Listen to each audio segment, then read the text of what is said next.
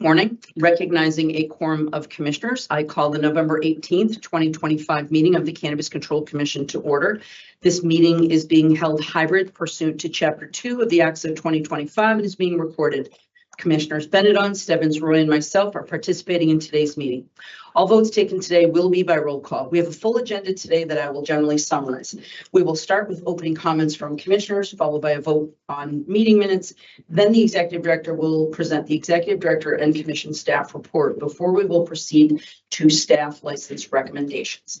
There are 2 change of ownership recommendations, 21 license renewal recommendations, and 2 final license recommendations. We have 5 items in the commission discussion and vote section today. I will ask that commissioners wishing to comment or ask questions during any part of the meeting raise their hands to be recognized, and I will take the opportunity as chair to make 2 comments today. First of all, welcoming Carrie Benedon, who comes to us from the Attorney General's office as our most recently appointed commissioner to the social justice seat. Very happy to have Carrie on board, especially because she is a particular expert on open meeting law. So I believe that her expertise will be especially crucial, in addition to her strong legal mind and a general wonderful disposition and personality as I have encountered so far. So it's been wonderful to meet you so far, Commissioner Benedon. I also want to take the opportunity to thank outgoing Commissioner Eva Concepcion, who announced yesterday that she is stepping down from her seat. Eva has been very involved in social equity issues, and her voice will be missed, and I know we all wish her well in her new endeavors. So with that, I will turn things over first to Commissioner Stebbins. Thank you, Chair. I will echo your welcoming remarks to our new colleague, Commissioner Benedon. Welcome you. Excited for you to be part of the work, to meet the challenges and opportunities that lie ahead for the CCC, and thank you in advance. Also, I'll echo the chair and thank our friend and colleague, Commissioner Concepcion, who is leaving us. Thoroughly enjoyed the privilege to work with her and the strong voice she was for creating opportunities for those who had been incarcerated through the war on drugs and prohibition of marijuana, and appreciated all her work on Chapter 180 and the 2-driver rule, and certainly will miss the chance to work with her. Commissioner Roy. It's Commissioner Stebbins. Oh, I thought I'm sorry. You were right. Okay, that's right. Good morning, everyone. Thank you, Chair. I also want to echo my colleagues and welcome Commissioner Benedon. We're so excited to have you. As you know, it takes 3 affirmative votes to carry business, and sometimes it gets a little sticky when there's just 3 of us. And we're so grateful to have you and your expertise around open meeting law. So welcome to the team. I also want to thank Commissioner Concepcion for her service to the commission, and I wish her all the best in her next endeavor. And lastly, I want to acknowledge and thank the ITLs who came out here to headquarters yesterday. Myself and the chair had an executive director in our part of our testing team, and folks, staff, and Armin Enos, our director of training and enforcement. We had a really productive conversation with the ITLs yesterday. We all agree that the ultimate goal is standardization, that we need standards in this in the testing space. What sets us apart from the legacy market is knowing products are accurately tested, and it's reflected so in labeling and certificates of analysis. And so we went through a lot of items yesterday, and we built a lot of consensus.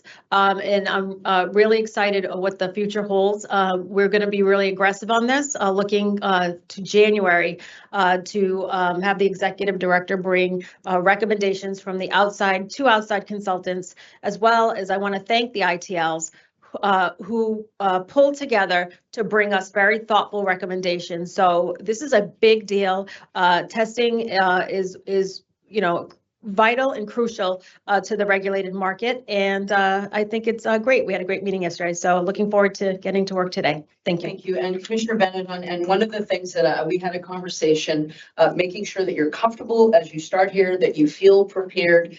So hopefully you can make some initial comments, but we all understand you're still working and getting your equilibrium, and we all look forward to helping you with that. So thank you very much. My name is Carrie Benedon, and it really is an honor to be here. And I'm especially honored to have been entrusted with this important role by Governor Healy and AG Campbell and Treasurer Goldberg.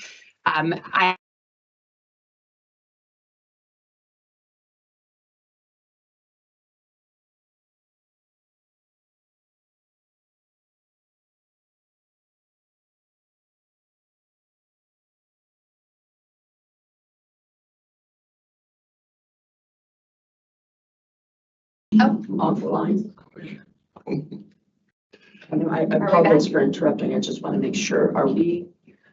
We're live. Okay. All right. I apologize. All right. Okay. Thanks. It wouldn't be a meeting without some. I know. brief- You gotta be a little description. So in case that cut out for a moment, I just wanted to reiterate that I've devoted my legal career to public service and been guided by principles of transparency and good governance.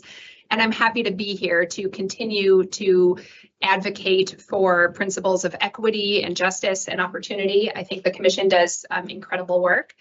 And the last thing I'll say on this is my second day on the commission, so I do certainly have a lot to learn, but I'm grateful for all of the staff who helped me get up to speed yesterday. There's a terrific team here. There's a lot of support, and I'm looking forward to the work that we will do together. Thank you very much. All right, moving to that, we will first go to the minutes for approval. On the agenda is approval of 2 sets of minutes from September 8th and September 11th public meetings. And I will entertain a motion, Commissioner Roy. So moved. Do I hear a second, Commissioner Stebbins? Second. Having been moved and seconded, I will call the roll. Chair votes aye. Commissioner Roy? Aye. Commissioner Stebbins? Aye. And Commissioner Benedon, are you I'll comfortable? abstain. Okay, thank you. All right, it passes. So now we will turn this over to the Executive Director for his report. So Executive Director Ahern. Chair. Thank you, Madam Chair. In the interest of time, I'm going to be very brief on my section prior to turning it over to licensing for the data update. Just want to highlight a few things. Obviously, we have 2025 goals. We covered those relatively in depth at the October 1st meeting. I did send an interim report just on some changes in any of those processes since working with Chair O'Brien. A couple examples that I highlighted within that interim report are things like inclusion of the Red Tape Removal Committee under what was originally a goal of regulatory modernization following social consumption. So please feel free to peruse that report. Let me know if you have any questions, and we can also put that up online when appropriate. Just want to highlight within that as well, within those goals, 3 things I think were mentioned partially by the commissioners earlier that we anticipate coming in December into January. Social consumption regs, obviously, which is on our agenda today, and into December potentially. I believe the goal was stated of prior to Christmas at previous meetings, which has been quoted out there. Testing protocols, which Commissioner Roy just mentioned. Again, an excellent meeting with the ITLs yesterday. A lot of work coming that will come to the commissioners for review, most likely in December for ideally a discussion and potentially a vote in January. And additionally, an exclusivity report. I believe that we have the anticipation, and obviously this is all subject to at the discretion of the chair, the exclusivity report coming to the commissioners in December with an anticipated vote in January. So a lot of work going on. Obviously, that interim report is really just to highlight any changes to that October 1st report. And otherwise, I will intend to have a closeout final report at the end of December for the 2025 goals of the organization. And with that, I will, again, turn it over for licensing data. I'll highlight as licensing manager, we'll cover some of the changes that were requested in the previous reports. Thank you. Commissioner Roy has a question. Yeah, actually, it's for you, Madam Chair. For the Red Tape Removal Committee, as you and I had spoken to licensees at the MCC, there's a lot of excitement and a lot of enthusiasm around this red tape removal. We're doing a roundtable in Somerset tomorrow. Do you anticipate when we would be able to convene our first Red Tape Removal Committee meeting?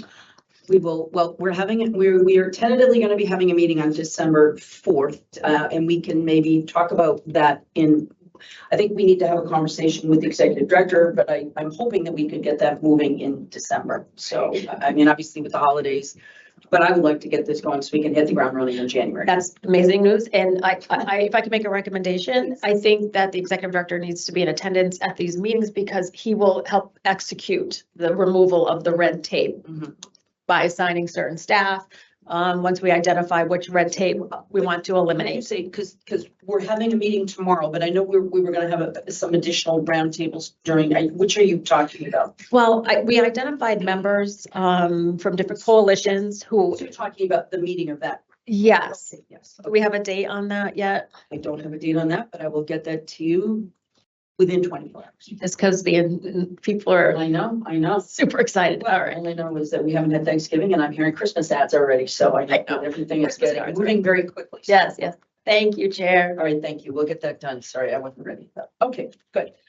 Anyway, moving on to Christine Moriarty, who's presenting on behalf of licensing today. Thank you. Good morning, Madam Chair and Commissioners. If we could move on to our data, here we go. So highlights from licensing data, we have, at the time the numbers were collected, we had 5 applications awaiting first review, 24 applications awaiting supplemental review, and 78,172 certified active patients. Thank you. And these are, apologies, I'm losing my voice today. These are our current licensing applications. The total has increased by 6, went from 1651 to 1657. Thank you. Especially Commissioner Bennett, I just want to make sure if you have any questions or anything on this. Thanks. Go ahead, Christine, thanks. With no questions, next slide. Thank you. And our lovely pizza tracker. Again, so we have increased 6 from 1909 to 1915. And of note, we have added 4 commenced ops licensees.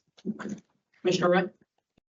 Thank you, Christine. Are you on the licensing application for November? Is this the slide that we're? Yes. Okay. So I think it's important to know, I had recommended a column, active commence ops. So if you look at commence ops and retailers, at one point we were at 422, now we're at 397. So I think it's important to have that column because it shows trends. Courier, we were at 13, active now we're at 9. ITLs at 1.16, now we have 11. Courier, we were at 147, now 123. Delivery operator, 19 to 17. Micro business, 15 at one point, now 12.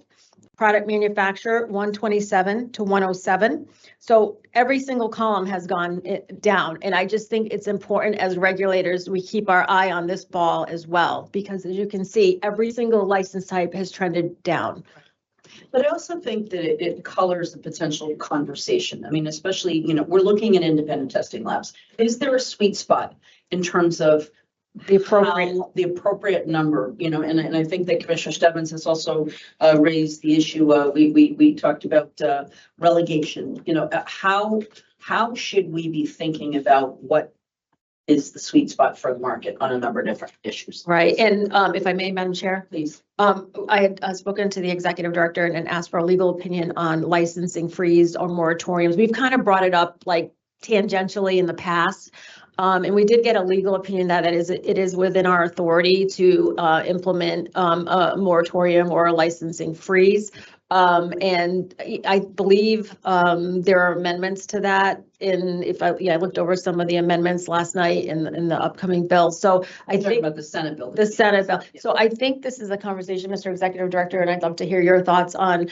We talked about possibly putting it on the agenda, not for a vote, but just for deliberation and then figure out from there. But I don't know if you have any thoughts on that as well. If I may, Madam Chair. Please, thank you. No, and I appreciate that. And Commissioner Roy has flagged a couple items that we've done some research on so that they're ready at the discretion of the chair. I think obviously there's a lot going on. And so when that is to be scheduled is entirely up in the air. But I do think the questions that I had have been answered. And so I think it's ripe when the commission is ready to discuss it. I think the question really is, and the legal opinion speaks to this.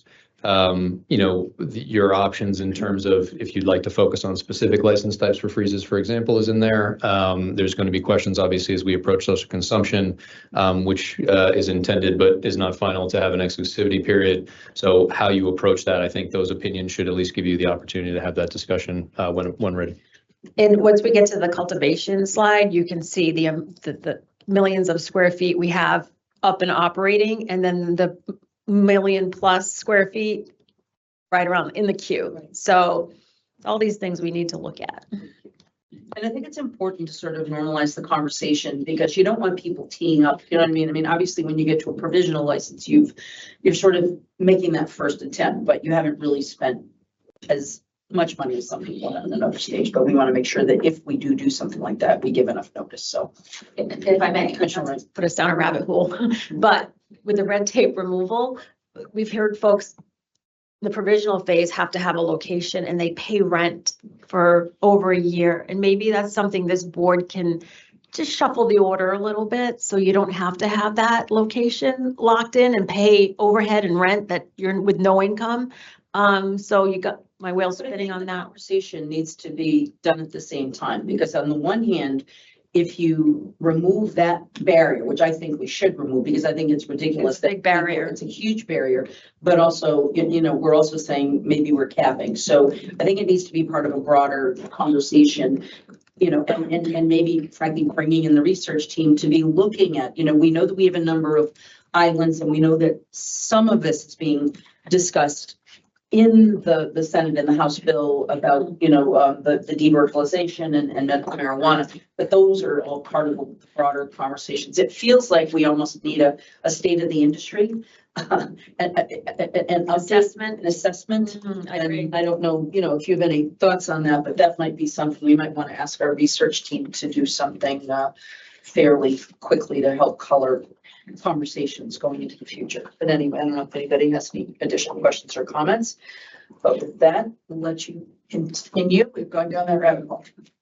If there's no additional questions about the pizza tracker, we can move to the next slide.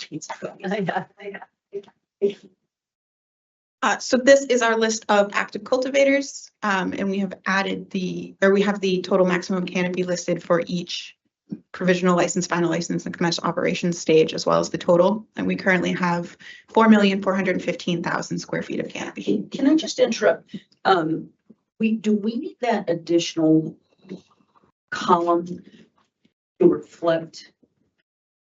Commissioner Rowe? Probably. It seems a little duplicative, but it would help us know which tiers are going down. And, don't we have another slide with outdoor versus indoor? I believe that's the next slide. Yeah, so are the outdoor ones going out, winding down, or are they able to, you know what I mean? So I think that would be helpful on all three slides, just to give us a little more granularity on that. It's a little duplicative, but not really. Yeah, but I don't know what that is. It also helps us understand the state of the industry. So, all right, thank you. Thanks, Christine. Thank you. Okay, if no other questions, we can move to the next slide. Thanks. So here is the indoor versus outdoor, as well as the expired only indoor versus outdoor slide that you had requested. And we have also added the total canopy for each license stage. Yeah. Thank you. You're So welcome. you already did it. Yes. Well, no, Well, here, it's the canopy. Yes, yeah. Yeah, canopy versus license. Yeah, okay.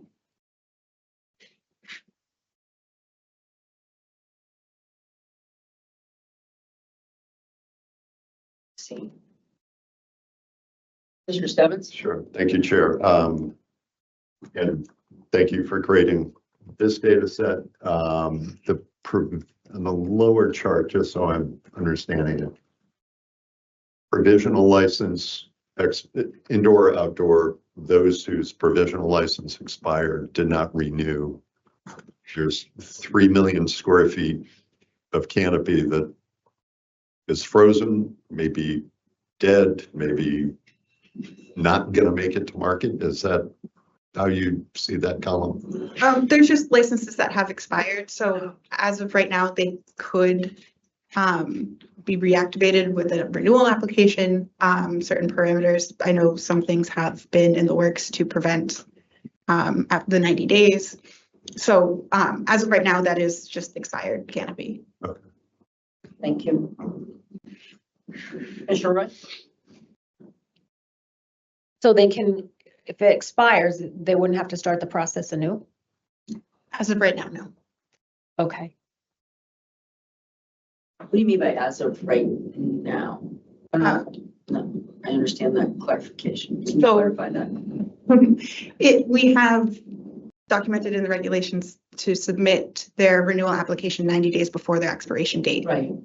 So that is something that we have worked towards with the licensees, whereas if they've expired, they're outside of that 90-day window. So whether or not the system would allow them to submit an application. So my understanding was they'd have to start the process anew. If they've exceeded that 90-day. If you don't have the answer, it's okay. We can look into it. It's okay. Unless you think they Do you want to get an answer? chime in on this. I think let's review this slide. Obviously, it's new and answer those questions. And if there's any other questions on it, let's make sure they're all out there and we can Do you have add caveats. Well, it's not to put her on the spot, but No, it's information. It's very, Commissioner Stebbins brought up a really, really good point. So is that frozen with the opportunity to become unfrozen, or is that permanently frozen? That's 3.6, because that also will color our conversation moving forward. So a little more clarity on that bottom half of the chart. Commissioner Stebbins? Thank you, Chair. Yeah, and that those provisional licensees that expire, I think we have some data on that, but we should look at, did they expire a year ago? Have they been expired for 2 or 3 years now? And, the likelihood that they could get back into the marketplace seems pretty limited, but I think that's a big question to ask. Yeah, Who's in that group? Because I agree. put it 3.1 million potentially back in play. Market may dictate whether that would happen or not, but I think seeing that breakdown, like who's been dormant for 2 years or 3 years or 4 or 5 or 6, who knows? Right. So, And if I may mention, Commissioner Wright? yeah, and just to focus on the top half, this is the reality of the situation. We have 3.2 million square feet of active commence op canopy, and then another over 1 million in the queue. Now, whether they get to that commence ops lane, we don't know, but it's in the queue. So therefore, there's your 4.3 million square feet of canopy. Director Ahern? So if I'm just going to repeat sort of what we're adding to this slide and then returning to the commissioners on the question of how long have the individuals on the bottom been expired, therefore answering whether or not they may be becoming active, and then a narrative explanation of the process in which an expired may become active. Commissioner Stebbins? Thank you, Chair. And I think to the ED, I might have gotten this data and I think we can share it through everybody through you instead of adding another column, but I think Okay. I got to go back and look at my emails to see if we did get it at some point. Okay, thank you. We will make those adjustments. Yeah, thank you. Thank you. Okay. Moriarty? Manager, but I appreciate that. Oh, manager. Sorry. If no other questions, we can move on to the next slide. Thank you. So here is our host community agreement data. So as of note, our compliant HCAs has gone up by 81 since last month. And we have reviewed in total 1,290 HCAs since March 1st of 2024.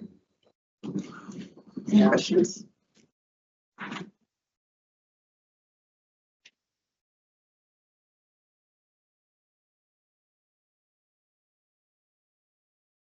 Are you thinking of a question? Yeah. I'm just reconciling the pizza tracker to this slide. In the commence ops, we 684 active. Total licenses 1,915. And so we have 1,097 compliant HCAs. And you'd have to back out the ones that have gone out of business or no longer in business. So just quickly doing the math. Maybe there's like 900 licensees still trying to get to that compliant phase. We do have quite a few that are still working with their municipalities to come through with a compliant HCA, but I don't have that number readily available. Yeah. Can I ask, of the non-compliant HCAs, do we have a sense of how many are involved in active litigation right now, or is that not transparent to us? I wouldn't have that available right now. Sorry. Commissioner Stebbins? Thank you, Chair. Also just a reminder that we know we have 164 towns with compliant HCAs, which is great, but I think it's also important to note that some of those towns on the compliant HCA list still have some HCA arguments or back and forth with other licensees that might be within their. Yeah, every licensee is a little different. Thank you. Thanks for that comment. Commissioner Roy? I don't know if we could find this information out, but what municipalities have issued moratoriums on issuing new host community agreements? And some of that impacts changes of ownership. There was a municipality brought to my attention where they are trying to execute a change of ownership, but the municipality says not so fast because we're not, even though it would be a swap, it's not adding another facility. They said timeout, not so fast because we're having a moratorium. So I don't know if there's a way, Matt, it's probably Matt and Jessica project to find out what communities have moratoriums. Executive Director? Thank you, Madam Chair. I think GAP is the right mechanism there, and we can certainly look into that. I would just point out as well, sometimes it's not necessarily a stated moratorium because obviously this is a contractual agreement between their executive body and an entity. So I think we can look for any stated moratoriums, but I don't know that it would show the whole picture because there may be some towns who've, through their own contractual processes, kind of come to that conclusion without it being on paper. Yeah. But I think that we can certainly ask the question and try to put together what we can find that has been publicly stated, because I know that there's at least one that I think you're referring to. Yeah. Thank you. Thanks, Christine. No other questions on the HCA for this data? We can move to the next slide.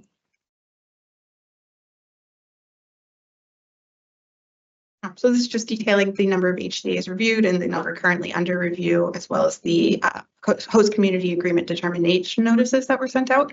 And then below that is the extension information that we have added. So the extension requests have gone up by 100 since last month, but the average number of days requested is still 87.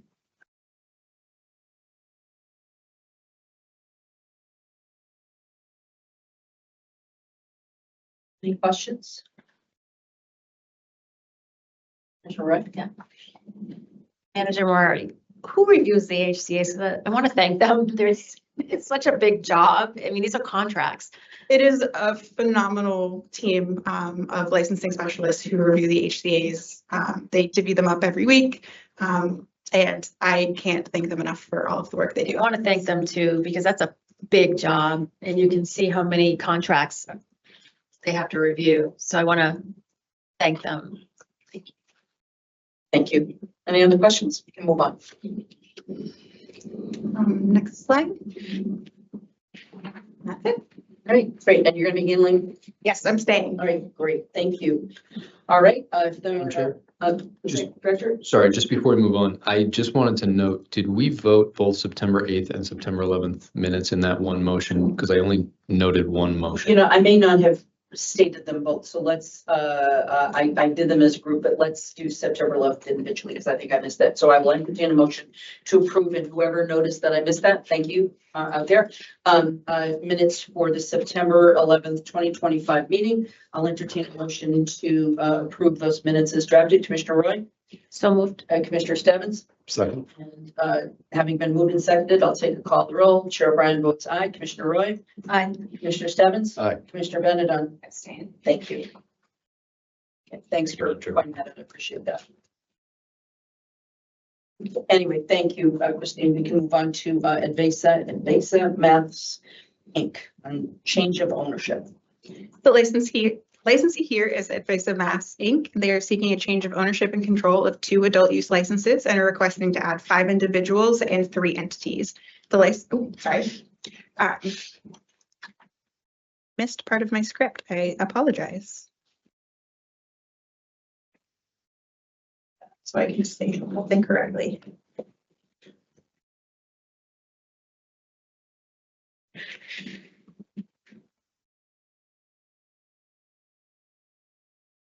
Let's restate, sorry.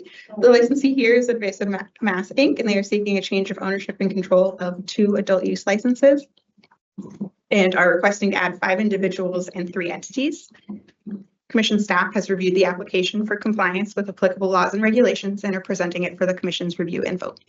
Thank you very much. Are there any questions or comments on this change of ownership? Hearing none, I will ask Commissioner Stebbins, will you move to accept the recommendation on the change of ownership for Advesa Mass Inc.? So moved. Commissioner Roy, will you second that? Second. Having been moved and seconded, I'll take a call or roll. Chair O'Brien votes yes. Commissioner Roy? Aye. Commissioner Stebbins? Aye. Commissioner Benedon? Aye.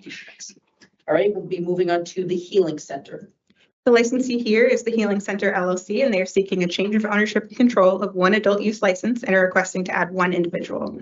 Commission staff has reviewed the application for compliance with applicable laws and regulations and are presenting it for the commission's review and vote. Thank you. Are there any questions or comments regarding this change of ownership? Seeing none, I will entertain a motion to approve this change of ownership for the Healing Center LLC. Commissioner Roy, do I hear that motion? So moved. Commissioner Stebbins, do I hear a second? Second. Having been moved and seconded, I'll call the roll. Chair votes aye. Commissioner Roy? Aye. Commissioner Stebbins? Aye. Commissioner Benedon? Aye. Right, it passes unanimously, and now we are. Oh, okay. Oh, okay. I will take a motion to go into a brief 5-minute recess. Do I hear a motion to do so? So moved. Do I hear a second? Second. Having been moved and seconded, Chair O'Brien votes yes. Commissioner Roy? Aye. Stebbins? Yes. Commissioner Benedon? Aye. Unanimous. We will be back here at 11 o'clock. You're down. You're down. Glasses. My glasses.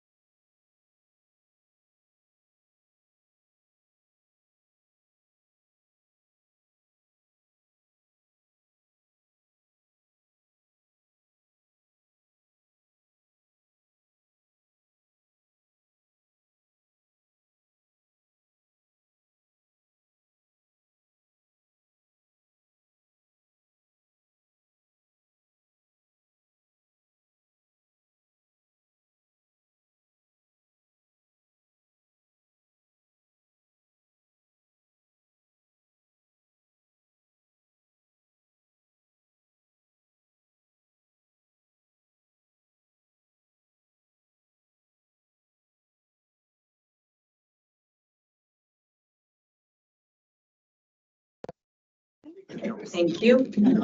All right, thank you for taking that brief break. And we are now moving on to staff recommendations on renewal licenses, which are voted on as a group.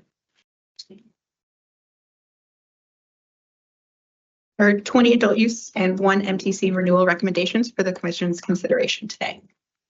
Thank you. Did you have a comment here?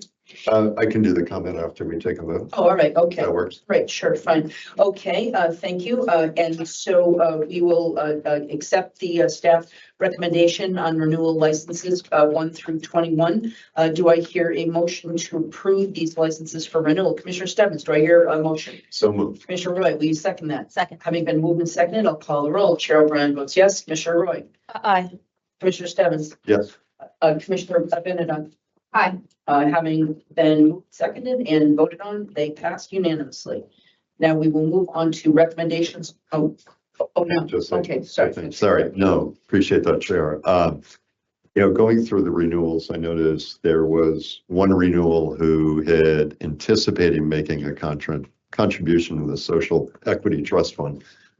They had not as of yet. We all know we do not manage the Social Equity Trust Fund. That's done through the Executive Office of Economic Development.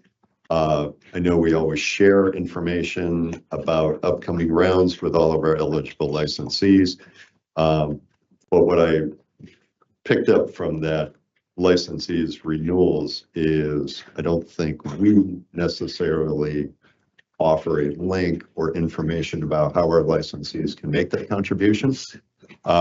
So with support from our team and Director Anne Marie Burt, who was directing me to what we do have up on our website, we don't offer any information about how they can make a contribution to the fund. We built it into our regs saying you can meet your obligation of a positive impact plan by doing that. But even under our positive impact plan guidance, we haven't updated that yet. So just to point that out, happy to work with whoever to update our document, but I think it's something we ought to do so that licensees have access to that information. Thank you. Good commentary. Thank you, Anne Marie. Okay, and then we will move on to staff recommendations on final licenses, again, also voted on as a group. There's 1 final license recommendation for the commission's consideration, which includes 1 marijuana retailer. Thank you. Are there any comments or questions from commissioners? If I can make a comment. Please. Just so it doesn't impact our vote. All right, okay. All right, having Commissioner Stebbins, will you move in the affirmative to approve this final license? So moved. Commissioner Roy, A second. having been moved and seconded, I'll call the roll. Chair votes aye. Commissioner Roy, Aye. Commissioner Stebbins, Aye. Commissioner Benedon. Aye. They pass unanimously. Now you would like to make your comment. Sure. Thank you, Chair. Happy to obviously we're excited for Low E2 LLC that just received their final license.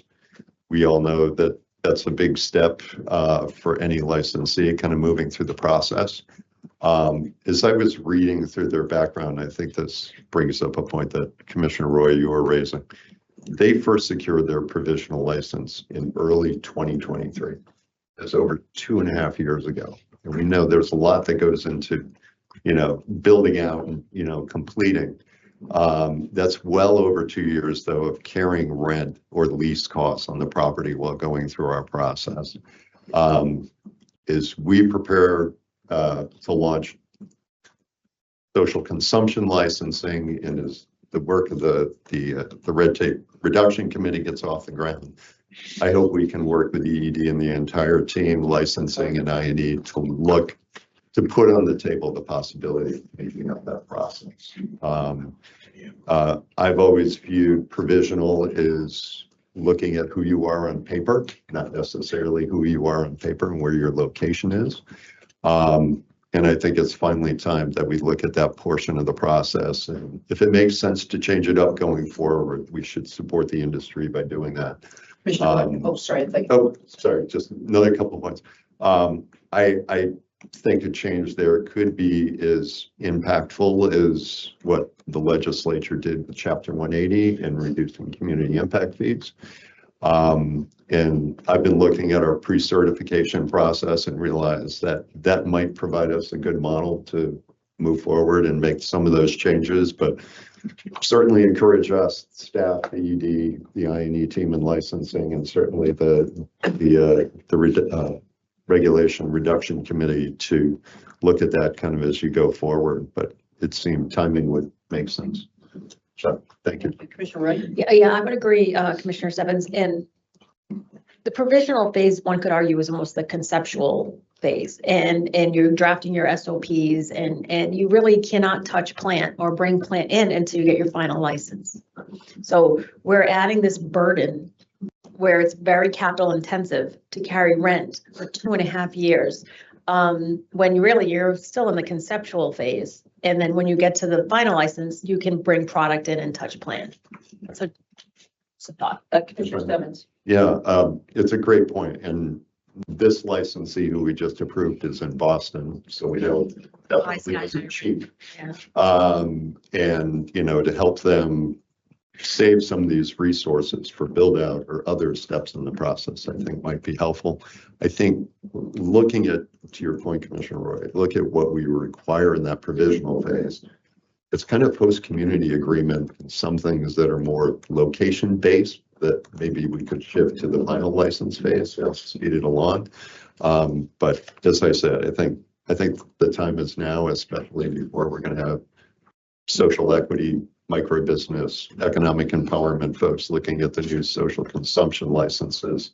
It's time to make that change. But Commissioner Wright? Yeah, I would also agree because it's really municipality driven where they zone these facilities. So it's ultimately up to the municipality where it's located within their borders. So, you know, the fact that we're mandating brick and mortar, a roof over their head, and rent in an empty building for 2.5 years, let's say, when ultimately the municipality will decide where it will go in that location. So I agree. It's time that's a significant red tape that we could remove.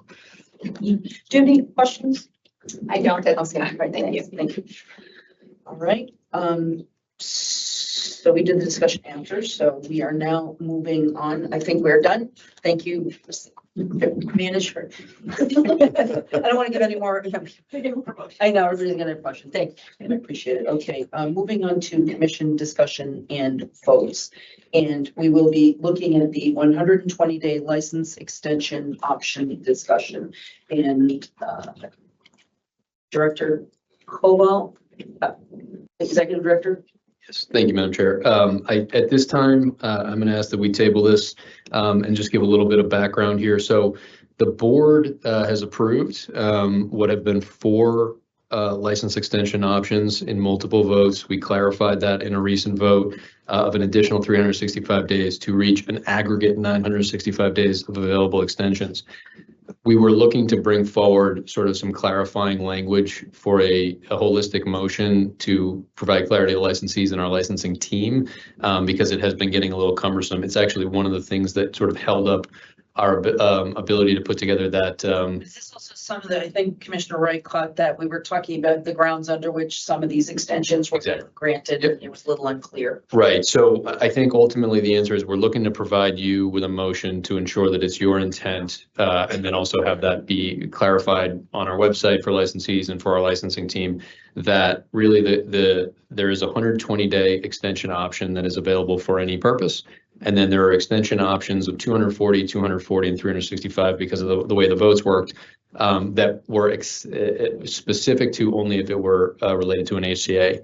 And so the way that those sequence in certain instances normally is to extend beyond 120 days, it must be HCA related. But if the sequencing were different to ensure that the motion works the way that the board is looking for. So we're going to look to bring back at a future agenda what that motion might look like to clarify that for everybody internally and externally, and really looking to operationalize that in the system, which has caused a little confusion within the IT structure there. And so again, looking to bring that back through the chair at the next meeting.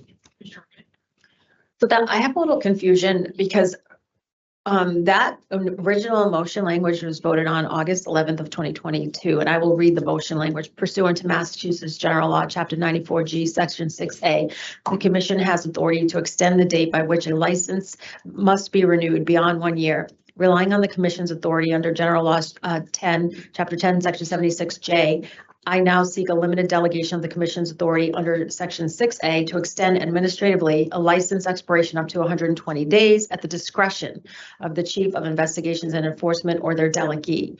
During an administrative extension, a licensee shall continue to comply with the commission's requirements for licensure. The licensee will also be required to pay a prorated license fee to cover the extension. So nowhere in this motion language was it prescriptive, exclusionary or inclusionary around HCA's. It's very broad. So I just don't understand where the confusion lies. If I may, Please. Mr. Chair. So the intent here is to simply streamline what has now been 4 motions, which we did to a certain extent do within the most recent one for the 365 days. The 3 extensions that followed the August 22 vote that you're referencing, 240 days, 240 days, and then 365 days are specifically available in the instance of it being HCA related. And we do have what we knew going into that vote, that there would be at least 1 individual and what will be growing numbers, as Manager Moriarty had mentioned, folks who are still working out their HCAs in that 365-day process. The question on sequencing of the appropriate application of the 120 days is strictly what we're looking to make sure is clear and is the board's intent. And so there's still some crossing of T's and dotting of I's prior to bringing a sort of more holistic motion that ties all 4 together. And that was the intent for today, but at this point, we would look to table it. Because Commissioner, I thought you raised this issue when we passed the last extension. I So did. It sounds like it's It is, thank you, You Chair. pointed out. And it's my understanding that people do file for extensions other than HCA related too. Correct. So we can't just condense them all in one, because don't you want that bucket for miscellaneous extension reasons? Because then you could do, if we say 365, if we combine them all, right? And we go to 365 days, let's just say, then you're combining miscellaneous and HCA, where do we want to give folks 365 days for miscellaneous? I know the HCA is harder to negotiate a contract, so I almost think we need that separate bucket for the miscellaneous. And I don't know how my colleagues feel. Well, but again, I thought we'd already addressed this, so this is where I'm getting a little I am too. confused because you had raised the issue to delineate. So maybe you can respond because I'm Certainly. not sure I'm following everything. Thank you, Madam Chair. I think, as you just explained it, is the intent. The question specifically is, if someone starts with an HCA specific extension, are they still eligible for the anything extension of 120 days? Because the sequencing of the votes was 120 days for any purpose, and then 240 for HCA related, and then 240 for HCA related, and then 365 for HCA related. Can you use an HCA related extension and then still have access to 120 days? And I believe you're correct that we did have the discussion, but we want the motion to be explicit if that is the intent of the board. And that's what we're just trying to sort of make sure that it's clear, but also separates your point that 120 days should be for any purpose. So you're asking whether they can concurrently run? It's a sequencing question of, can you start with a 240-day extension for HCAs and then come back to the 120-day extension for any purpose? Yeah, because they wouldn't simultaneously run. They'd have to Correct. concur. There'd have to be a separate determination. Right. So it's just strictly making sure that it's clear within all 4 of the aggregate motions that the 120 days, how it can be sequenced. That's all we're trying to clarify. Sure. If I may, could you provide the board examples of what folks are requesting the 120 days for? Could we have a list of why they need the 120, so we can understand if there's a common denominator in that bucket? Absolutely. I think that would be very beneficial for them. Because I'm trying to figure that out now that you had raised it. I did. And it was appropriately, you caught it. I did, thank you. But now I'm trying to figure out. Commissioner Stebbins, sorry, I'm. Sure. No. lost it. Just kind of a quick question. And I agree, we need some clarity. I'm assuming this topic comes up for discussion because maybe a licensee has reached out to us. Do we don't take any action today and kind of defer until we have a kind of complete motion put together. I don't want to risk anybody having to shut down or be put out of business. So obviously we can reconvene even for a quick meeting at some point. I'm just wondering how much time we have to deal with. Through the chair, I think at this point, just confirming through the licensing team that if we're able to bring this back, I believe the chair has requested a hold for the 4th or even the 11th of December. We should not have an issue that would impact negatively the licensee, and we should be able to get to those dates, bring you motion language. I'd like to get it to you obviously in advance so that you can all review it. And so I apologize. I don't want this to be kind of at the flying by the seat of our pants here. And so I'd prefer to bring it back at one of those meetings, and it will not negatively impact the licensee at this time. So are you satisfied with that?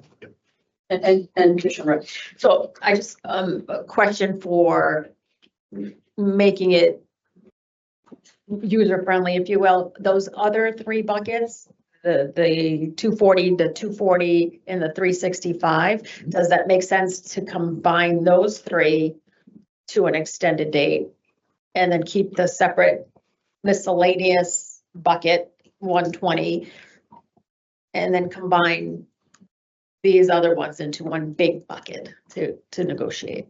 Please, thank you. If I may, so thank you, Madam Chair. I think for the most part in the 365-day extension, the folks who have access to that have been the people who have basically apprised themselves of, yeah, exactly, exhausted the 120, 240, 240, 600 aggregate. And so for that is the majority of folks who are looking for extensions. That captures the super majority. The question again is if somebody started with an HCA issue and they need to go back to an anything issue, that the board's intent is to allow that to function. We want the motion to read accordingly, which I believe was discussed and I think is the intent of the board, but we just wanted to be on paper, clarified to the licensees, clarified for licensing staff, and built into our IT platform so that as the SAO and the OIG have mentioned, we want all of those extensions to be very clear within the system to the licensee and to the team. And Commissioner Bennett, I just want to make sure if you have any questions. I mean, obviously, you understand that every year on your licensee's birthday, you have to pay up your fee. And Commissioner Roy made a very important point on August 11th, 2022, making sure that whenever there is an extension of a license, that we delegate the authority to the staff. Normally, this would be a vote. We just did license renewals. This allows the staff we give them our authority. And Commissioner Roy very clearly pointed out, if we're going to allow the staff to extend that, we collect what's the prorated fees. So this has been going back and forth. It was further complicated after Chapter 180 was passed because now we have a bigger burden because we are now approving the HCAs as opposed to we used to just get a form from the community saying that they had it, which is what created a lot of problems. So anyway, I just hope that I'm not even doing a very good job of describing it, but just sort of basically, what is going on here. Commissioner Roy? My concern is, so right now, the 120 is being used interchangeably between the miscellaneous and the need for HCA.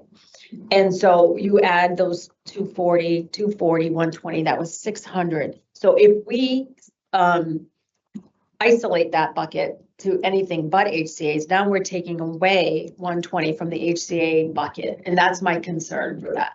Thank you, Madam Chair. The intent is not to reduce the use of 120.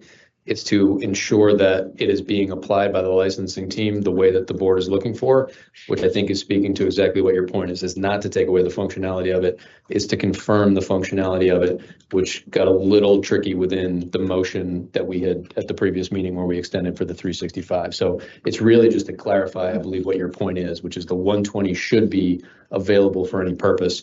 And the general purpose is usually related to certificates of good standing, but I will put together kind of what exists within that universe and also provide that as comment. Does that answer the question? It's okay. Thank you. All right, so we can table this. All right, calendar year 2026 public meeting dates, if you want to put that up.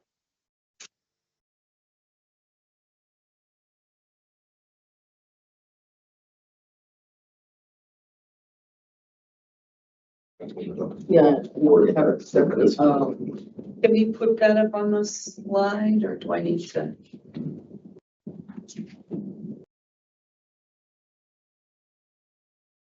Jill, are you going to track that down? Thank you.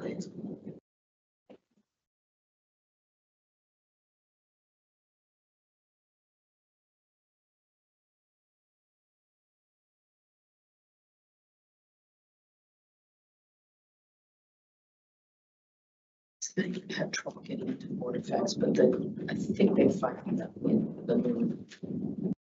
Well, I wanted to. Madam Chair, IT is confirmed. There is no slide. It is in board effects. I can try to pull it up and read it if you'd like. And the only caveat, obviously, that you and I can make is that all of those dates are subject to change. They're all at the discretion of the chair. If you could just pull that up and read it, you'll probably, or Commissioner Roy? I have a separate comment, not about the calendar.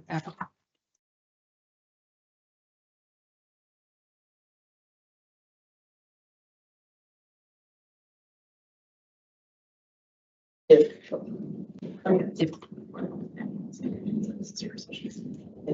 Clark wants to come up and help me get in board effects quickly, so I had some problems with the new.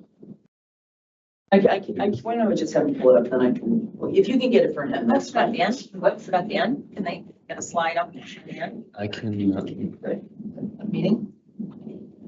Yeah, we can do it. that's your preference. I can also read them. Okay,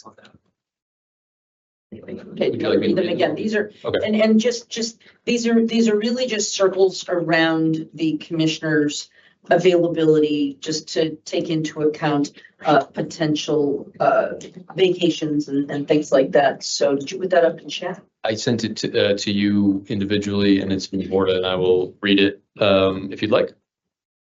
And please. So for January 26, the monthly meeting will be January 15th, 2026, which is the third Thursday of the month. I won't read that each time.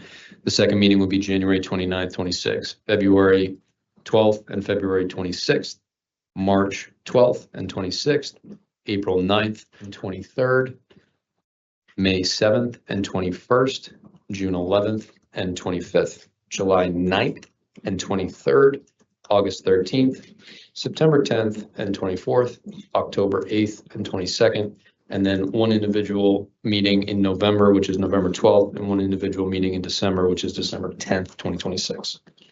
And again, just, I do not believe we have run this past our new commissioner yet, so this is tentative, but it's just really for sort of general scheduling purposes. And it doesn't mean that we can't have a second meeting in the month of November or December. It doesn't mean that we can't have a third or even a fourth meeting in the month of February if we have that much work to do. So anyway, it's just a very, very tentative, just making sure that if anyone is going to be gone. So I do know that I will be gone April 9th.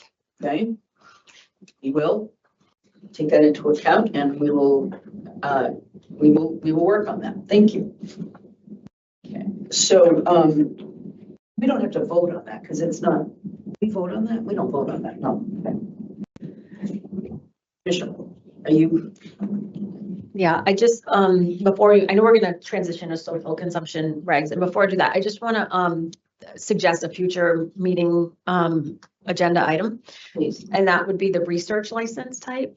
Can you please, I know what you're talking about. Could you just share with Commissioner? Yeah, so I mean, you know, you're looking at our pizza tracker here, and we have one that received their final license and 6 pending that haven't advanced.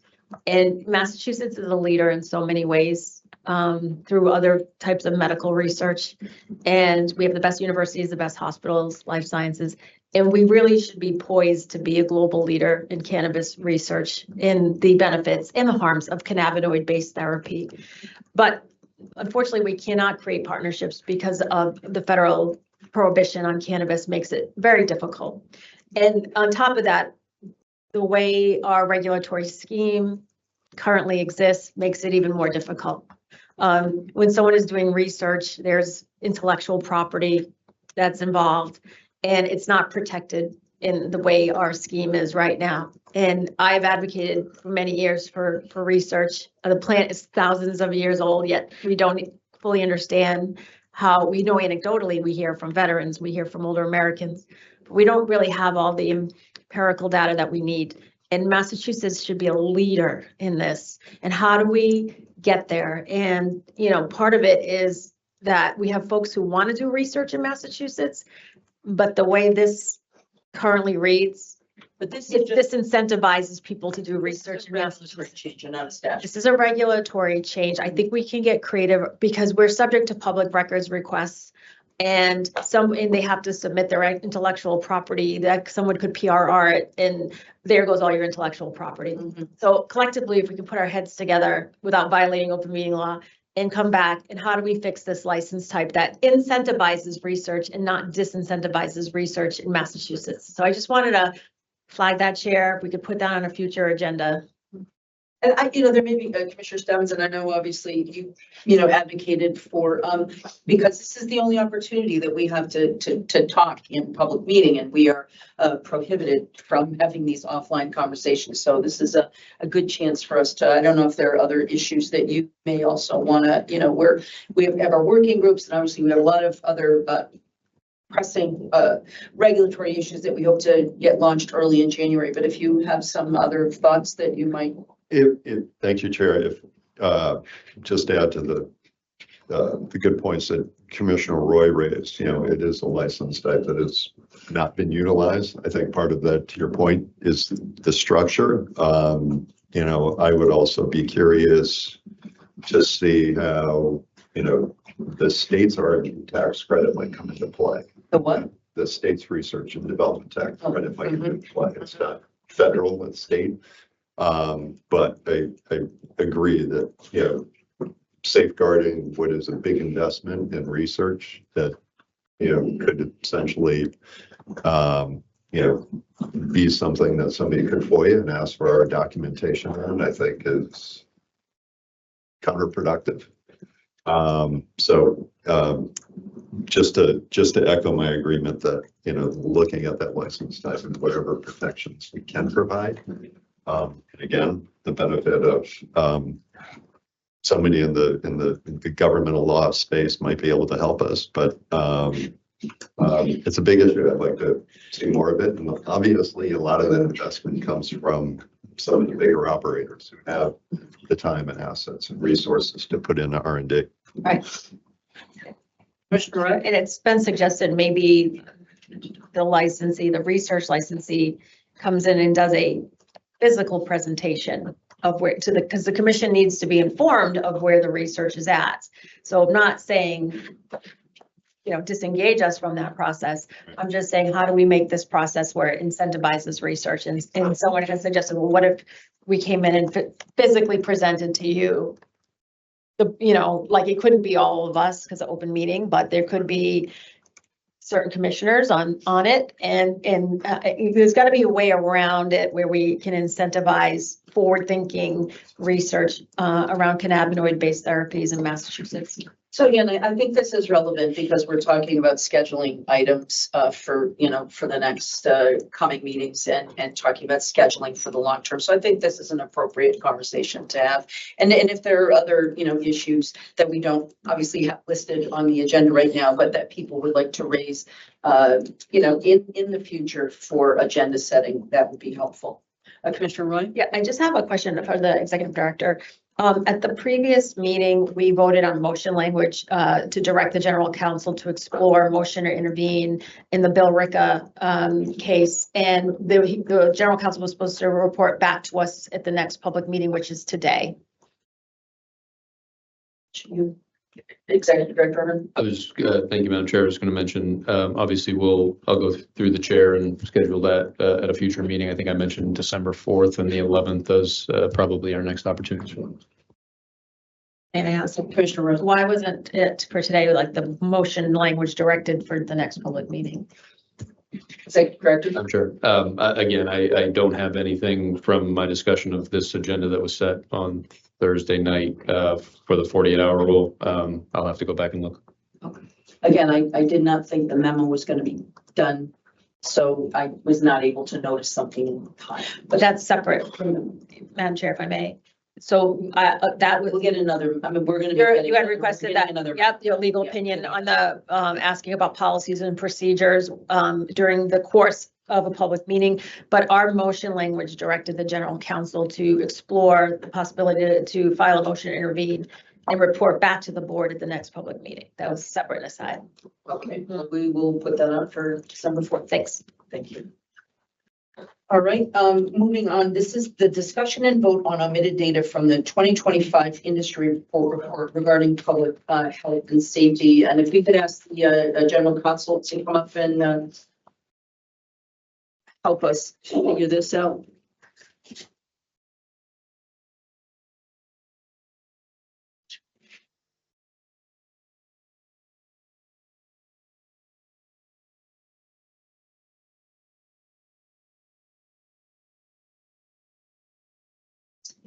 Good morning. So thank you, and echoing Commissioner Benedon's excitement to be part of the commission promoting transparency and good government. This is actually one of the really important transparency issues that I'd like to raise. It's my understanding that our research team had put together had been looking to get internal data about information that was collected from different independent testing labs, and that there was a decision made by the legal team to remove certain language from the report that we sent to the legislature. Within the past couple of weeks, we've actually seen that one of the former attorneys that worked here had stated that the reason that information was removed is because we are concerned about lawsuits going on between individual independent testing lab licensees. The concern that I have is that if we continue to hide data from the public, we can't do our job to protect public health and safety. And I understand the concern that the general counsel might have about the potential for the commission to be called in as a witness or to provide testimony in a lawsuit. I certainly understand that, and I appreciate the diligence with which the general counsel has worked on that. The problem is, I feel that if we are in essence weighing in at all in a lawsuit between licensees, in essence, hiding that information is literally siding with one potential party to that lawsuit over the other. And I think we have to be agnostic when it comes to weighing in on any lawsuit, whether it's between licensees, but especially because it is clear that data that our research team ultimately was able to get actually highlighted the fact that there are significant problems and potential opportunities for lab shopping that have occurred here. And we've actually seen in one instance where one licensee did receive some punishment for having perhaps engaged in that kind of behavior. So I'm trying to understand what we do as a body to protect public health and safety if the legal team is overriding our ability to protect public health and safety by hiding data. It's my understanding that this was your decision to remove language from the report.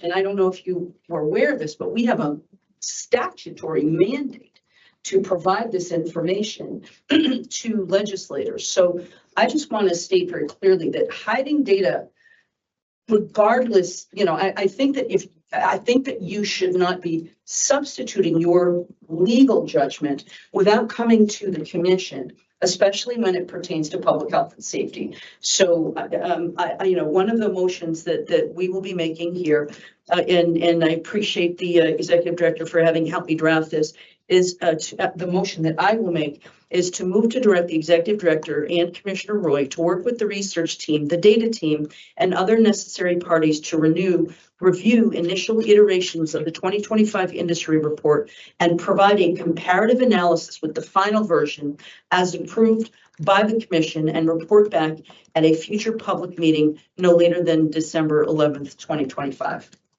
General Counsel. Thank you, Madam Chair, and good morning, commissioners. Very warm welcome to Commissioner Benedon. Let me just say for the record and make it very clear that without getting into the specifics of any legal advice that was given to the commission, that the legal division neither changed any data, omitted any data, or recommended any kind of actions with respect to data in its review. I will say that to the extent that the commission, to the extent that the legal department did review the report, our review is subject to the attorney-client privilege.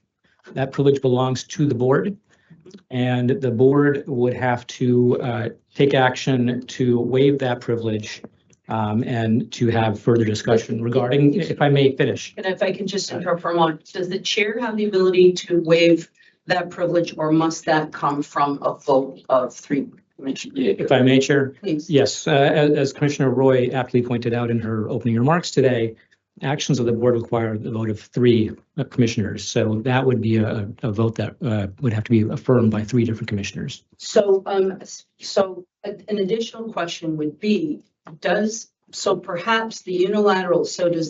general counsel have the authority on behalf of the commission to make a unilateral decision to join as a party to a lawsuit? Does that require a vote of 3 members of the commission?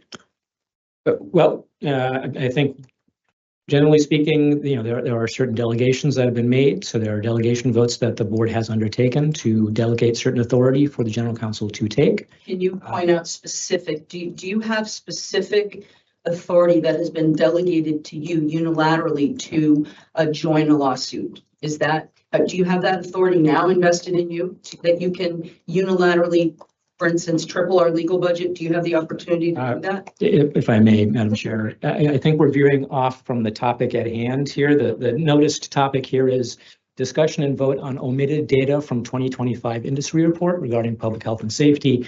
We are now veering into a different topic. What I'm veering into is I question the authority of the general counsel without first consulting the board to in any way scrub data that could be important for the public to know to protect themselves.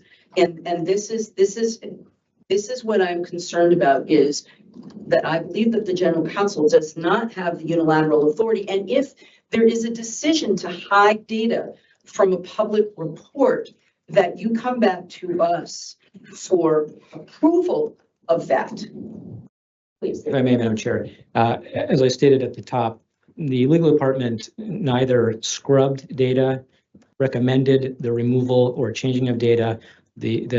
Our review of the report did not include anything with respect to changing any data. So I want to respond to that and make it quite clear that to the extent that the impression is being left to the public that the review involved either scrubbing or changing data, that was not the case at all. Were there any edits suggested by the legal counsel to the research team?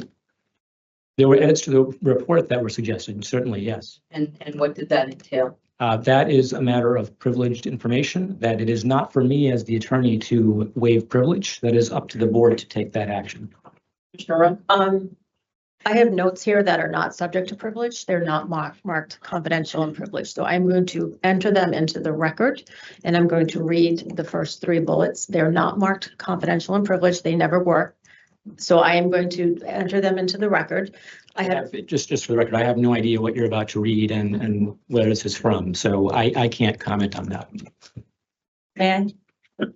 Please, thank you. On February 24th, 2025, I had a meeting with Associate Counsel Berquist and Graylin Humiston, a member of the research team. I'll read the first 4 or 5 bullets. If I No, she's recognized, let her finish, and then you can. Go ahead, please. Okay, again, they're not marked. They never were marked. So confidential and privileged. I'm able to read these. Thank you. Okay. Commissioner Roy, are we going to go through what the changes were from the original report to the final report?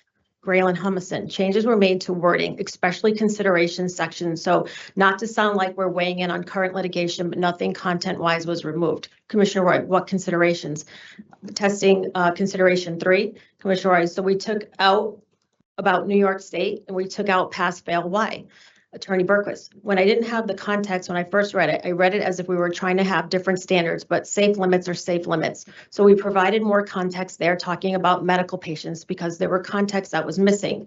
I also think we should steer clear from suggesting testing might be lacking because the commission will be faced with a lot of subpoenas with lawsuits. So the extent we can get our point across without that wording is a benefit to us. It goes on, they'll be entered into the record. So I suggest we lift privilege because this is suppression of important public safety and public health data that the legislature has the right to have access to, the public has the right, patients have the right to have access to.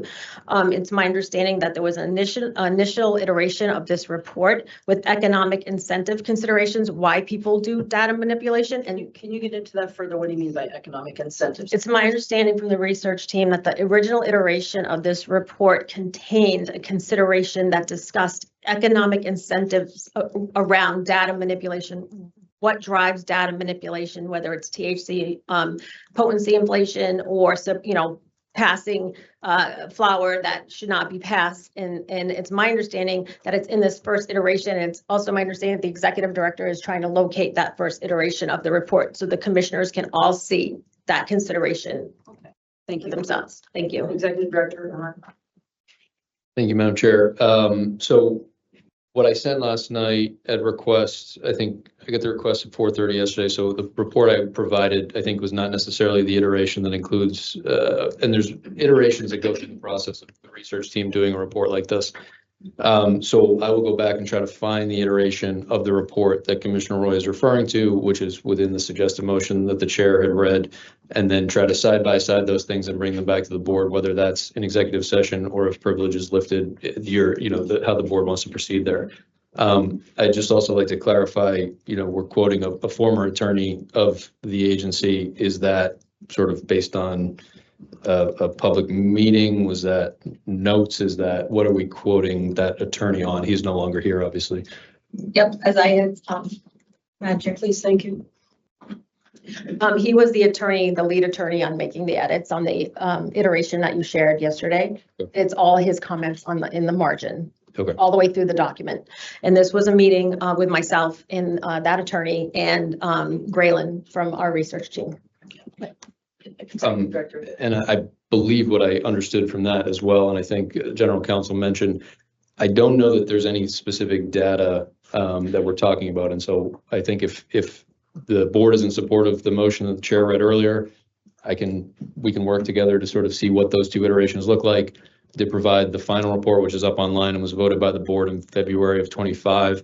And so if we find the iteration that you're looking for and we put together a comparative analysis and bring that back to the board, either in executive session or public session, I think that would be the next steps. Okay, Commissioner Wright. Do we need to lift privilege to be able to discuss that earlier iteration in public and share it with everyone? I would say a working draft generally is not a PRR-able document.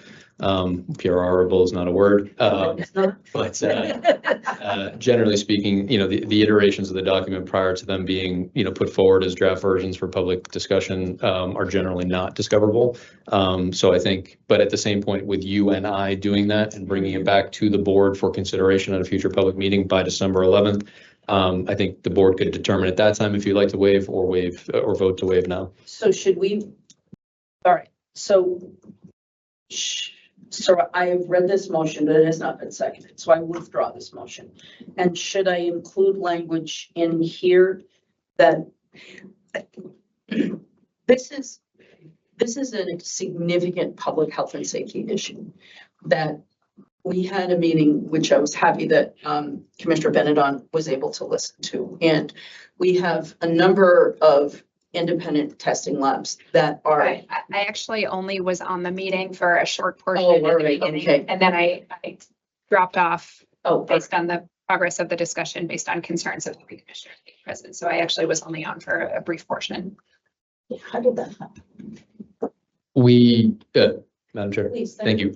So we had discussed whether or not to post that as a public meeting, which we have not done with previous ITL meetings, or to have the commissioner watch. And if there were deliberation, then the commissioner would hop off. And I think at some point, obviously the commissioner is very familiar with open meeting law. And so when there was a bit of deliberation between two commissioners, felt it better to hop off. And obviously, we'll put together a summary of the meeting and send it to all commissioners. So it's within our ability to talk about that meeting yesterday, because this has to do with independent testing. And so and I feel bad because I would have made that a public meeting. I thought that we had an understanding so that you could come and listen, and I thought we had covered open meeting law problems. So I apologize because I wanted you to be able to listen. But what we are hearing from multiple ITLs across the state is that they are looking for greater transparency, greater consistency. They want, and by the way, I applaud Director Enos, did a wonderful job yesterday answering a lot of the questions for the independent testing labs. But we have a significant problem that we have to address, which is making sure that the commissioners can protect public health and safety. And what I grow concerned about is whether it's either Chapter 38 or legal privilege, or, it's behind the wall of an HR investigation when something like this happens. But we need to make sure that at all times, the most important thing that we are doing is protecting public health and safety. Protecting the rights of licensees to an independent hearing process is important. I am so thrilled that we have finally, after 2 years, hired 2 hearing officers. So we now have provided our licensees with greater access to, broader due process rights under it. So the bottom line that I would like us to understand is, and we have delegated, I forget what it was, Commissioner Concepcion, I think was in 2023 was thinking of undelegating. There's something like 73, there are probably more now, but there are approximately 73 individual powers that the commissioners have delegated to staff. And she was in the process of looking at how we undelegate, and we delegate and undelegate. And there are some issues that we may want to undelegate at some point in time. But the bottom line is we cannot give up our authority, our responsibility. And you just raised your right hand yesterday to not only uphold the Constitution, but to uphold the laws of Massachusetts. We have to protect the public's health and safety. And that is our central duty. So this is where I get concerned when we have our research team that is unable to get information that's public data. They have to get their data based on a public records request that an independent testing lab asked for. And then, then that report that is put together that studies this data, that shows that we have a problem with uneven enforcement of our laws. That's what I'm getting at right here, is to make sure that we are protecting at all times the public's health and safety. So Commissioner Roy? Yeah, and thank you, Madam Chair. And that meeting took place February 24th, 2025. I expressed grave concerns about submission of public health data at that time. So that's why I feel it's important that this board is able to have an open discussion in public and go through the first iteration of the report, compare it to the final product, and be able to talk about it publicly, because it is our job to safeguard public health. And some of these problems are not unique to Massachusetts. They are nationwide problems: lab shopping, potency inflation, data manipulation. And so these aren't just unique to us, but it's incumbent upon us to address them within our jurisdiction, to be able to talk about them publicly. And so again, on that day, I expressed my grave concern for what was happening. I'm appreciative for this conversation. And if we're able to have it in public, maybe we make an addendum to that report and reinsert that information and resubmit it to the legislature. Thank you, Madam Chair. So how would I reword this motion that the executive director has helped me draft here? Would I just add language at the end? This includes a waiver of legal privilege so that commissioners can discuss the problem with inconsistent data analysis. I would just think you would just add that clause if our colleagues are amenable to that. Well, anyway, so I will restate the motion. And I move to direct the executive director and Commissioner Roy to work with the research team, data team, and other necessary parties to review the initial iterations of the 2025 industry report and provide a comparative analysis with the final version as approved by the commission and report back at a future public meeting no later than December 11th, 2025. And this motion includes any waiver of legal privilege to allow commissioners full access to discuss these issues in a public meeting. Commissioner Wright? I invite either Commissioner Benedon or Commissioner Stebbins, if you'd like to join me in this endeavor. I can't have both. Right. So if one of you would like to work with the executive director and myself, Could I make a request that Commissioner Benedon, perhaps that you are an open meeting specialist and you might understand this as well as anybody? Would you be interested in working on this? Sure, I'd be happy to work on that. thank you. Not that I don't, No, not that I love you. I was gonna Yeah. gladly offer that Yeah. to you, Being colleague. the secretary. for Yes, the next- I would be very appreciative of that. Thank you. All right, do I hear a second? Second. Having been moved and seconded, I'll take a call or roll. Chair votes aye. Commissioner Roy, Aye. Commissioner Stebbins, Aye. Commissioner Benedon. I apologize. Are we voting on your motion? This motion, yes, that basically will, I am not comfortable voting to waive privilege when I don't know what the privilege discussions are that I would be waiving. Alright. And so that's not to say that I would not be comfortable waiving privilege at the next meeting. my suggestion is, if you'd like to abstain from this vote, but it will also allow you to have. Give you a close-up look. Right. Yeah. That would be Right. So I will abstain from this vote. Okay, thank you. All right, it passes 3 votes with 1 abstention. Thank you very much. Thank you. All right, now we are almost at noontime hour and we are moving towards the draft review of draft regulations and policy. So right now, we will take a break. Do we want to make this kind of early, but do we want to make this our lunch break to allow them to reconfigure the room? Does that make sense to everybody? Okay, all right, thank you. All right, I will entertain a motion to suspend the meeting until 12:30. Does that work for everybody? 12:30? Do I hear that motion, Commissioner Roy? So moved. Commissioner Stebbins? Second. Having been moved and seconded, I'll take the call the roll. Chair votes aye. Aye. I'm sorry, Commissioner Roy. Okay. Aye. Commissioner Roy, Commissioner Stebbins, Aye. and Commissioner Benedon. Aye. Thanks. We will reconvene at 12:30.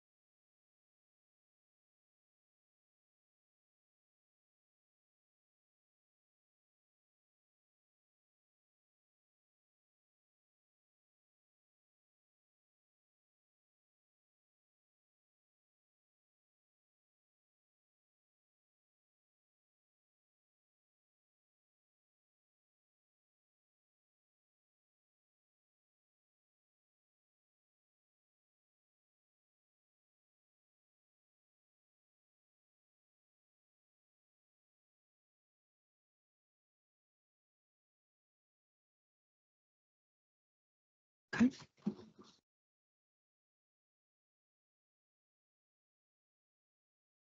we are back in session. Sorry.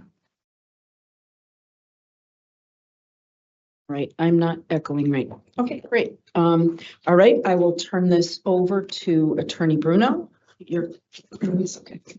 Thank you, Madam Chair. And just to reorient ourselves, we will be on page 103, 500, 141-4, under social consumption establishment sales, specifically 500, 141-4F. As we've kind of called this the last call section.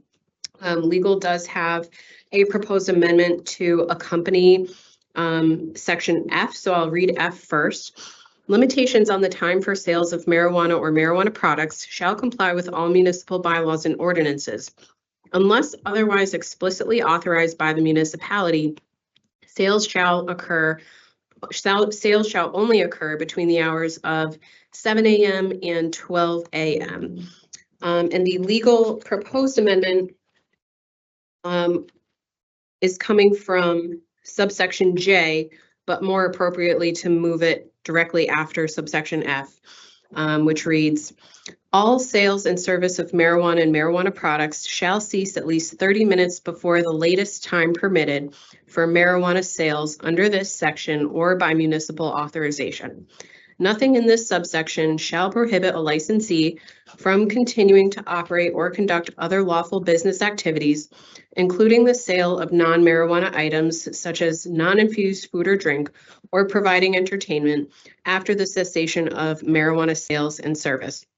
And the considerations for the board here specifically, which I think were previously addressed at one point during public meeting, was the continuation of non-marijuana related activities at an establishment, which may take place within a hospitality on-site social consumption establishment, as well as the 12 o'clock a.m. end time. And so as it stands now, subsection F reads 12 a.m. as the default time for these establishments to close, which could be certainly changed by local municipalities, but just for consideration for the board as to what time it would like to set as the default standard time. Okay. So. Fair. Commissioner Roy? Attorney Bruno. So are we contemplating two things here, the default time and whether or not activities can occur past 30 minutes prior to closing? We're contemplating two things? Yes, I apologize for maybe if I wasn't clear enough. What we found in public meeting and in conversations with individual commissioners is that these two things are very closely related. And so I thought it was appropriate to read them together for a whole context. Right. And I think, if I may, Okay. we use the example of the midnight matinee. So midnight matinee starts at midnight. And so No one gets anything past you, do you think, though? so I think we were trying to suss out, are they able to consume at the midnight matinee, right? So can we try to gain consensus on that? I don't know if you, on that first issue, right? And because we're putting them together because they are so closely aligned. So my suggestion is the first issue that we want to gain consensus on is, do we think that it's okay to have the midnight matinee, even though it may have been preceded by enjoying products, but we'd like them to still be able to. So I just want to see if there is consensus to allow other non-cannabis sales related business on site. And I will just opine, I have no problem with that. And so Commissioner Stebbins, do you want to? Thank you, Chair. I like the new language that we're considering adding. I think, this is somewhat akin to delivery where we establish certain set of hours, but I think to your point, this is going to be municipality by municipality, and that municipality is going to get approached by a licensee saying, I want to do this at this location, fully expecting hours might change. And I think this allows that latitude or that flexibility. But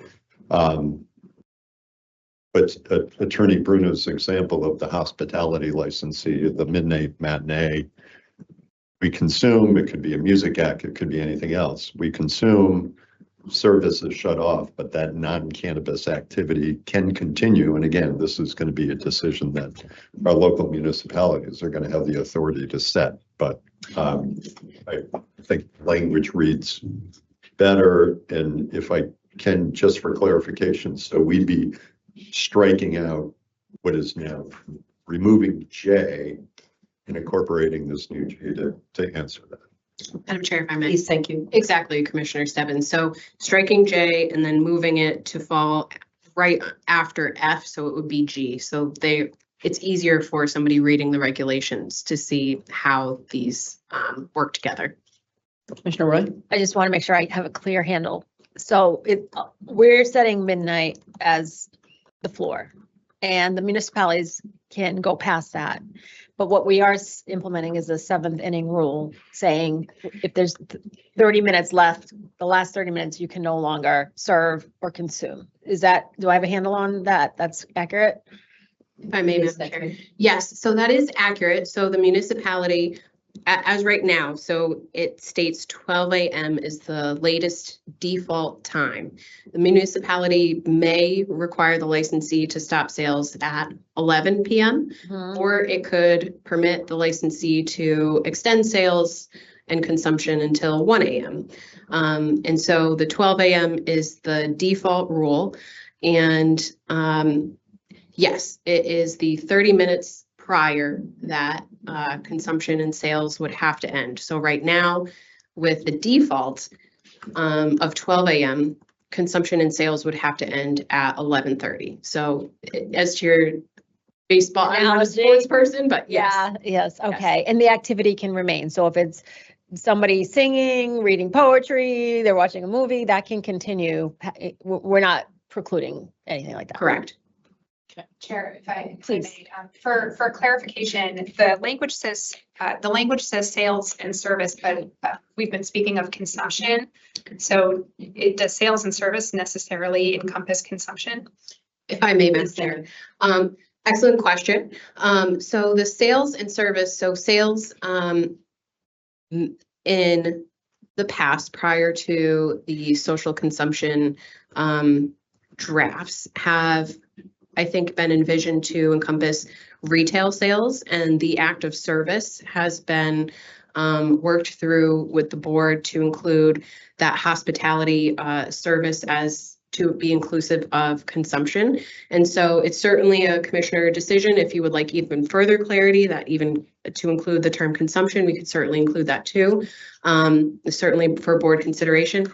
And I think we were reading it as service would be encompassing consumption as well. If there's no more sales and no more service, then you'd be required to consume whatever product you might have left. So all right, Commissioner Roy? Commissioner Benedon, great point. And I agree. I think we need to, I think what's the intent of the board is we don't want people to overconsume. We don't want them to consume and get right into their vehicle. So in essence. So this is a question I was just about to ask, is that, so the sales end at a certain amount of time. But you could have gummies that you bought Right. previously. Right, but we're not telling you to chug. You know what I mean? I mean, that's what can't we consume. don't want to have. Well, see, this is what I'm saying is that I think and I just think we need to kind of verbalize this. I think it means sales stop, right? And then, because what I would be afraid of is that we say consumption stops at the same time that sales stops. That means that people will be incentivized to quickly consume. You know, they now have a half an hour to kind of, you know, I think that the question is an excellent one because it's not necessarily clarified here, but my sense is sales and consumption should not necessarily end at the same time because you don't want to give people incentive to try to, you know, it's the happy hour rule. You know what I mean? Why you didn't want people to be consuming more, you know, in a certain amount of time. So Commissioner Stebbins? Thank you, Chair. And Agree. It's an excellent question. I think this is where we were trying to mirror alcohol regs, right? No more sale. You might still have a beer in front of you before closing, Last call. last call. But, you know, where we have built in some additional advantages is that whatever's still left that you don't need, you feel you have to pop or smoke before you leave is the fact that you can take unconsumed product, get it packaged up to take home with you. Yeah, where we can offer as much clarity around that is sales stuff. You might still have something in front of you. You might still feel you have time to consume it. It might be an event that goes longer than the period of sales might allow. And then the extra benefit or safeguard that somebody can still take their product home if they're not finished. Right, so I don't know where you've come down on this. I'm okay with the sales ending 30 minutes before the suggested time of closing. Closing means you stop consuming and there's no more. I think what we're saying here is at midnight, that's the pumpkin hour, right? And that's when I would assume consumption has to stop. I mean, this is also, you're generating a very good conversation, it's also the policing.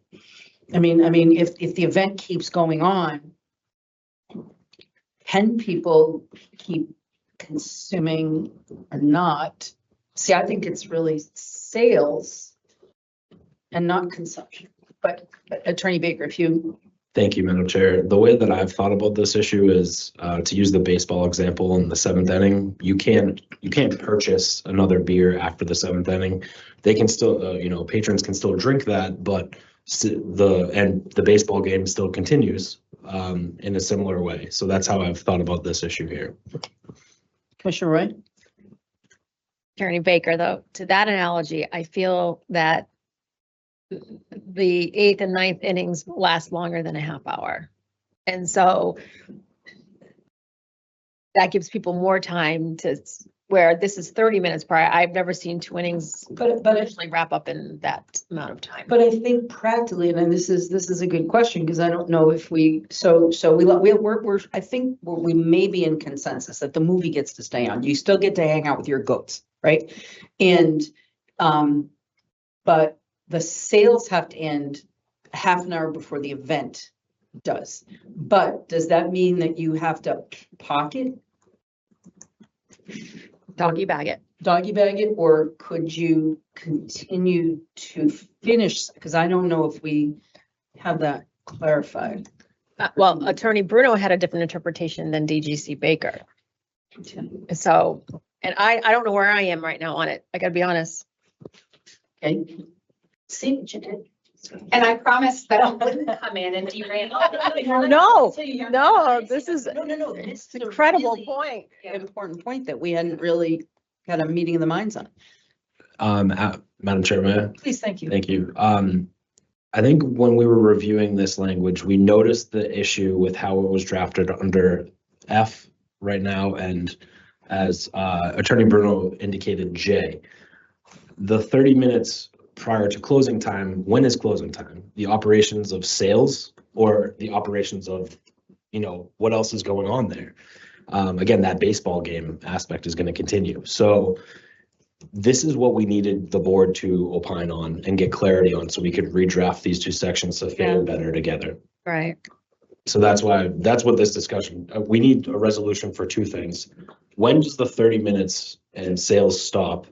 And when does the operations of the rest of the business continue or end? But have we, I think we have somewhat consensus that non-cannabis sales related activities can continue as long as the community would allow it to. You can watch all the Tootsie. So half an hour before this regulatory timeframe, but again, it could be extended by the community. So the community could answer this question themselves, right? Which part? The part as to whether or not you can, or whether or not you can consume. We're using the midnight as the kind of, if you can consume after midnight. We're saying that there's going to be a time frame of the sale, and a half hour before that happens, there are no more sales. The cannabis end of it. So this is, I'm getting more confused. Attorney Bruno? Oh, Oh, I'm sorry, Edie. Oh, thank you. Go ahead.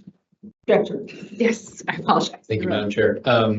I think kind of looking at it holistically too, there's a few things that have been discussed through the process, right? So unlike beer at a baseball game, if you don't finish it when the game ends and you're told to leave, you don't have to feel the need to consume it all or toss it.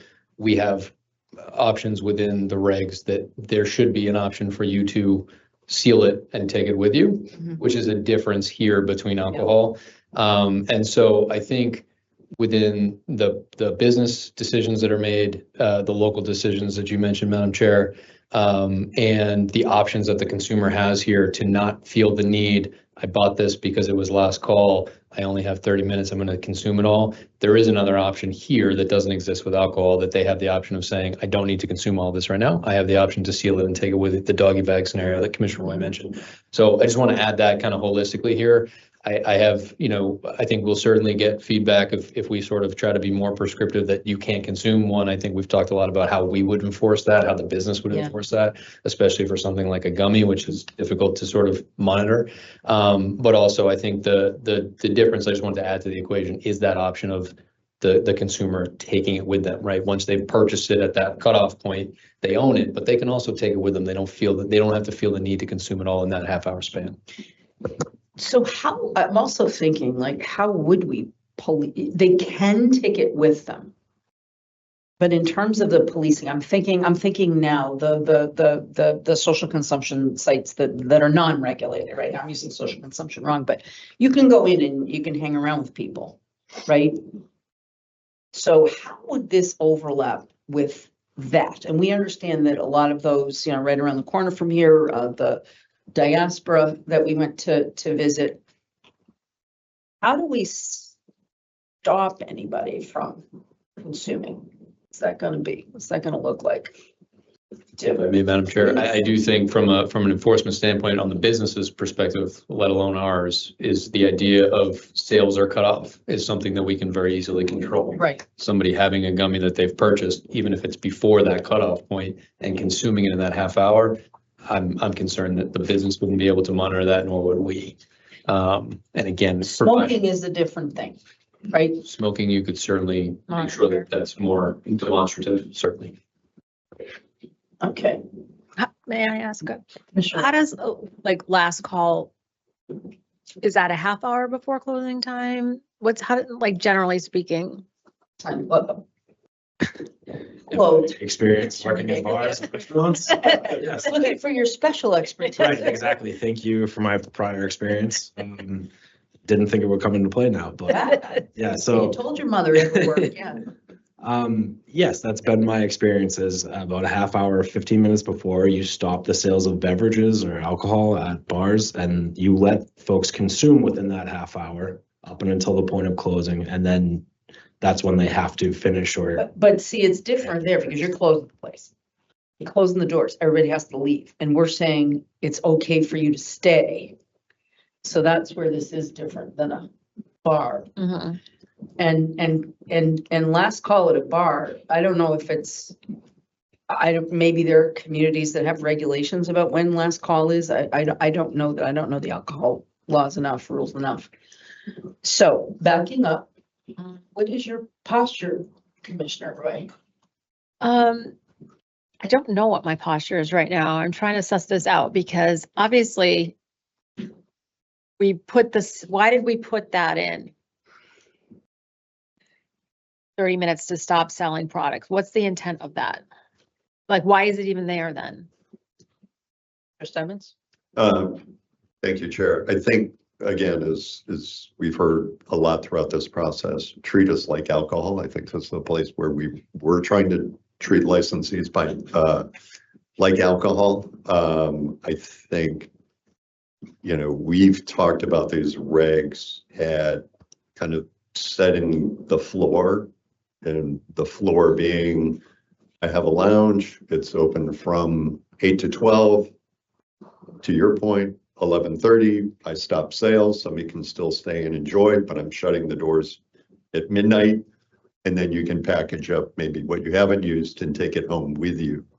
Thinking beyond that, to the movie theater that wants to continue to show a movie, Rocky Horror Picture Show, or whatever.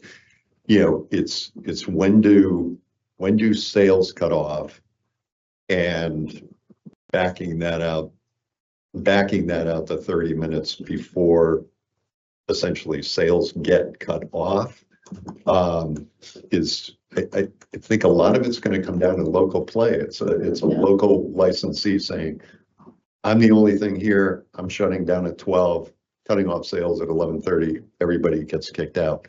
The other applicants are going to be, we'll stop marijuana sales, or we'll cease our marijuana license activities at 2 a.m. No more sales after 1:30 so that the movie or whatever can go on. And I think some of that is going to So a just lot be of this is really, I mean, flexibility at the local level. but a lot of this is really going to be determined at the local level. They're going to determine how they want to police it. Yeah. And want to think about this more, or do you want to? So it sounds like the two of you are in alignment. I'm comfortable with this language because even I think if we leave it a little open-ended, this is up to the community to determine, as they do right now. I mean, with times that bars close, times that, that they make people shut down. This is a little different because there is going to be other potential activities. But my sense is that it'll be fairly limited. Yeah, I'm comfortable with this language as it is right now. I think that we've raised the issue, and I think that we also have some opportunity with guidance to get some feedback from communities, but I don't know.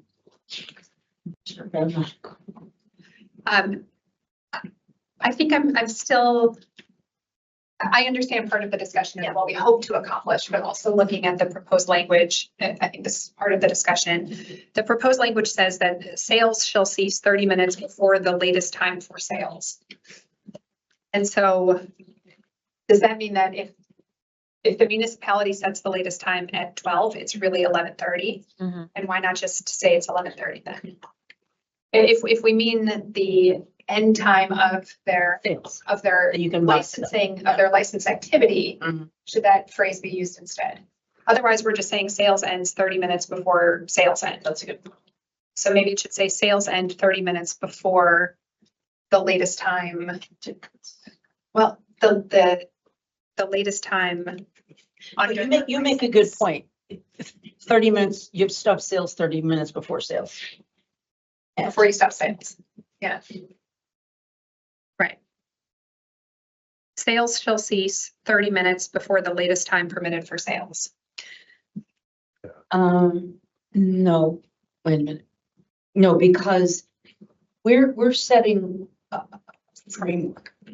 They can make it later. Mhm. So we're setting up 7 to 12. And if they want to go till 1, where they end. Commissioner Stebbins, go ahead.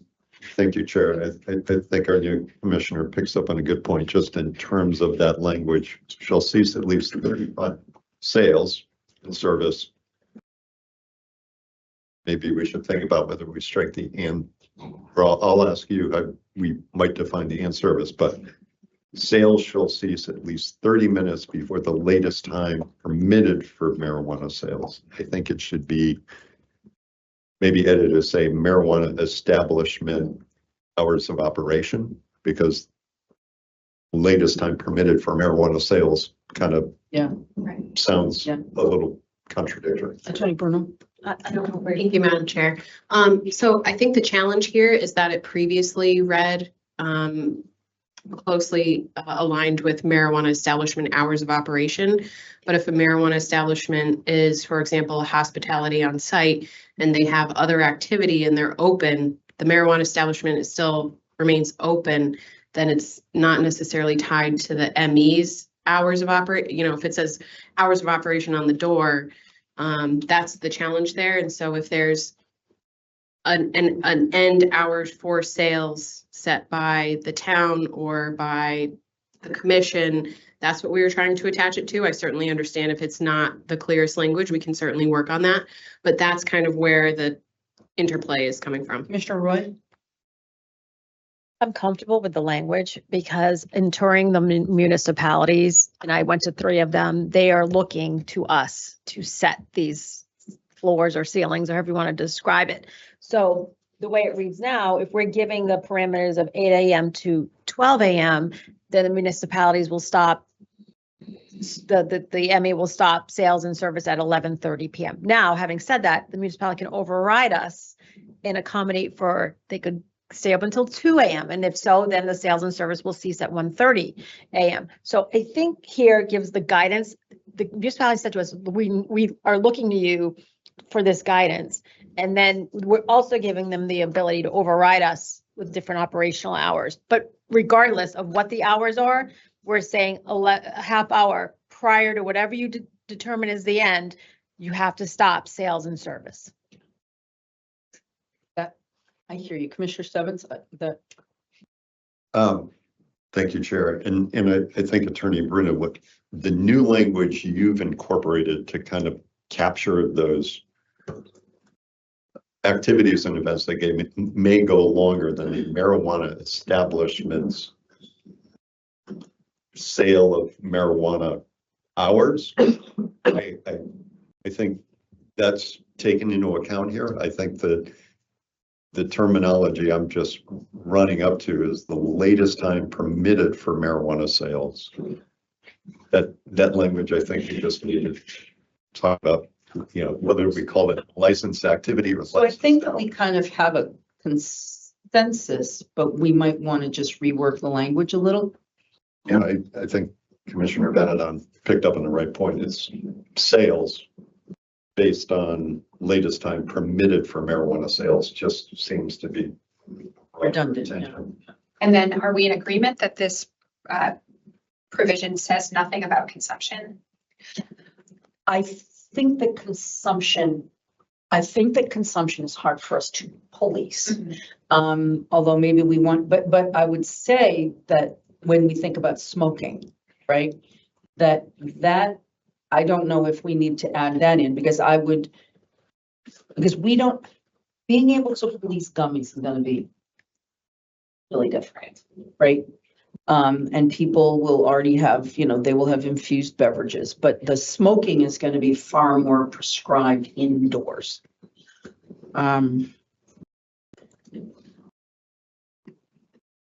So do we want to say you can consume until? I was just going to say that. No. 15 minutes. Go ahead. Okay. I was thinking that maybe the sales and service are 30 minutes. Last call, but then the consumption, that could be a difference. But this is also are we saying that you have to consume it in a half an hour, which is going to be hard to police if it's a gummy, less hard to police if it's smoking, so you can see that. I think we might want to let's just take a little more time on this and Put a pin. kick this to the 4th or the 11th because I think that we're taking a lot of time here, and I do think, but again, your point about consumption is right, but you will see through these regulations that we do treat different smoking different. There are different sets of rules, different sets of prohibition, different sets of view. Commissioner Ray? So is your concern enforceability? It sounds like. Okay. Yeah, that's my only concern is how, or do we yell, everybody put it in a bag? I don't know, maybe we can do that. Multiple languages, I don't know, but that's ultimately what, if we're worried about consumption, and then we're also saying that the non-cannabis related activities can continue, your goat yoga, your movie. Do we have to tell people, put it in a bag while you enjoy Rocky Horror? And I don't know if that's what we mean to do, or, you know, again, and then thinking about consumption, the movie's on, right? So closing time, whatever. So the movie starts shortly before, the half hour before. So in the middle of the movie, are we going to be chasing people down? That's what I just don't know how we police that. Unless we say, everybody put it in a bag, half hour, I don't know. May Commissioner Roy? I, through the chair, Commissioner Benedon, by bringing up consumption, because I'm always worried about, you know, impairment behind the wheel. I didn't know what your intent was about bringing up consumption. Well, mainly my intent was, if I may, Please, thank you. mainly my intent was to make it clear what the law says. And so even setting aside the policy, we should agree on the policy, but then make sure that the language, Abundantly clear. right, that the language makes clear Mm-hmm. what is or is not allowed based on our judgment of the policy. All right, And the reality. please go ahead. I'm sorry. The reality is that it does depend if there is a following event. So in the example of the seventh inning, it makes a difference if the entire facility and all activities end at midnight and then everybody goes home, or if the license ends at midnight and so sales end, but then there's a 2-hour movie after. So if the goal is to avoid impaired driving, then it seems that the time that sales and potentially consumption would stop would depend on whether there is some other activity after. If Align with it. people around. Mhm. And that's hard to regulate because that other activity is not within the commission's jurisdiction. Right. Attorney Baker. Thank you. So under F, it's really flexible language for the municipality. Again, you can go under or over what is being said here. The board could consider having a final cap and then saying 30 minutes before 2 a.m. And I understand that we want to bake in flexibility, but if you compare to alcohol, we can't go past sales at 2 a.m. So in a similar regard here, we can mostly leave it up to municipalities, but set the end time as a hard stop and say 30 minutes before that, so 1:30 a.m. unless otherwise set by the municipality. Yeah, and also what Commissioner Benedon was saying is that because you have this separate activity, yeah. I think. No, Madam Chair, I'm thinking out loud and then I keep confusing myself, but. In that example, you'd have last call at 1:30, Right. and then everybody would have to either finish what they're consuming or have it bagged up, but by 2 o'clock. And then at 2 o'clock, everyone is getting. Do we include if there are other activities going on? I mean, in general, a half hour before you close has to be your last sale, right? But we're mushing now because we have other activities. So in theory, like a bar, half an hour last call, and then everybody has to go home. But is there a way that we can say, if there are other activities going on, the community can, you know, it might be clumsy language, but it's only getting clumsy because we're adding these other activities into this. So normally what we're saying is half an hour before last call. But because we're joining this, there might be a different way to state that. Does that make sense? I don't know if I'm making it more confusing or less. Because it's not confusing unless we have the other activities. Right? It's pretty clear. Go ahead. I think, thank you, Madam Chair. In Attorney Bruno's second sentence here, nothing in this subsection shall prohibit. We're getting at that in this sentence, right? So maybe we could work off that language. It's almost like if you separate it does leave it up to the discretion of, you know what I mean? We're saying when you're cannabis, well, no, we're not clarifying it. Well, I think we should work on it some more because I think that we're kind of getting very circular here, but I think we know what we want to say, but we now complicate it when there are other, and I would say that most of this is not going to be complicated necessarily by other activities. It's going to be fairly straight and it's going to be fairly clear what's happening. It's when some of these other events are going on. So why don't we kick this one till our next meeting and maybe we'll come up with some additional language. Go ahead, Attorney Baker. Thank you, Madam Chair. Is there a commissioner that is interested in working on the language offline with us? Go ahead, Commissioner Stebbins. Thank you. All right, moving on. Thank you, Madam Chair. Moving forward, under Section 4, Social Consumption Establishment Sales, we have some legal staff amendments, just on page 102, A4,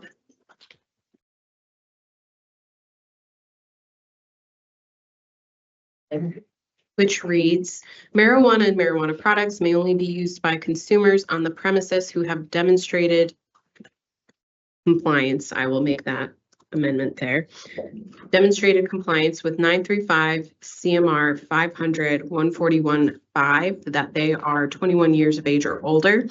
That was a correction to the citation based upon other changes within the regs. Thanks. Consensus, we're good. The next subsection is following, subsection 2, in addition to the requirements of 935 CMR 500-146, a social consumption establishment shall readily display a consumer information card to each consumer at the point of sale or service within the consumption area. A social consumption establishment may use automatic identification technology to display the consumer information card or provide visible signage at the point of sale or service in the at the point of sale or service or in the consumption areas. Visible signage shall contain the same information as the consumer information card. The content shall include the following. The change in this particular section was to better clarify this language. We received comments from staff in other departments that the redlined language was a bit confusing, so we just changed this language to maintain the same sentiment, but for better clarity. Thank you. Any questions or comments? Okay, moving on. Oh, Commissioner Roy? Do we need to define automatic identification technology? May, Madam Chair. Please, thank you. Commissioner Roy, you are anticipating our very next amendments. I will, since Commissioner Roy, you've brought that up, I'll just take that out of order. Automatic identification technology is, if you bear with me for just one moment, defined in the definitions on page 2.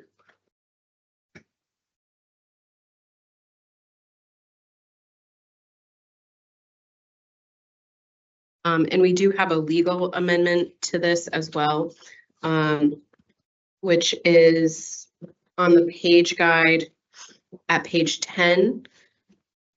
And so I will read that. It essentially, the legal amendment just strikes the last sentences and leaves the first.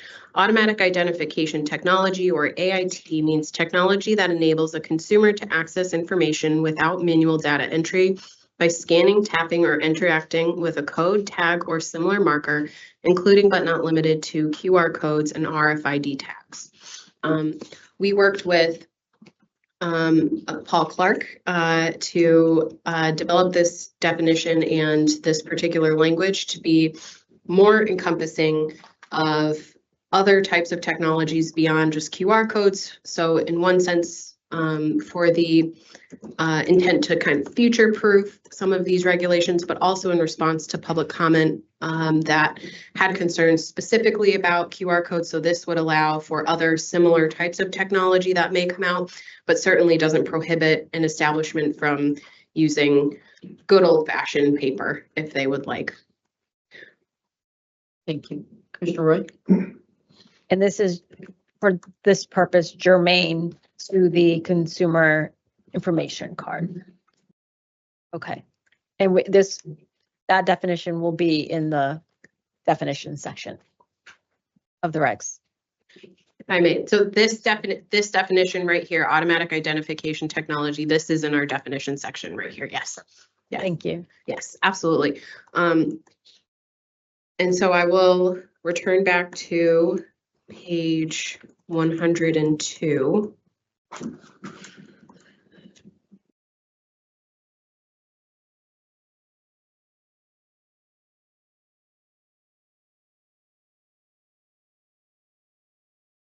So for subsection 3, I'm sorry, subsection 4A3, just for clarity. On page 102. 102, bottom of page 102. For a, Oh, yes, sorry, thank you. And this reads, in addition to the requirements of 935 CMR 500-1055, a social consumption establishment shall ensure that all marijuana and marijuana products sold or served on site are accompanied by an automatic identification technology, menu, label, or supplementary insert provided to the consumer that includes. The change here is, again, with the term automatic identification technology, which, as we've read, has now been defined. Thank you. Questions?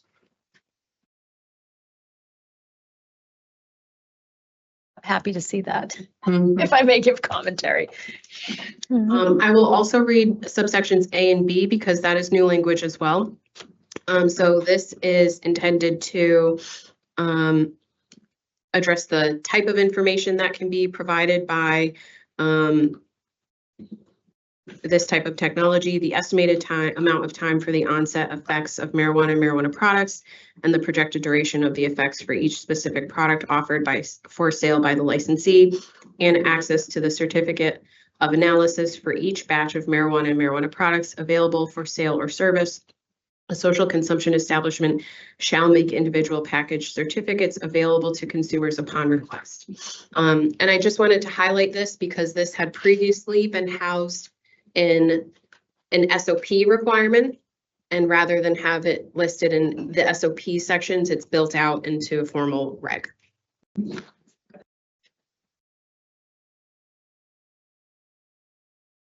Any place, I remember Representative Keenan was talking about psychosis. That is. Yeah, psychosis should be the, may I, Madam Chair? Please, thank you.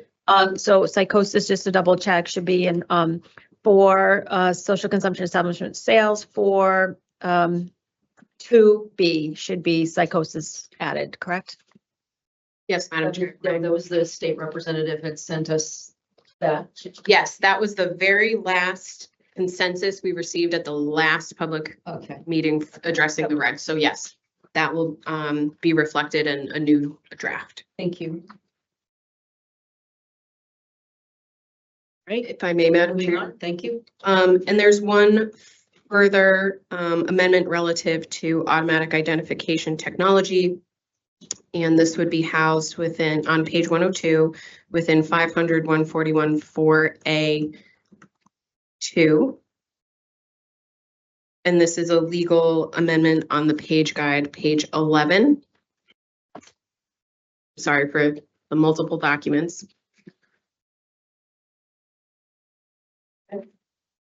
It reads, a social consumption establishment may use automatic identification technology to provide consumers with access to menus, certificates of analysis, consumer education information, access to marijuana or marijuana product labels, and any additional content or materials as may be determined appropriate by the Commission, provided, however, that a social consumption establishment utilizing automatic identification technology is prohibited from collecting, storing, or using any consumer personal data through such technology. This addition came, of course, in connection with the public comment, but also in response from staff to ensure that any personal information cannot be maintained or improperly used by an establishment. Thank you, Commissioner Red. Friendly amendment, please change the may to a shall to be consistent with the shall and the other areas around automatic identification technology. I may, Madam Chair. or consider it, and that's certainly a board consideration. I think the question is whether the board wants to require these establishments to use automatic identification or use the other means available, such as the menus or, I'm just trying to take a look, or the visible signage or an information card. And Commissioner Wright. I think we are mandating it for COAs, and the other information was the menus, I believe, where we left a little wiggle room, so. The consumer information card is a may, the rest is a shall. So maybe we make another section about the same wording, but may for the consumer information card, because that's a may and the other ones are a shall. Attorney Baker. Thank you. Commissioner Wright, I think the shall that you're looking for is in the first sentence. It says a social consumption establishment shall readily display a consumer information card. And then in the second sentence is it allows for what that option could be. So it could be a physical card or it could be this technology that we're using. There's a bit of flexibility. No? Okay. No. So No. But thank you though. What do you mean by no? He's saying that the shall is they have to have a consumer information card. And Attorney Bruno is saying, well, giving them the option to use old fashioned paper. And that's okay. That needs, the consumer information card should be a separate section because we're giving them the option for good old fashioned paper. But on the packaging of the COAs, they need to use the automatic identification technology in other areas, not good old fashioned paper. So if we can just pull that out about the consumer information card, you can use the same exact link. A social consumption establishment may use automatic technology to provide consumers with access to the consumer information card, period. A social consumption establishment shall use automatic identification technology to provide consumers with access to certificates of analysis, consumer education information, access to marijuana product labels. So we're saying that's a shall. The COAs, the labels are shall. Just that consumer information card, we were saying old-fashioned paper if you want. So if we can just break that out, put it in a separate one, we can accomplish both. If I may, Madam Chair. Oh, I'm sorry, Commissioner Benedon, did you? No. Oh, sorry. I thought I saw your hand. I didn't want to overspeak. So I think I hear your point, Commissioner Roy. Well, I think I just want to back up a little bit and look at where this proposed section lives, because I think maybe your point is in a different subsection. Okay. So where, Rachel, if you don't mind just scrolling up just a little bit. So this amendment is suggested to live under 4A and be a new 2 to describe what a social consumption establishment may use automatic identification technology for, that they have the option to use it to provide this type of information and that they are prohibited from using personal data. Right, I agree with that. And then under what I would suggest is that under 4A 3B, where it reads, in addition to the requirements, a social consumption establishment shall ensure that there's access to, under B, there's access to the certificate analysis for each batch, that maybe that subsection is the better location to include that it shall be provided through automatic identification technology. The amendment here in the page guide was really intended, I think, to give a vision of what the social consumption can use that technology for. And then if you're comfortable with that, if the board's comfortable with putting the automatic identification requirement consistent with the certificate analysis in that B section, if that makes sense. Yes, because I think to Commissioner Benedon's point earlier, we need to provide clarity. And I think when we put the may in here, it can confuse the other areas where we have the shall. And so by having, if it's the consumer information card is the one where we want to give folks options on, then maybe make that where, I don't, it's okay where, I'm not sure where you house it, but make that abundantly clear. That's a may. You may use the automated technology, or you may use paper for the consumer information card. But for the rest, the product labels, the COAs, that's a shall use the technology. So maybe they're just two separate sections. Attorney Baker, is that what you were? Yeah, I think that's where my confusion is, because this is pertaining to, again, the commission is putting out this language. This is for how edibles may affect you generally, how beverages may affect you generally. And this goes into the consumer information card, which is given to the consumer at the point of sale, or whereas the certificate of analysis is information coming from after it's already been specific for a product that comes from, my understanding is the lab who would do the test results. So it's two separate things, in my If I opinion. may. Or, I just think it's all conflated here Okay. together. And let's just, this section here, let's just make it two sections. One about the information card, which is right. I agree. You want to know the onset of action of a gummy. And then the rest of it, so you could do may for that. And then right under it, you could do shall for the rest. Because they are two different things. Does that make sense to you guys? You think that's a good? Thank you. Any other questions? Yeah, and if I may, Please. so in proposed bills out of the legislature, they are in with intoxicating hemp, and I read that bill very closely. There will be quick recovery codes if it does come to fruition. Like, so that's the future, are these quick recovery codes, or we have this broader technology so we can, look into the future for new technologies. But that is the way of the future. So I think it's important that we're abundantly clear here. And I agree, like if you want to hand someone a handout saying that your gummy may take 1 to 2 hours to feel the effects, that's important. But the certificates of analysis and the labeling it should be a shall to mandate that. Great. Okay, any other questions, comments? If not, I think we have consensus here. Moving on. Thank you.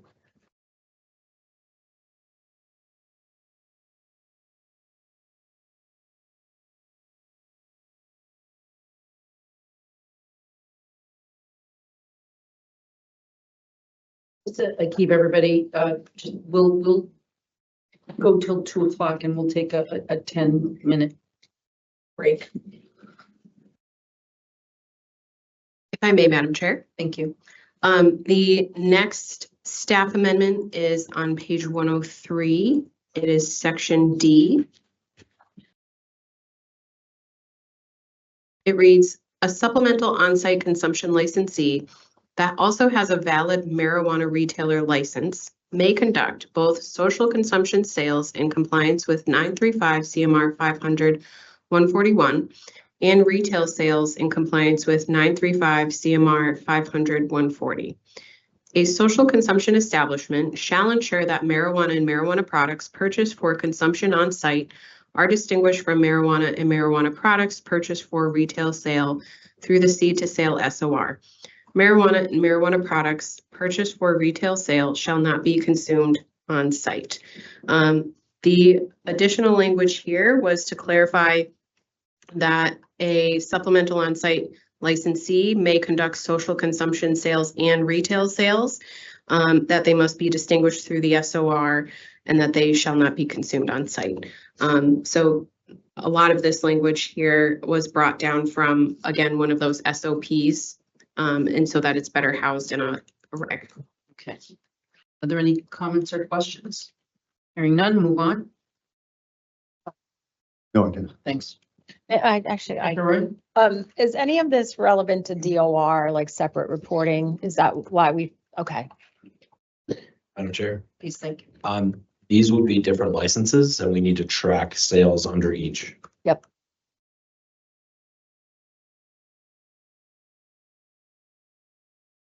If I may, Madam Chair. Please, thank you. The next subsection for staff amendment is K, a consumer's presence at a licensed social consumption establishment during permitted hours of operation shall be presumed lawful and shall not constitute loitering.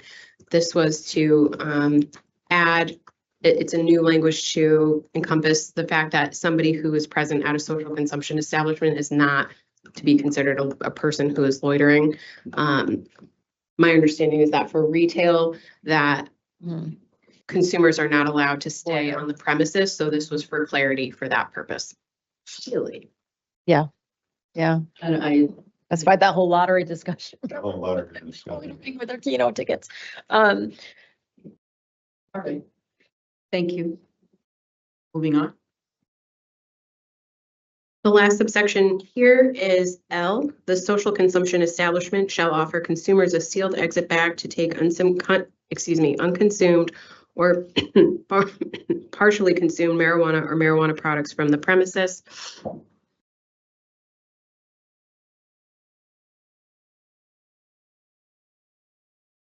Actually, excuse me, there was no amendment to this subsection. That was my mistake from my own note, and so I apologize. Just a quick question. We don't have to define what this is or looks like, right? Attorney Baker. Thank you. This is something that the implementation working group would be handling through guidance. Thank you. Commissioner Roy? Is it equal treatment that our retailers have to have everything packaged in child resistant packaging, but our social consumption licensees do not? They can put it in this, just a baggie and staple it. I don't know if it's consistent. And just Attorney Baker? Thank you, Madam Chair. It's a good point. Commissioner Roy, ultimately, these are different licenses that require different sets of standards. Consumption doesn't occur in retail, so we need to, bake that consideration into the reg here. So that's why there is a difference. For open meeting law, she's showing me a video of child resistant bags. So save that for the meeting. Yes. Oops. If I may. I'm like this voice from the sky. Philip. Phil, we miss you, Yes. Phil. It's good to be missed, but I keep my comments to myself until they have impact. But I also just wanted to clarify one of the thoughts with the sealed exit baggie is because it's at the point that it's being sealed up, that is no longer the property of the marijuana establishment. That is owned and belongs to the individual. So there is a distinction there between it is I am selling you a sealed, ready to go product, like in retail, that you are going to consume later, or you might give to a friend, so on and so forth, versus a social consumption establishment where it's, you may have consumed some of this, maybe you bought it, thought better of it, but that is now your property, you own it. We just want to put it in a baggie, seal it up for you so you don't get hassled by, police on your way out or anything like that. But that was one of the considerations that went into this section when it was drafted. Commissioner Roy?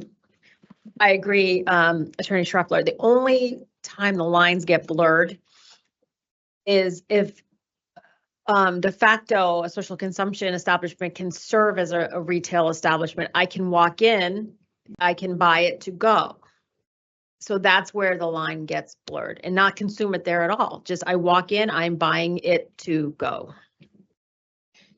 But see, this is where I think it gets kind of difficult because especially if we had the debate about, being able to, how often you have to go up in line and when you purchase. I mean, I would just tell you, and I think that, child resistant bags is something that we can explore. The problem is I think it could become prohibitively expensive and it's really being sold to consume on site. We're allowing people to purchase the maximum that they can purchase from retail. I just get worried about, again, how that is going to practically, I know why you're raising that question, but it's how do we, I feel like this is something best addressed in guidance, but unless you think there is, go ahead, Commissioner Wright. Yeah, and you see here it's for medicine, vitamins, these child-resistant bags. My concern is you can look it up, emergency room visits are up for accidental ingestions by pets, by children. So that's, I mean, that's nationwide, they've skyrocketed ED visits. So if it's just in a little bit flimsy little plastic bag that we get at the grocery store, I just. I hear you, but even when you look at what is considered to be child resistant now, it's not that child resistant. Are you kidding me? Some of our packaging adults can't even open. Some is The edible stuff. Attorney Baker. And I don't disagree with the general point. I just want to. And it's opaque. I mean, does it have to be opaque bagging? Obviously, Madam Chair, thank you. The major consideration from a legal perspective here is that our consumers don't leave with an open container. And that's why we wrote it as a sealed exit bag, and we'll further define that in guidance. However, if Commissioner Roy is seeking to add to that, she could say a child-resistant sealed exit bag. Opaque. It's obviously The gummy policy. The young people, pets, I mean, a gummy looks like a gummy. And so I'm just. But I'm thinking practically, when you bring it home, I mean, maybe it's a difference with medical marijuana than it is with regular gummies and regular products. When I see child resistant, I see that they're sealed, they're a little bit harder to open up, but I mean, I don't know when there's like the picture that you're looking at right now. I mean, you open up is it the foil bag of Betty's Eddies? How is that child resistant? Opaque. But you open it and it's open. And At minimally, the bags need to be opaque. how much of those are 20 something bags? 50,000 bags. And 15, That's Commissioner Stebbins? Thank you, Chair. Would it be helpful to look at what our bag requirements are for retail? I mean, I've seen some retail, it's a brown paper bag stapled with a receipt attached to it.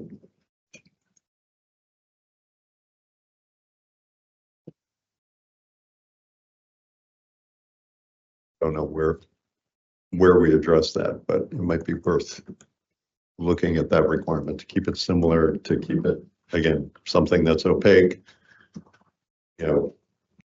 Go back to our need for more public awareness dollars to continue to educate parents about how to safeguard the product once it leaves a marijuana establishment premises. But could we mirror, I mean, could we make it the same, the same descriptor that we have in retail? Child resistant? Is that what you're saying? I think that's the part that's mirror that. My only only concern is doesn't look like they cost that much. So let us give I'd like to give a little more thought to this, because this is the first time I've really gone through this and I've had the benefit to really think about this. We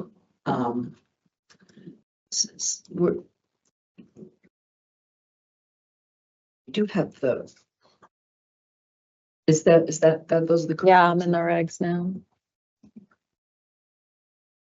It's gotta be. I made, I can say, okay. Yes, 500, 105, 6A, child resistant packaging of marijuana products. Licensees license subject to 935 CMR 554 subsection 4 shall ensure that all marijuana products that are provided for sale to consumers by a licensee shall be sold in child-resistant packaging. Licensees license subject to 935 CMR 550 subsection 2 shall ensure that all finished marijuana products provided at wholesale for delivery to consumers by a marijuana delivery operator shall be sold in child-resistant packaging to comply with 935 CMR 500-105 subsection 6. Licensees shall ensure that to the extent it is not unreasonably impractical for the specific type of product, marijuana products are packaged in containers that are opaque and plain in design. Do not use bright colors, cartoon characters, or other features designed to appeal to minors. Resealable for any marijuana product intended for more than a single use or containing multiple servings, and certified by a qualified child-resistant packaging testing firm that the packaging complies with the most recent poison prevention packaging regulations of the U.S. Consumer Product Safety Commission as included in 16 CFR 1700 poison prevention packaging. That where compliance with requirements of child-resistant packaging is deemed to be unreasonably impractical, marijuana or marijuana products shall be placed in an exit package that is capable of being resealed and made child-resistant again after it has been opened.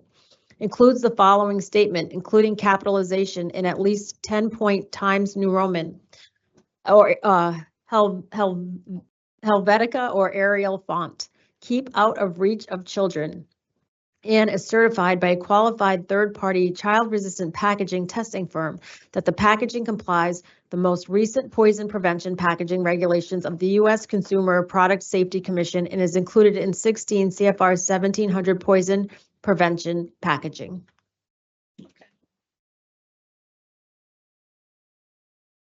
Consistent? Be consistent. Should. Attorney Baker. Thank you, Madam Chair. The only issue is that we need it to be sealed. We cannot have it be resealable, so that would be the one caveat there.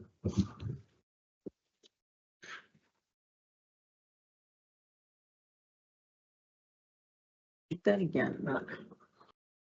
So say that again. It has to be sealed. Well, may I? Can I just say this? Attorney Baker, please. If you crack a bottle, Right. once that's cracked, it's an open container. If you open the package and can reseal it, that's still an open container. Right. So you need it to be sealed upon leaving our premises Which or the business's premises. is We can say that. say what? It needs to be sealed upon leaving the premises. We already called for that. No? I'm just sorry, Madam Chair. I'm just clarifying that. This may be even stronger than that. Oh, it's stronger. Well, if you have to seal it, maybe what you want, so what I'm hearing Attorney Baker maybe say is that this is almost, that's to the best of our ability, resealable, blah, blah, blah. What you're saying is it's sealed, right? And that might be a stronger protection inside this sealed bag or container. And maybe it is adding some of this language to whatever that sealable bag is, because do you understand what he's just raising now? Because that is raising resealed, and he's saying, no, we can't reseal anything.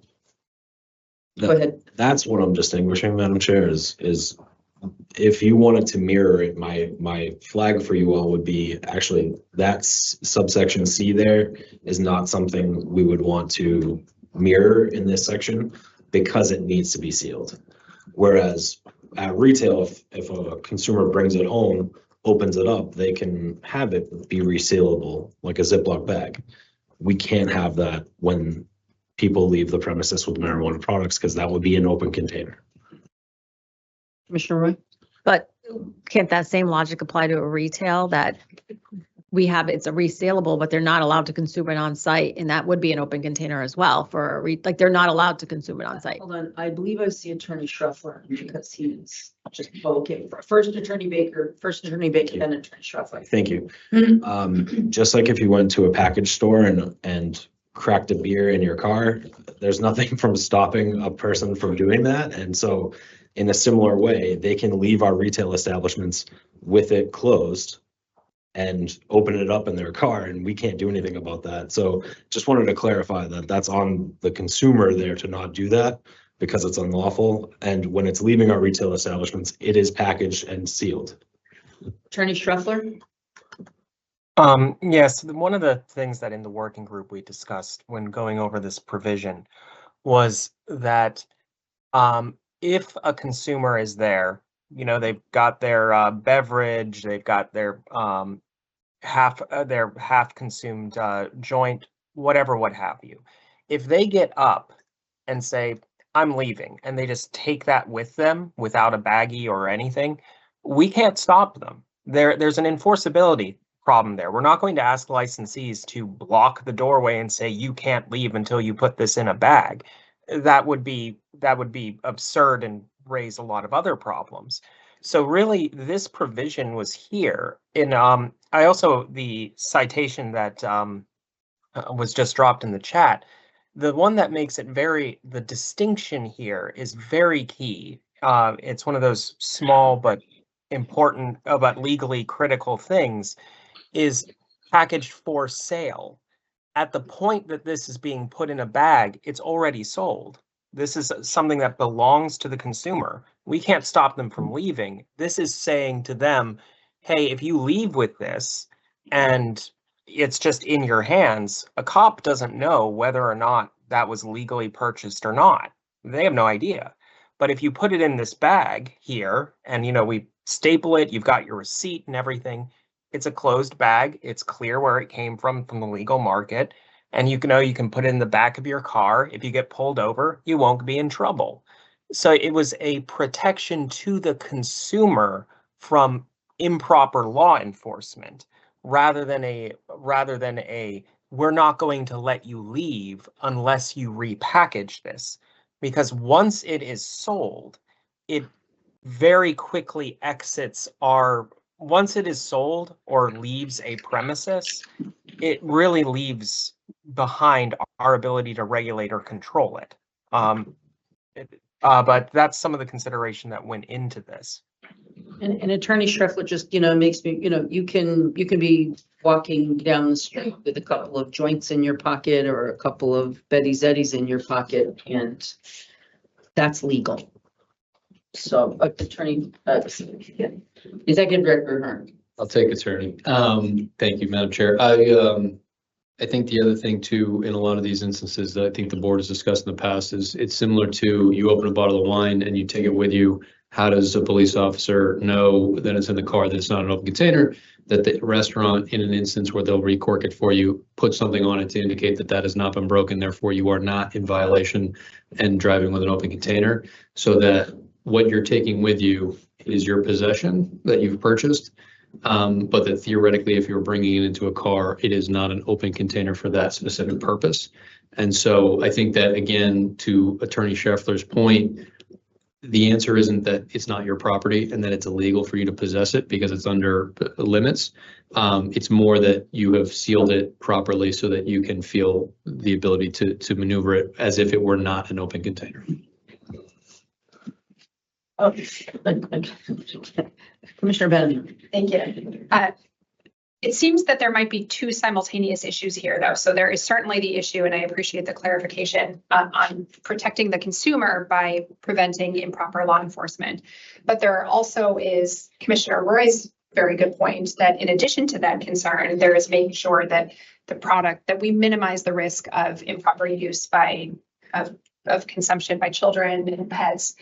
And so the sealing by, stapling a bag and stapling the receipt to it addresses the concern about law enforcement, but does not necessarily address the concern about ease of access by children and pets.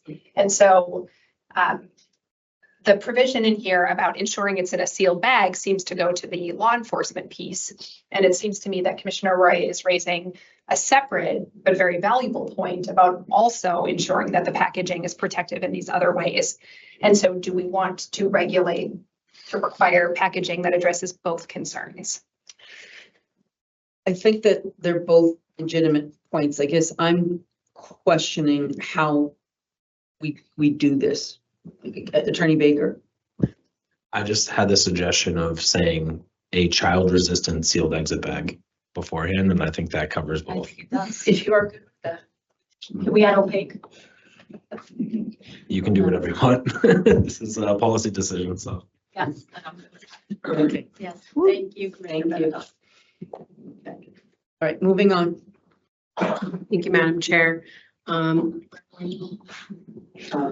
you want to do 2 o'clock break? Madam Chair? Yes, could we take a break until 2:15? I will entertain a motion to suspend Attorney Commissioner Benedon. Do I hear a motion? I move to recess until 2:15. Commissioner Roy, do you second I that? second it. Having been moved and seconded, I'll call the roll. All those in favor say aye. Aye. Opposed? We'll be back at 2:15. Wonderful.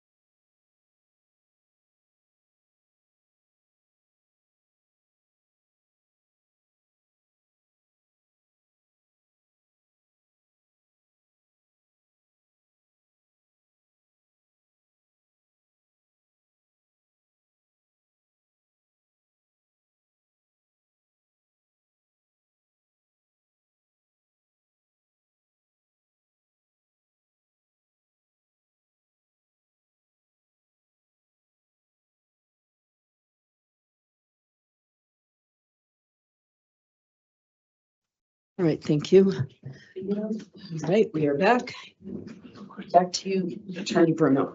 Thank you, Madam Chair. We will begin again at page 103. This is 500-141-6 consumption areas. Based upon prior Commissioner comments, legal does have some proposed amendments, so I will direct the board to the page guide at page 5 because this is a particularly long amendment. Give everyone just a moment.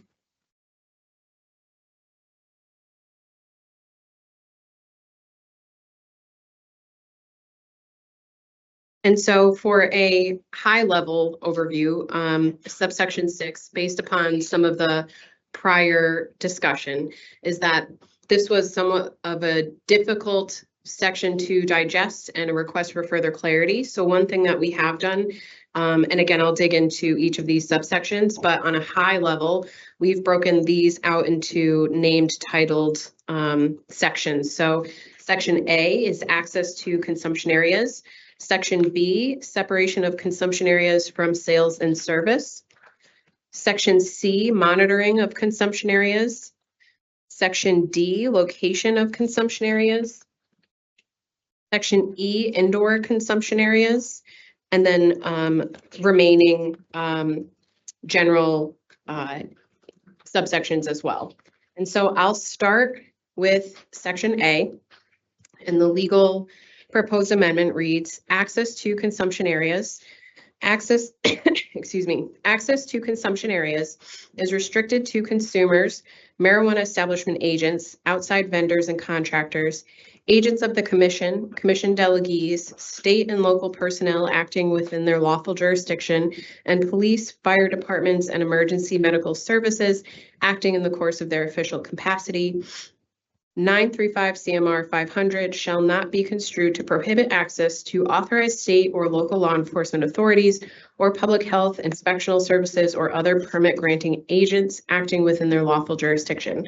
This proposed amendment was in response to prior discussion, and I think specifically Commissioner Roy's request to include the ability of contractors and other vendors to come in, but in digging further, legal would suggest including these other categories of officials.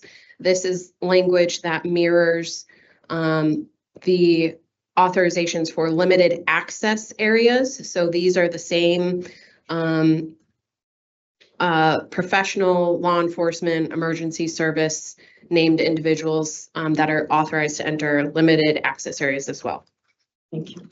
Any questions or comments on that section? Okay, moving on to B. I think B. For B, the only change here is the title of that section. And so since I've read that, I will, in the interest of time, I will move down to D because we've also read. Wait, can I just, only because we do have a new commissioner here. Yes. Any sort of general overview, because this was actually an area of fairly robust conversation. And I just want to make sure this got a little complex, indoor, outdoor consumption. I don't know if you want to just, I don't think you need to read through everything, but is it helpful to just kind of summarize what we were thinking about here, how we delineated smoking from from other forms of ingesting? Does that make sense, just briefly? Yes, Madam Chair. I'll speak to that briefly, just by way of background, but it is also probably better reflected in some of the amendments in these other sections. Okay, fine. Okay, thank you.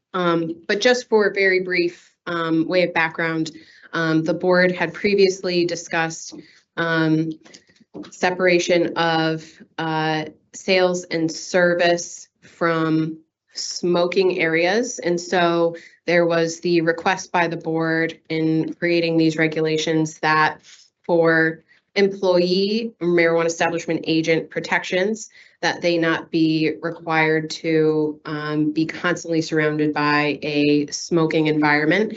And so this language in this particular area, and in part, of course, also consumer safety, to require that any products that are sold or served for consumption are not located within a smoking area. And that's what this particular section generally discusses. And when, for example, non-smoking areas may still have sales and service occur within for example, it's sometimes easier to use an example. So for example, a supplemental on-site. So for example, a marijuana establishment that is already a retailer that decides that they would like to become additionally a social consumption establishment. They may decide that they would like to have an indoor non-smoking consumption area, and perhaps they would like to have cannabis beverages for sale or edibles for sale, and they designate a consumption area. What these regulations permit is that the social consumption establishment housed within the marijuana retailer, that they're able to continue their retail sales at the same time as social consumption establishment sales as well. Thanks. This was Commissioner Roy. Attorney Bruno, on page 5, here on the consumption area on B1, I don't know if we need to be a little clearer, so I'll read it. A social consumption establishment that allows an indoor smoking consumption area or an outdoor smoking consumption area shall separate the designated sales and service areas from the consumption areas. Each indoor smoking consumption area and outdoor smoking consumption area shall be isolated from other areas of the establishment. The way I read that, you can't have a infused beverage and somebody beside you having a joint, because the way I read it, it's the smoking areas are isolated from other areas of the establishment. A plain reading.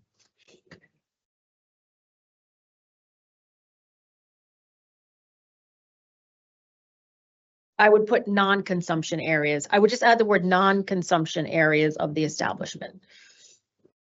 What's the point you're making? Can you just restate that? I think.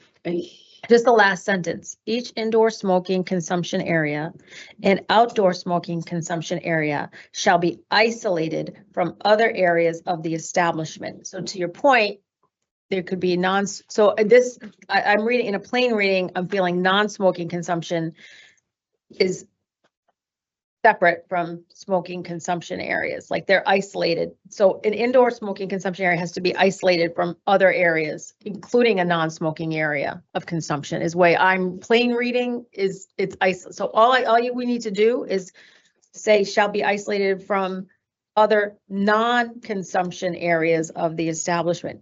You see what I'm saying? Like you want a seltzer and I want a joint. The way I'm reading this, we can't sit side by side. I think we were, okay, so go ahead, Attorney, because I thought that was actually something that we had raised, especially about outdoors and reining in the smokers. Maybe I want a gummy and you want a joint. Okay. The way a plain reading of this says you have to be in an isolated area away from all other areas. Right. Including non-smoking areas. What I'm saying is I think we just have to add non-consumption areas. So we want it away from the workers. We want it away from the point of sale. We all agree on that. But what I'm saying is if I want a gummy and you want a joint, the way I'm reading a plain reading of this is we can't sit at the smoking is in an isolated area. Attorney Bruno. Thank you, Madam Chair. I think I'm understanding your point, Commissioner Roy, but I just want to clarify that an indoor smoking consumption area doesn't prohibit consumption of non-smoking products. Right. But it seems a little, but I don't know. I'm reading it like that activity is isolated on its own. The way I'm reading it. I mean, sorry. Well, was it Attorney Schruffler is raising his hand, so I see it. Just as a clarification, Attorney Bruno has the right of it. It's that the consumption areas, they're all consumption areas. So there's nothing that would stop you from following your friend into the smoking area. It's just the smoking area itself, the area needs to be isolated from the other areas, not necessarily the activity itself that is occurring. So if you want to have your seltzer and go with your friend who's having a smoke, well, you could drink your seltzer in any of the consumption areas. That wouldn't be a problem. But your friend who wants to smoke needs to be in the area that has the designated appropriate ventilation system. So if I may, just for additional clarity, each indoor smoking consumption area and outdoor smoking consumption area shall be isolated from other non-smoking areas of the establishment. Or Non-smoking. non-smoking. Commissioner Stebbins? Thank you, Chair. I completely agree with the clarity that you're looking for, Commissioner Rowe. I think if I went back and looked at indoor smoking consumption area as we define it, and it says enclosed space on the premises, this is indoor smoking consumption, where consumers may consume marijuana products through combustion, heat, vaporization, or aerosolization, in addition to edibles, MIPs, and beverages. So So we're saying the same thing, just add non-smoking area. Yeah, I mean. That would do it. I think it's clear in the definition, but I'm okay if we want to add a little bit more clarity, but I think it allows that. I want to have an edible, you want to have a pre-roll. Our definition does allow both to happen in the same place. But you have to determine that you want to be in smoke. Yeah, so all I would just friendly amendment propose that we just add the word shall be isolated from other non-smoking areas of the establishment. So the person with the pre-roll can't go into the gummy area, but the gummy person can go into the pre-roll area. You know what I mean? Like, You just raised something that I was actually concerned about with the outdoor. oh yeah, fencing, the 'cause I sight was line of like, sight and the well, sight yeah, line. Yeah, because anyway, all right, thank you. Attorney Bruno, does that make sense? Yes, thank you, Madam Chair. And yes, Commissioner Rowe, we could certainly Yeah, adopt thank that. you. If there's consensus on that. Yes, there is. Okay. There is, yep. So I will move to subsection C. We have read this title, monitoring of consumption areas. That's the only change in this section. Just by way of background for the board, this section discusses how marijuana establishment agents may view smoking areas. Slow down, because I don't know if I. Yeah. Yeah. And plus, could we give Commissioner Bennett on a minute? Yeah, could we just? If she take a has second, any 'cause, yeah, questions. these are, again, because both of us have not walked through all these before. So can you just give us 1 second to look at this? This is C.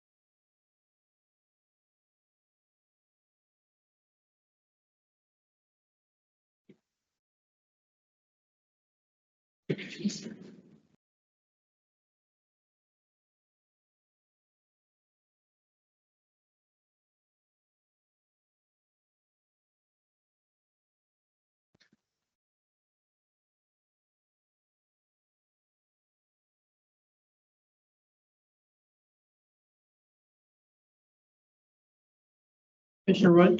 I'm wondering on one, the may shall be shall.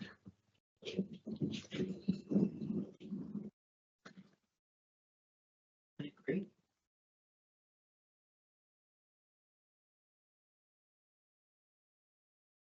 Just hold on just 1 second.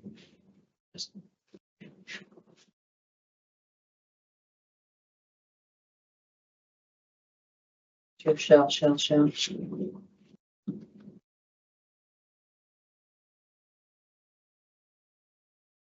I'm just, you tell me when you're ready to. I'm ready. I have another. Okay, Commissioner Roy? On D, we use must instead of shall. Is there a reason for that?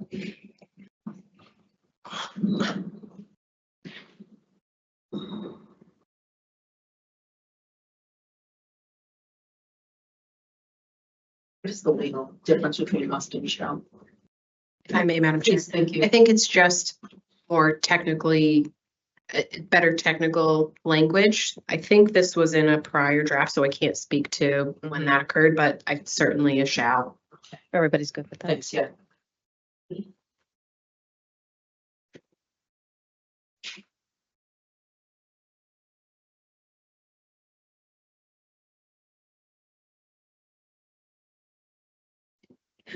Commissioner Roy? I'm wondering if E should be shall, because if they're unable to comply with A through D, then they shall, so not may, if they're unable to comply with the aforementioned regulations, then wouldn't they have to submit a request for an alternative security plan? Attorney Burnham? I'm so sorry, Commissioner Roy. Could you repeat that one more time? No problem. So I'm reading A. If they cannot comply with A through D, then they would go to E. And we're saying you may submit, but if you're unable to comply with A through D, when you must complete an alternative security provision.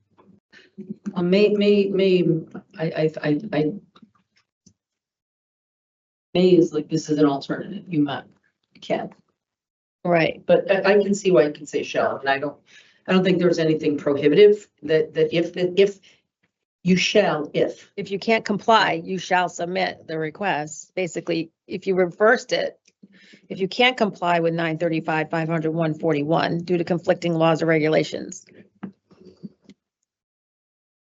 then you must submit I it. think that's, I mean, I don't think that there's anything negative about putting shall in Or that. must. There's your must. Mm. Commissioner Stebbins? Sure. If I'm hearing you correctly, Commissioner Roy, it's just kind of flipping that sentence. Yeah, I think I would flip the sentence, actually. And then a shall or a must. Yes. Yeah. Can we flip that That's sentence? it, that's a good. Could you That makes- please read it how you want to? If a licensee, if a licensee cannot comply with 935 CMR due to conflicting laws, regulations, licensees may or shall submit a request. So you just start by saying, if you can't Flip the comply, sentence, yeah. just if you can't comply, then you shall do this.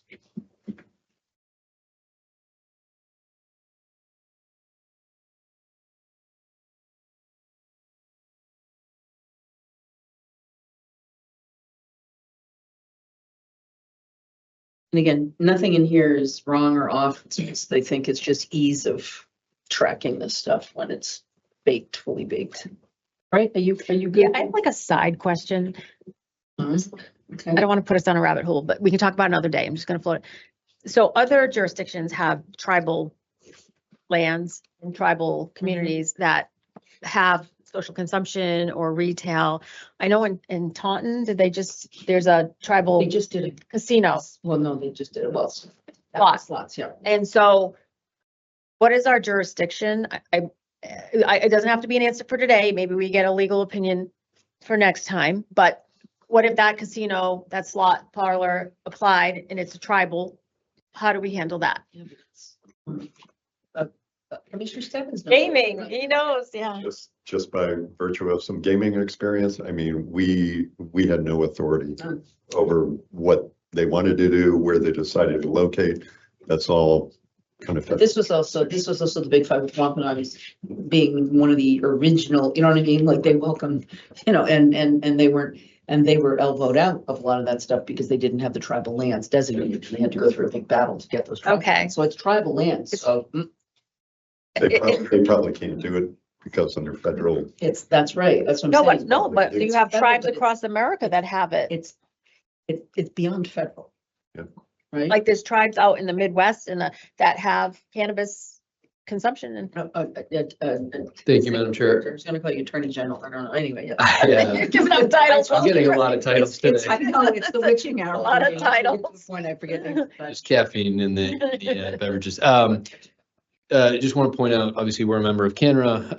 CANRA has been doing a lot of work of trying to incorporate, despite sort of the separateness of the federal confines here, but they are incorporating tribal lands into their group and have a lot of specific materials. So I'm happy to ask this question specifically and bring back with Matt Giancola what we can find through CANRA as a resource on that specifically, if there's any appropriateness or if there's something we want to flag for the future. And the reason I bring it is because it was brought to my attention in Taunton, there's this slot parlor, if you will, that's tribal. And so I'm not, I have no foreknowledge that they'd even want this. I'm just saying it could be a scenario that we have to look at some point.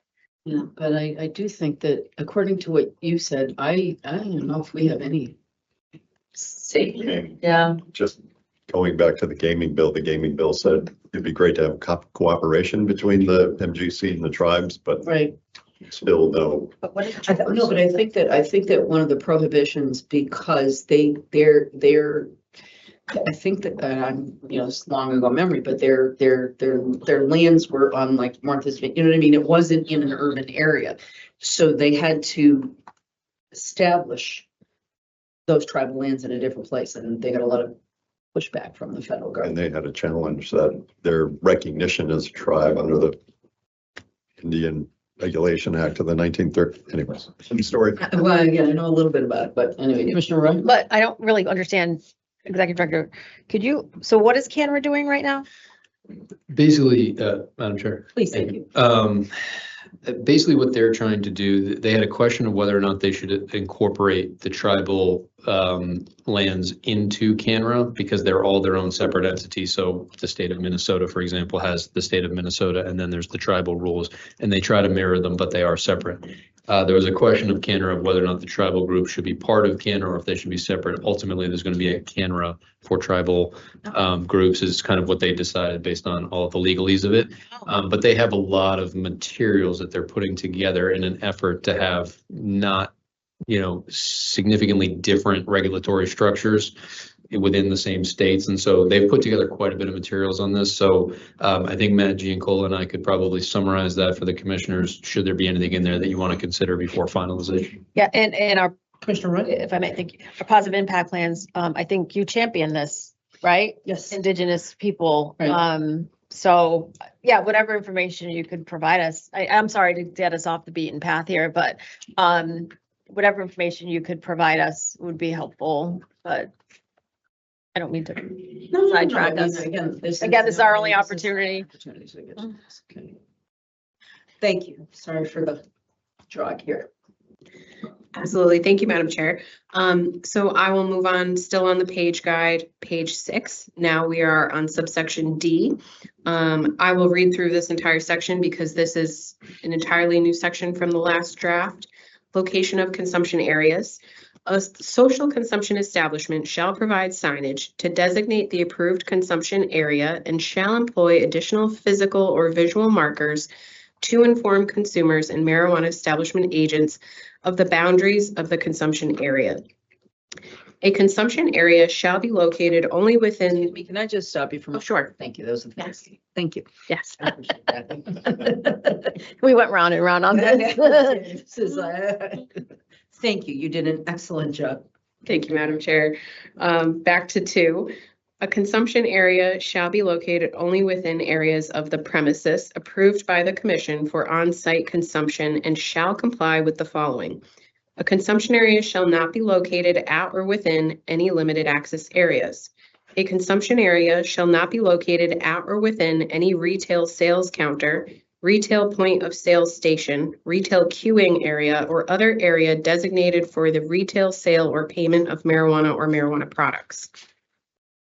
A consumption area shall not be located within any restroom, janitorial, or storage areas.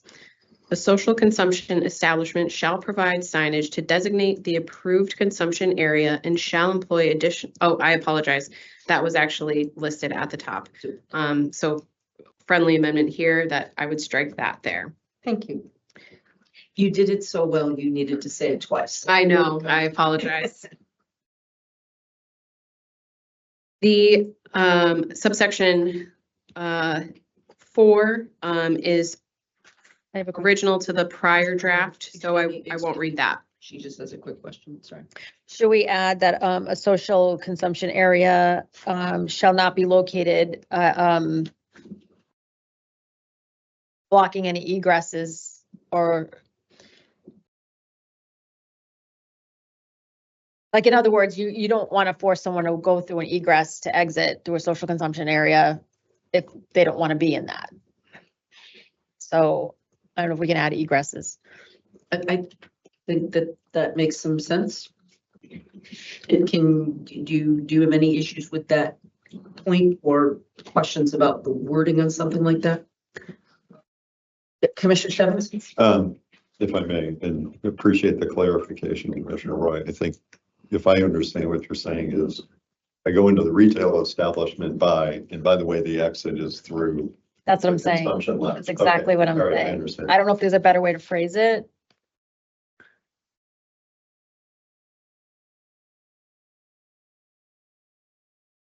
Are you saying shall be not located with any restroom, janitorial, storage, or ingress or egress areas? Is that? Mr. Stebbins? Chair, if I may, I think because B addresses a lot of the retail components, maybe we could add some language there. I agree with that. Say it again. What was- Just because it talks about the fact that a lot of the retail elements aren't located in a consumption area. Just offering a little more clarity, maybe in B, to avoid the problem of I buy it in retail, but you're making me go out through, the outdoor consumption area to exit. I'm happy to. He's right, it should be, But if I may. Please. Because, right, if I go in, I'm a caretaker, I go in and I'm buying for someone, not myself, and I don't want to go through a social consumption area, I just want to leave for retail. Now for the other social consumption licenses, yes, you need exits and entrances, that could be part of the room. So I don't want to preclude that. When you go into retail, you shouldn't be forced in through one and you shouldn't be forced out through one. That's all I'm trying to say. Mr. Stebbins? Thank you, Chair. I think it might be something as simple as access or egress from the designated retail area Shall not be. shall not transgress.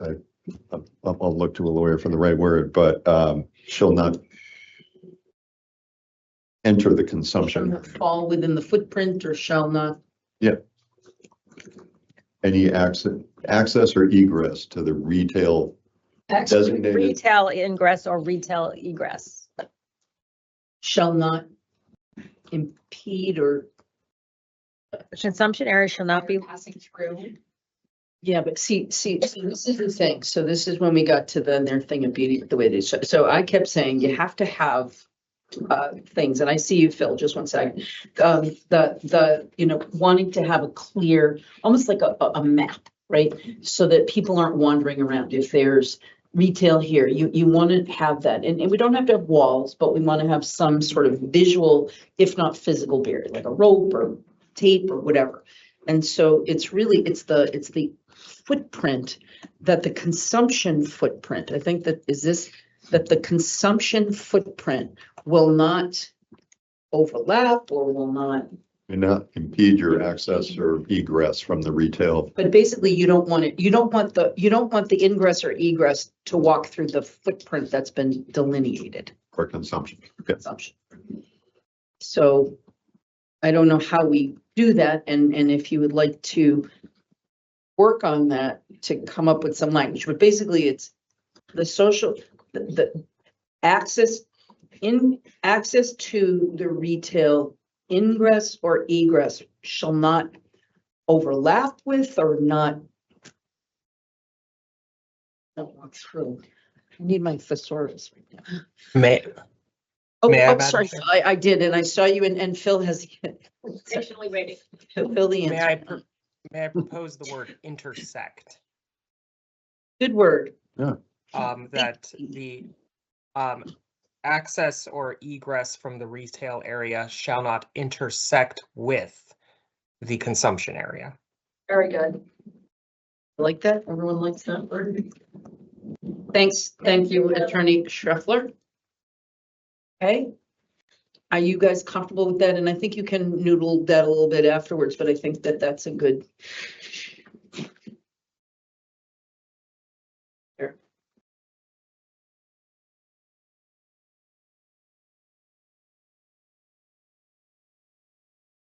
Thank you, Madam Chair. If there's nothing further in section D, I'll move on to section E. Please. Indoor consumption areas. Subsection 1, a supplemental on-site consumption licensee that operates in a marijuana retailer and operates an indoor non-smoking consumption area may continue retail operations and may allow retail sales and social consumption sales and service to occur at the same time, provided, however, that all consumption areas comply with 935 CMR 500-141-6.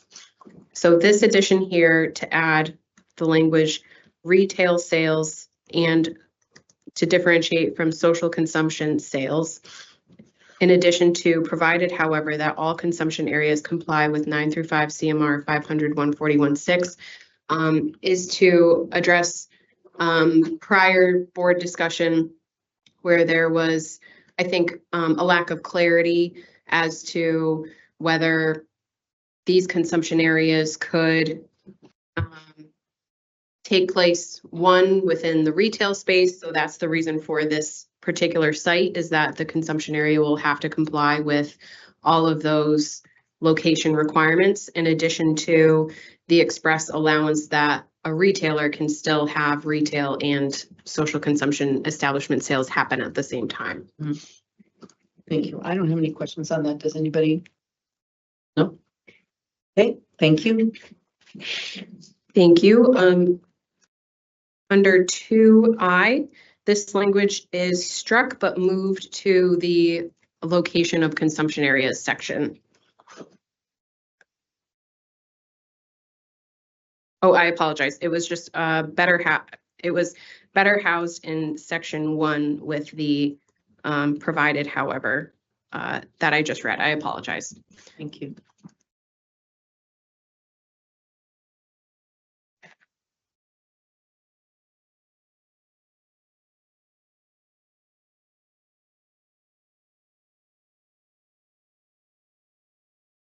Moving on. And for F is the one that is now housed under the location of consumption areas.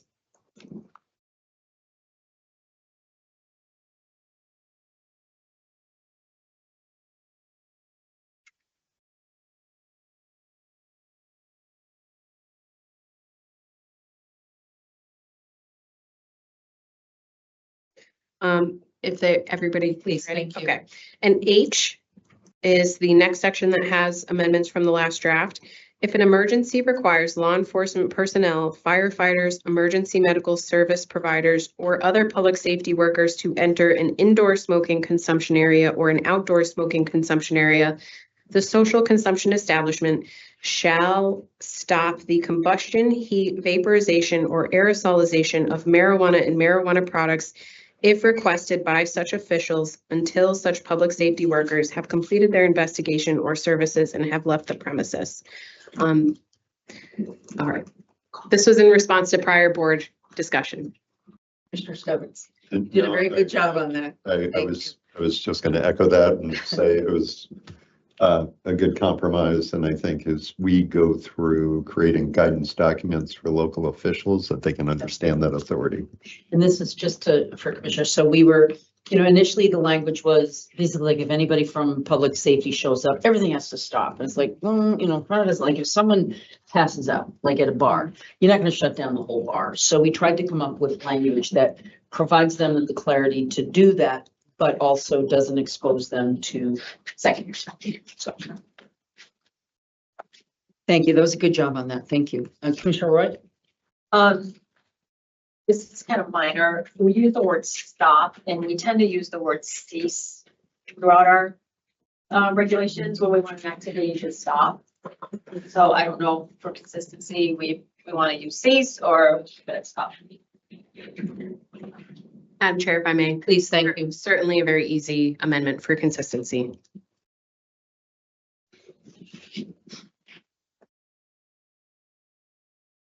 Well, more people know what stop means. Cease. Okay. No, I'm just kidding. I'm just kidding. No, no, but I don't need to be, so I don't disagree with that, but you know, my 5th grade, making sure people understand, but I think most people understand what cease means. All right, thank you. Sorry. The last amendment relative to consumption areas is in the definition section on page 5 for the definition of consumption area.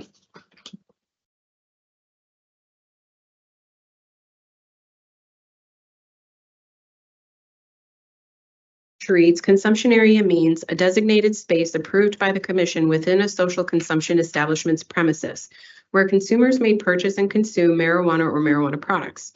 Consumption areas may be considered an indoor smoking consumption area, an indoor non-smoking consumption area, an outdoor smoking consumption area, or an outdoor non-smoking consumption area, provided, however, that the sales and service shall not occur in indoor smoking consumption areas or outdoor smoking consumption areas. The new language here for consideration is the semicolon, provided, however, that sales and service shall not occur in the indoor or outdoor smoking areas.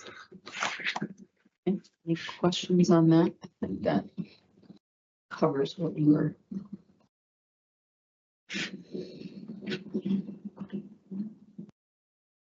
Commissioner Benedict? The language added after the semicolon, the provided, however, that sales and service shall not occur in smoking consumption areas or outdoor smoking consumption areas. Is that prohibition?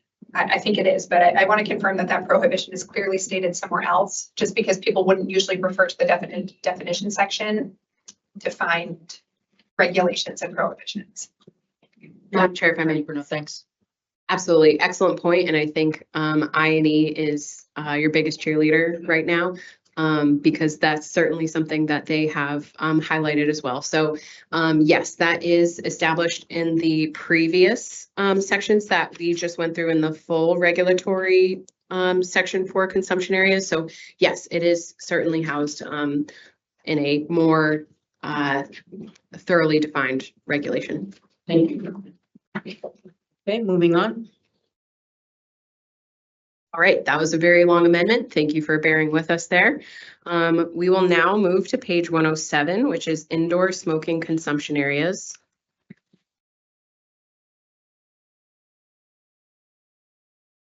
Seven. The legal has some proposed amendments for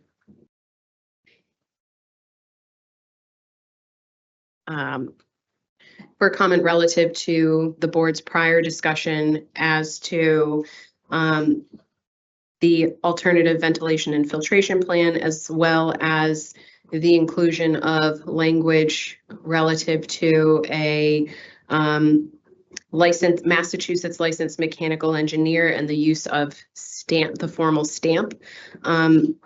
Excuse me. So first for consideration in this section is 500-141-10H. Notwithstanding 935 CMR 500-141-10F, a social consumption establishment may submit an alternative ventilation and filtration plan prepared and certified by a Massachusetts licensed mechanical engineer that demonstrates protection of consumers and marijuana establishment agents at least equivalent to the requirements of 935 CMR 500-141-10F. The plan shall set forth performance criteria and proposed monitoring methods to demonstrate ongoing compliance with 935 CMR 500-141-10. The alternative ventilation and filtration plan is subject to receiving approval from the executive director. At prior public meetings, we've discussed the striking of the approval of the executive director. However, my understanding from where this particular section was left was it was tabled as far as whether the board would like to still continue to allow an alternative ventilation plan or whether the board would like to strike this section as a whole based upon other prior considerations for, I guess, easing the entry into an indoor social consumption area, an indoor smoking consumption area, and the cost of that, the economic easing of the cost of that with lowering the requirements of what would be required for the ventilation and filtration plan. And so it's a consideration for the board. We just needed a little bit more clarity as to whether the board would like to continue to include an alternate plan or if the board would like to strike that. Commissioner Stebbins? Thank you, Chair. I had a note next to this, I think, my own note of saving this. I think the intention here was that if technology changes, some of the other, where we refer to the other requirements is pretty specific about, you know, the filter type and the number of times you need to circulate the air. So I think this was a backstop if somebody had some new gadget, some new gadget that would do a better job and still comply with what our kind of minimum requirements would be, that they could propose that. But I don't read this as taking away from what we already require. It's just, I have new technology and it works better. Okay, we should, you know, have some way of allowing that to be used. I know this is a significant concern for Commissioner Roy, so I don't know if you want to kind of back up or, you know, maybe share with Commissioner Benedon some of your thinking on that. Yeah, I think I agree with Commissioner Stebbins, and I see language here that I think would make sense in this section, where it says prepared and certified by a Massachusetts licensed mechanical engineer, bearing the stamp, instead replaced with bearing the stamp and signature of a Massachusetts licensed mechanical engineer in accordance with Massachusetts General Law 110, Section 81M, together with supporting documentation included but not limited to plans, computations, and specifications demonstrating system design and performance. So if that language was in here, I'd be okay with it. Say that again. I'm sorry, it just dropped off. Can you just repeat that? I apologize. It's okay. So basically, I understand the intent. All right, go ahead. So you're, Commissioner Stebbins, saying if there's future technologies that are superior to what we are prescribing. Superior or equal to. Right. Right. So that's okay. But what I am saying is this is, I'd like to put the belt and suspenders on this section by saying prepared and certified, let's see, bearing the stamp and signature of a Massachusetts licensed mechanical engineer in accordance with Massachusetts General Law, Chapter 112, Section 81M, together with supporting documentation, including but not limited to plans, computations, and specifications demonstrating system design and performance. So if we can bake that language into there, I think it accomplishes everything. Future technologies that are superior or equal, but with the same expertise, rigor, that we require in other areas. If I may, Madam Chair. Bruno, thank you. Yes, by all means, we just did not add an amendment with similar language here because we were unsure what position the board would take, but we can certainly add that language and leave it housed where it is. Okay, and Commissioner Bennett, do you have any, I just want to make sure, because this was like a, you know, very robust conversation about, you know, on the one hand, as you may or may not have learned in some, you're one day on the job, but in allowing indoor smoking is extremely expensive because of the requirements, you know, to have this kind of ventilation system. Commissioner Roy is making sure that it's at the very highest standard, but we're trying to make sure that it continues to protect people, but has the flexibility for future technologies. But also, how can we do this more cheaply? Because obviously this will be a restricted license and making sure that more people can have access to this. So So I don't know if you have any questions or anything, Yeah. because this was, I don't want to take us backwards if this is something that's already. please don't, no. discussed. But I really want you, because it's what I said, and I hope I'm just making sure that you have the opportunity to kind of hear this and ask questions, because this is, I won't say your one and only chance, but you're not gonna, Right. we don't have the time left to get this all done. So I just want to make sure you are comfortable. Sure. So my question is, going back just a couple of lines in section 10F5. So 10F lists the 5 requirements related to the ventilation system. So 5 says odor control equipment sufficient to mitigate cannabis odor from being detected at the property line. Has there already been discussion of what is meant by mitigate? I mean, mitigate technically just means reduce. It could be a 2% reduction, and there could still be significant cannabis odor detectable at the property line. Is that the intention, or is the intention for that word to actually mean eliminate?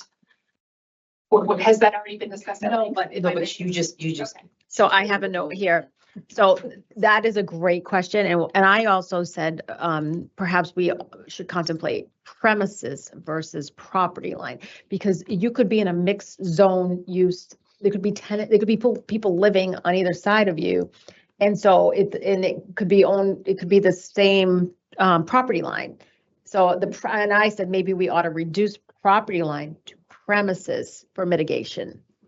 So from being detected outside of the premises? Yes. So, but that's a good question. That's subjective. What is mitigation? I mean, mitigate could mean it's a 1% reduction. That's right. It's very subjective. That's right. And Right. so, right. So having it a subjective. Substantially mitigate?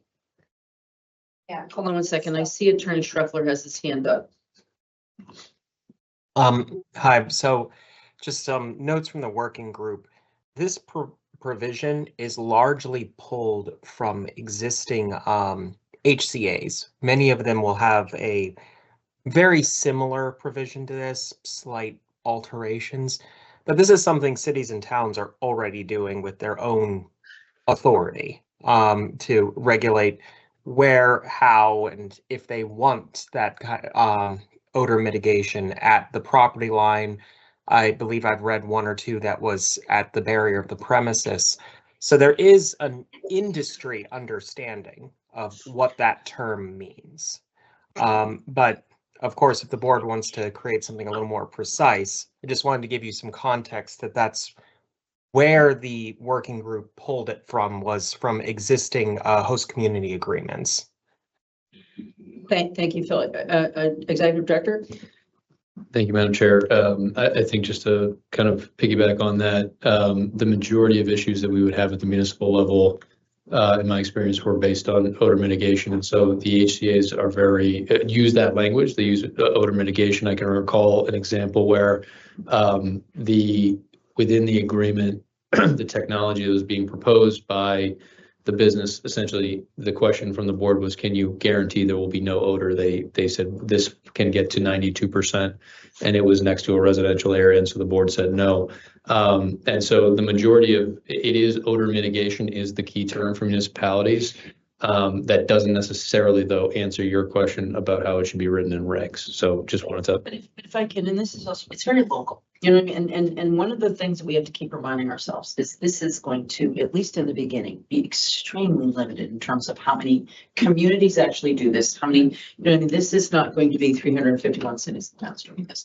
And so, you know, and again, I was briefly, you may not know this, I was briefly working as a cannabis licensee in outdoor. We had to talk about odor mitigation. And that was one of the things that the city of Greenfield was very much trying. And now we were out in the middle of a cow country, but we were talking about growing lavender and all these different things. You're never going to, you know, outdoors, you're not going to get rid of that stuff. But my point is the community has really focused on this, because as they allow something new, something kind of on the edge of, you know, stretching the bounds of what we have now in terms of laws. I'm assuming, and this is the work that I know that Commissioner Stebbins, you know, in terms of, I think the working group, are we on the municipal? We're going to be working on the municipal impact. I forget, but we're going to be working with a lot of these municipalities in terms of how they can establish their guidelines. But smells and sounds and lights tend to be probably one of the number one things that town managers have people complaining about when it comes to people living and having their businesses next to one another. So I'm not negating what you're saying, but I do think that allowing for flexibility within a community, I think is important because I'm confident they're gonna be very mindful of this. Again, it's not to negate your question, but I just remind you that. So Commissioner Roy. May we add a qualifier to Commissioner Benedon's point and put substantially mitigate, which still leaves the municipality a room for interpretation, but it gives us more than the 1 or 2% substantially mitigate. So that's like, it's subjective enough, but it gives a little bit more teeth to it. Would you prefer that language, or our former town manager might have thought about it?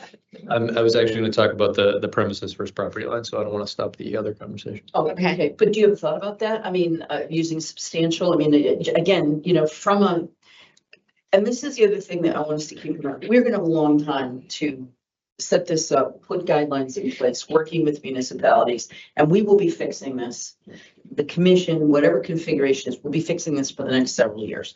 So if people like substantial, or if there's another synonym for that makes people feel more comfortable, I don't know what substantial means, but it's more than nothing. Right. So as I was just proposing, substantially mitigate. Any thoughts about the word substantial, about how that might be interpreted in a regulation? Because, you know, the pushback I'm thinking is, okay, you could have some abutter and the community says, and they're doing it, and maybe it's 50% mitigated, right? But you're never, you know, you may not ever be able to totally mitigate that. But the community said, this is good, we're allowing this. And then you have some abutter who now says that's not substantial. And so I just want to make sure that it's clear enough to give them direction, but not so far that we're not giving them the flexibility to make a decision. So thank you, Madam Chair. I think it layers in a little bit here. So just to give an example, you know, the building inspector, Town of Holliston's going out for an odor complaint that comes in. The HCA basically stipulates that the neighboring properties should not be smelling marijuana. Now, we know that there's fluctuations throughout the year of why there's odor at more times than other times, but ultimately that's what the HCA says. So the building inspector can go to that business and essentially say, we are getting odor complaints and you have to look at the HEPA filter, whatever, the MERV filter, whatever it is, take a look at the system. Like that is a trigger within the HCA. I think just to kind of put that also in the context of Commissioner Roy's point about a property line versus a premises and potentially a difference here. I can think of at least one example where there was a building that had numerous other businesses. And the question was, how are you going to ensure that you, as one condo within a building that has 4 businesses, ensure that there's not odor for the other businesses? And they had a perfectly fine answer, which is they're bringing in distillate. There is no odor with what they were doing and there was no issue. I think what Commissioner Roy is highlighting is a point that I think was probably going back to examples that we have of, and I think we use Greatest Bar in the Boston Garden area as an example of, you might have a business that has 4 levels. You can't have alcohol and cannabis in the same regulated area that we regulate, but you could have a level within the bar area that is for alcohol, and the next level could be a premises that we regulate.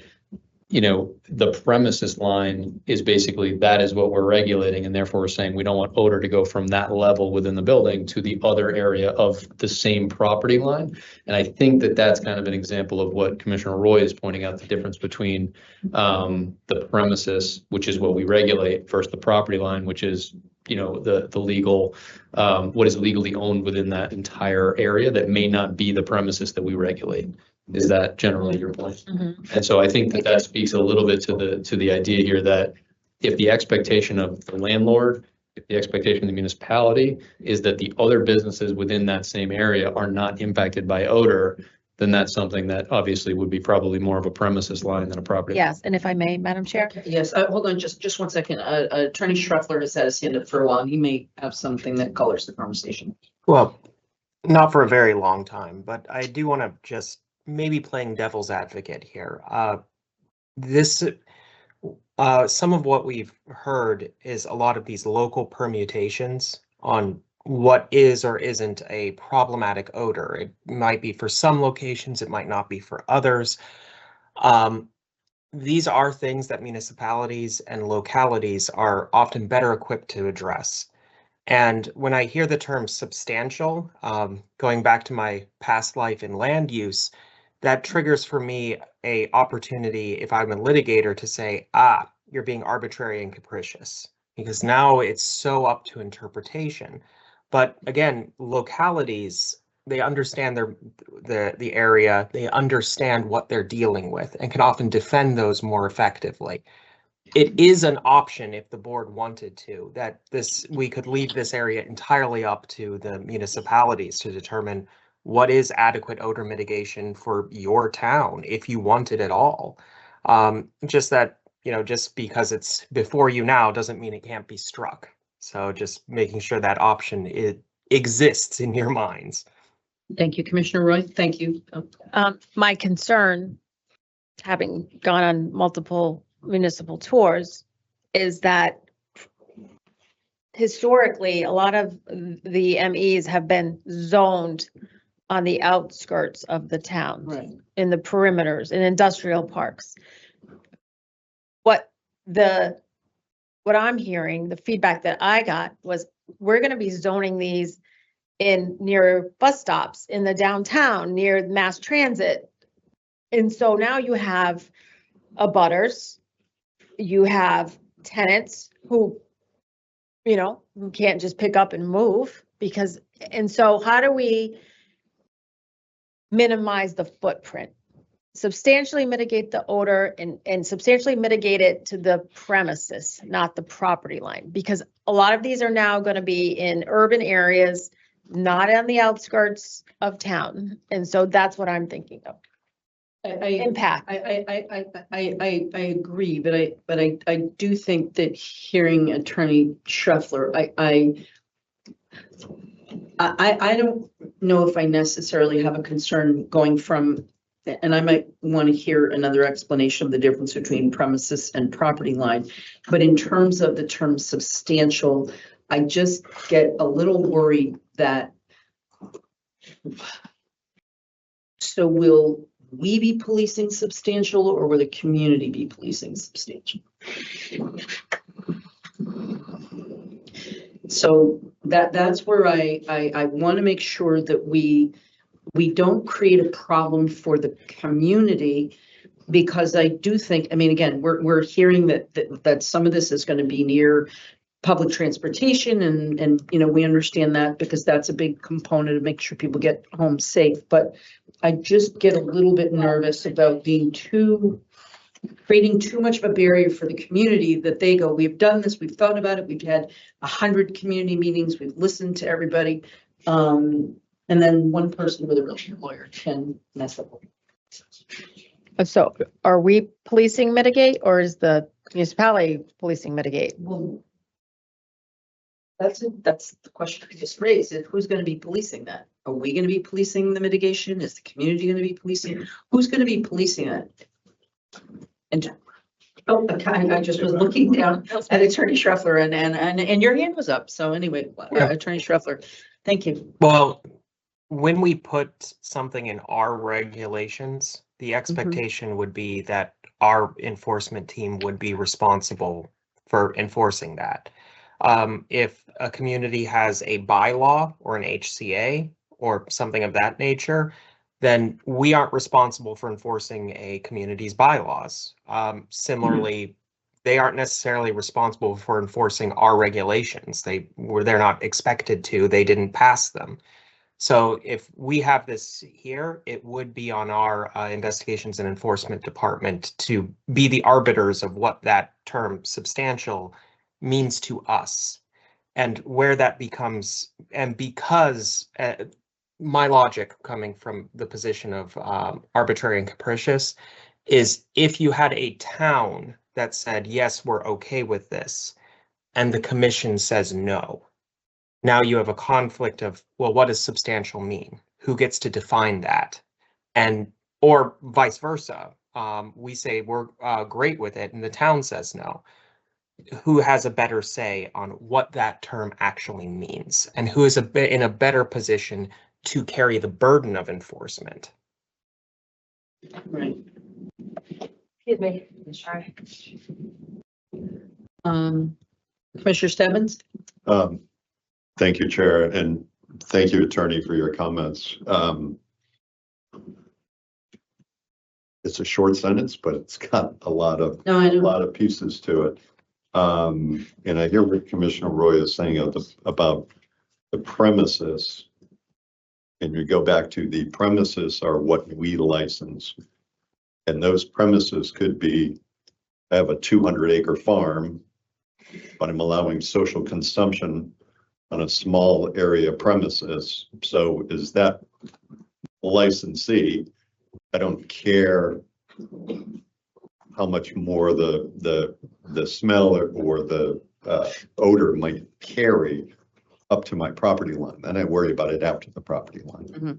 So just thinking of a different example, but I want to go back to something you raised, Chair, in some of the work that you did.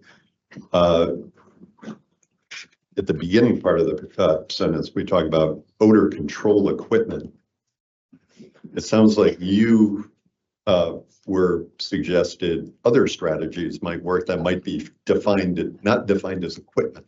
Outdoor, we propose planting fragrant flowers, lavender, and that was part of our proposal to the city. Of course, I've never heard anybody complain that they were no longer going to be able to smell cow manure. That was actually a downside to us growing there, that they could not smell cows anymore, which I thought was positive, but anyway. And We're from Western Mass, we know that. if I might, Chair, just to maybe expand and say odor control equipment or strategies sufficient to Yeah, that might actually be. mitigate Yeah, cannabis I think that's more for, there is going to be odor control for outdoors. I mean, when we have, that's something that we're going to have to. Commissioner Roy? And those things you mentioned, are they recognized allergens by the World Health Organization? Just be dramatic here. Or the American College of Allergy, Asthma and Immunology, and those things you mentioned recognize allergens Mhm. by the World Health Organization. Are you asking me? Yes, are the things, the lavender and everything? Are they? Well, I'm sure you could be. People are. Be allergic Right. to lavender, but it's a flower. But I do think that your point is it's technology, but it's also strategies. I wouldn't consider a plant equipment. So do we want to build in that again? What section are you on, Commissioner? This is still under 5, 10 F5. Yep. And just expanding it to say odor control equipment or strategies sufficient and strategies. Attorney Bruno, sorry. No. Thank you, Madam Chair. I just want to kind of reorient everyone to where we are in the regulations, because I think that's important for the consideration of this conversation. So we are under social consumption establishments, specifically indoor smoking consumption area requirements, and then specifically what a social consumption establishment with an indoor smoking consumption area shall include. And so this is a part of essentially their ventilation and filtration system that must be essentially signed off on by a mechanical engineer. And so I guess part of that consideration is, in addition to, if this is maybe better housed as an SOP for an odor mitigation plan, potentially, and also the consideration of now there's a third person involved here determining what is substantial mitigation is the licensed mechanical engineer. Mhm. They're going to have to now figure out in order to sign what qualifies as that. Mhm. Just some thoughts based upon where it's housed. That's all. Commissioner Stebbins? Thank you, Chair. Thank you, Attorney, for kind of reining us back in and what this section falls under. My apologies. It is for indoor smoking consumption areas. And I would strike my previous suggestion of strategies, because I think to your point, we are suggesting sophisticated technology with filters to essentially stop the odor from emanating from an indoor space. Okay, Attorney Bruno? And I mean, by all means, that's a board consideration. So if that's something that the board would rather have not necessarily housed in the ventilation system and would rather have built out as a required odor mitigation plan, I think Commissioner Roy might have mentioned that previously. If maybe that's more appropriate, certainly board consideration. Legal can certainly build it out however you would like, or if you'd like to leave it housed under indoor smoking, that's certainly for the board's consideration. Commissioner Roy? Can I propose we just flip 2 words? And so on 5, odor control equipment to sufficiently mitigate cannabis odor, as opposed to sufficient to.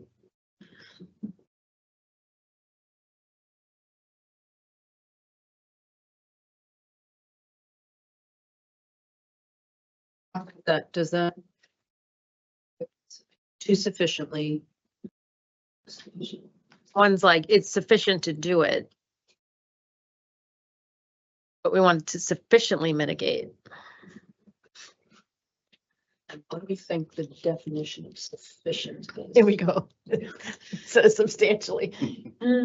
Well, see, sufficient means it's gonna mitigate it. It's like if I heard sufficient, I would say it's gone. You're not gonna smell anything. And I read that as you can't smell anything, and I'm not sure that we can get, well, we can if we want to, but I'm not sure. Attorney Bruno? Thank you, Madam Chair. I think as it's written, odor control equipment sufficient to mitigate cannabis odor from being detected at the property line. It sets a floor. So that's a minimum. It has to do something. It has to mitigate in some way, shape, or form. And then it can be on the locality to require more. Yeah. And I know that it's not a specific amount, as you indicated, Commissioner Benedon, that could be 2% mitigation, or it could be 95% mitigation, but we are at least requiring that there must be some mitigation, and the locality can make the choice to set what's more feasible or ideal for them and their community. So at least we have, I know we're going back, I'm saying we're going back to the original language, but maybe that's enough as it's written. I'm personally comfortable with this language because I fear getting too far in to define this could create problems, although I understand Commissioner Roy's points about allergens and things like that. But I do worry about being too prescriptive with communities. And again, I just think that they are going to, and again, Attorney Baker and Commissioner Roy and I, we went to visit Diaspora. And I remember walking in thinking, this place, you couldn't tell anybody was consuming or smoking anything indoors. I was stunned at how well ventilated it was, how there was no odor. So, my sense is, I mean, I think that you recall that too. So obviously there are ways to do it. Obviously, the city of Cambridge, had to consider that when they allow both indoor and outdoor there, and that's cheek to jowl there. That's right, right next to both Harvard or whatever used to be Radcliffe, right in that neighborhood there. And I'm assuming that they ran them through a lot of hoops to be able to make that happen. So now and they may or may not even, they didn't even have this language in regulation or statute to tell them what to do. But I'm assuming that that's, that they had a very high standard. And when you walk around there, you can't really smell anything like that. So Commissioner Roy, again. And in rereading this, I think actually now that the key word is detected, right? Odor control equipment sufficient to mitigate cannabis odor from being detected and I would argue that the premises, but instead of property line. But I think to your point, Attorney Bruno, it does provide that, and I think it's, we don't want folks to detect it. I think that's the key word, right? That's your mitigation, is detection. Commissioner Stebbins? Thank you, Chair. Thank you, Attorney Bruno, for reminding me we're talking about indoor. You know, I think it's also, Stray. you did, talked about lavender or strawberries or something. You didn't talk about it. I used to Yeah, smell yeah, it. Lavender or at the I porch literally cow got yelled barn. at. I literally, I'd never been Depending on yelled the at for that. I wind. can't smell that anymore. Okay, fine. Just suggesting perhaps a different way of reading this section. When you look at the top of F, social consumption establishments with indoor smoking consumption areas shall include, and we go through 1, 2, 3, 4 really specific requirements that we are requiring our licensees to have with respect to how they're going to mitigate cannabis odor, even down to the specificity of the filter that we want people to use and what efficiency reporting value we want to have folks use. It almost seems like 5 is an add-on to say if all these other things don't work, then you can suggest something, or the community, I think, can suggest something in addition to, but it almost reads like that almost be maybe where new technology comes in. That might be the language that's the carve out. All right, so where are we in terms of consensus on this? Because I'm comfortable, but I want to make sure that you are comfortable. What would you propose that would allow us to get? Premises. Okay. And are we good with premises, or are we? I'd ask the executive director, you weighed in before, but I think you think that's okay. I do think that it may be something that is very appropriate in more In line with how we regulate. right, but I mean also in more of a city environment where there are urban environment where the property lines are closer together, whereas in central Mass and western Mass it may be less of an issue. But and then I think the only thing to say is we can't just simply swap in premises rather than property line because it says at the property line, so we just need to wordsmith that. But I do think that where the buildings are more congested, I think that would come up relatively frequently, to the Commissioner Roy's point. Do you have any wordsmithing ideas? Smart names, okay. Off premises is often used, and I know that we have premises because we had some pretty lengthy discussions back in the beginning here about what the definition of the premises is. So I think as long as we're being consistent with the use of premises. So could we just have a conceptual agreement? We're good, and then I'll ask the team to come up with the right wordsmithing there so we can keep going. Oh, please. Very minor point. In the list, the numbered list 1 through 5, I see that there's a semicolon after 4, but periods after 1 through 3. So I don't know if they should all be semicolons with an and, but just consistent. Thank you, Commissioner Bennett. Page 1. Under 10F, page 106. Yeah. Here, I think that is a semicolon, but the rest have periods. Oh, okay. Gotcha. Madam Chair. Please, thank you. So I hate to go backwards because we had consensus previously. One thing flagged in my mind. I just want to make sure that we've thought through on the definition on page 5 under consumption area. I think we mentioned that sales will not take place in the social consumption area, and we had a full discussion on that, and I understand why. But I just want to make sure if the commissioners are in favor of a potential carve out there, a lot of like at a table side restaurant, for example, a lot of them now, they come to the table for like a credit card reader. So the way that I would interpret that is that would not be an option for them. It may be a pretty easy carve out for the legal team to consider in the future there. Just as I heard sales to not take place in the social consumption area, it seems like that would prohibit somebody from doing a table side credit card reader. Or card reader. 1 second. Phil, you got to mute. All right, that's, yeah, no big. Hey, no big- Attorney Schreffler? Yep. Oh, no, who's PC? Sorry, that's P, I just. Paul Clark. Paul Clark, mute. Thank you.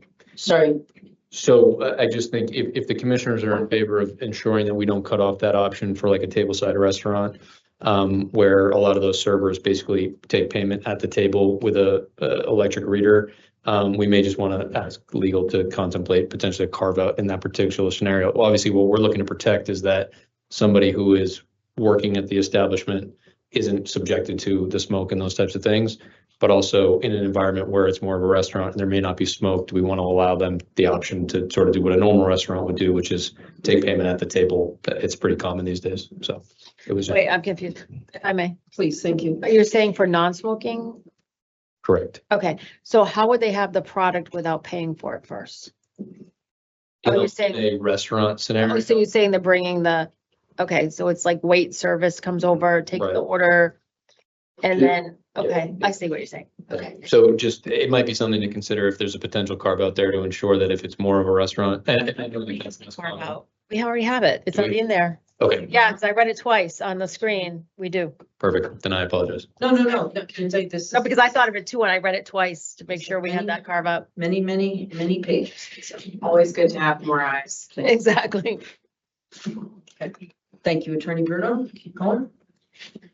Thank you, Madam Chair. And we are now, I just want to, before moving on, I just want to confirm, is there consensus on keeping the alternative ventilation and filtration plan in the regulation with the inclusion that it shall bear the stamp and signature of a licensed Massachusetts mechanical engineer? I just wasn't sure if the board had analyzed that. In accordance with MGL, Chapter 112, Section 81M, together with supporting documentation, including but not limited to plans, computations, and specifications demonstrating system design and performance. In other words, you can't just put box fans in and call it a day. Yes, with all of that Yeah. language that I was about to get to for the next subsections. I just want to I just wanted to be clear on that. Everybody good with? I'm fine with that. Thank you. Perfect. And let's just, okay, little time check. It's 3:45 right now. I will suggest we'll go till 4:15 unless people, I unfortunately need to be home before 7 o'clock tonight, so I just want to make sure. But anyway, so we will go till 4:15 to get this through. And obviously, we now have added another date. We're gonna have December 4th and we'll have December 11th to do this as well. Thank you. Thank you, Madam Chair. The next proposed amendment is on page 106. It's 500-141-10D. This subsection would just be stricken as it would now be housed under subsection 6 in the new language in consumption areas. So that language has since been moved to apply to all consumption areas. Thank you. Any questions or comments? Thank you. On to page 107, 500-141-10E.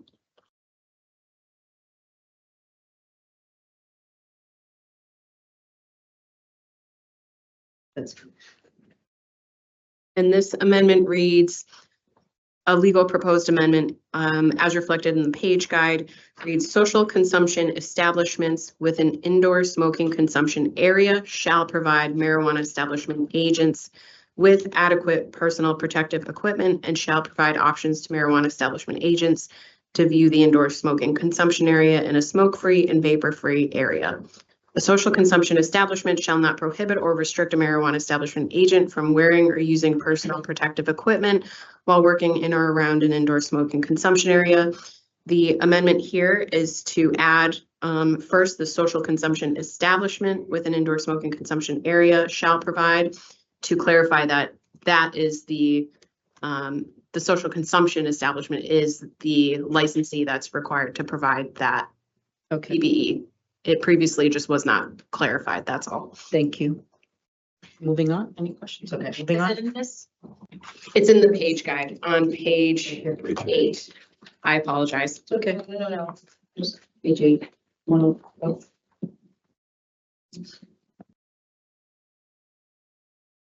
And Commissioner Wright, it's the 10E, page 107, 141, 10E.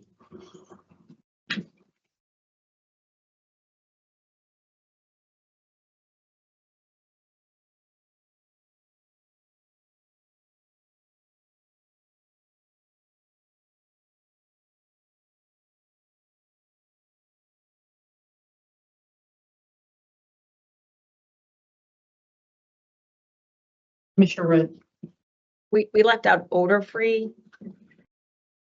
Would that be too? what do you mean by smoke-free vapor? Wait a minute. Smoke-free, vapor-free.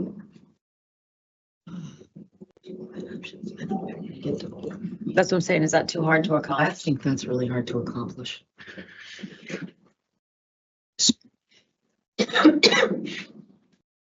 This is also, and again, I know that you were looking at the issue of allergens, and I would suggest that if someone's allergic, they don't hang out here. They should not hang out here. And maybe we add, you know, just like a bakery, we serve nuts here.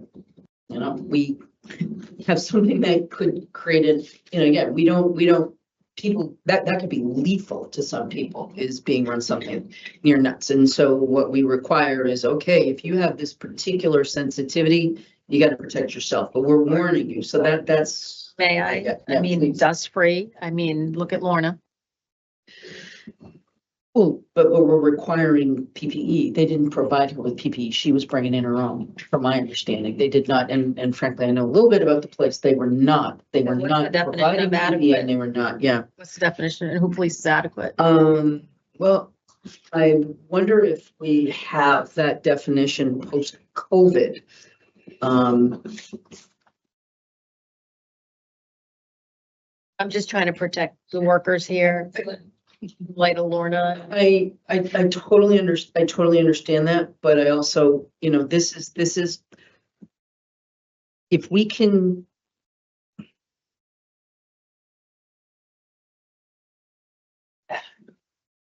I'm assuming that we know that personal protective equipment is whatever we learned during COVID, what's the standard that The N. N190, whatever it was. I'm assuming that that's adequate, but I'm also assuming that different people will have different levels of sensitivity to be protected. And there could be some people that, need a gas mask that they can't be near any of this stuff, that it could get in through their eyes or, so I'm not trying to be too dramatic, but I'm also assuming that someone working in a cigar bar, you know what I mean? I don't know if do they require, I don't know if they require that in cigar bars now. So I'm not a cigar bar person, but If do you know? The one cigar bar I visited, I asked that question about how do you, if you have an employee who wants to work here and not be exposed to smoke, and the owner was pretty candid. Like, I don't get a lot of people that want to work in a cigar lounge that have an allergy or have, are worried about their health risk. No, but this is where it comes. I think of a nut allergy could be fatal. Mhm. And I don't think you're going to go work for Mr. Peanut if you have a peanut allergy, because that could kill you. And there's almost no way to make you personally safe from that heightened allergen. So if we can just sort of figure out adequate, I think that's a fairly plain term, that adequate, you're going to be able to go in and you're not going to smell, be subject to smoke. And is that with those, do we want to define the kinds of masks that they have to provide? I don't know. Mr. Roy? I just, queried, OSHA requires employers in the cannabis industry to conduct a hazard assessment to determine the specific personal protective equipment necessary for their operations. General recommendations for cannabis workers include a variety of PPE. So you want to throw an OSHA? You want to throw an OSHA standard? I'm wondering if we should. Attorney Baker, what's your thought? Do you think we could table this and try to work Yes. it out offline? Yes, thank you. Thank you. That executive decision. Good. All right, moving on. This will give us some more time to also understand that, to also understand what they do in cigar bars.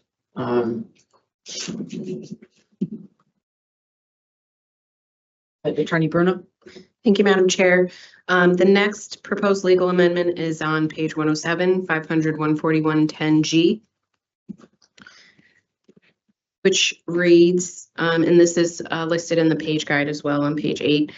Prior to final licensure, a social consumption establishment with an indoor smoking consumption area shall demonstrate compliance with 9 through 5 CMR 500, 14110 by submitting a ventilation and filtration compliance letter bearing the stamp and signature of a Massachusetts licensed mechanical engineer in accordance with Massachusetts General Laws, Chapter 112, Section 81M, together with supporting documentation, including but not limited to plans, computations, and specifications demonstrating system design and performance.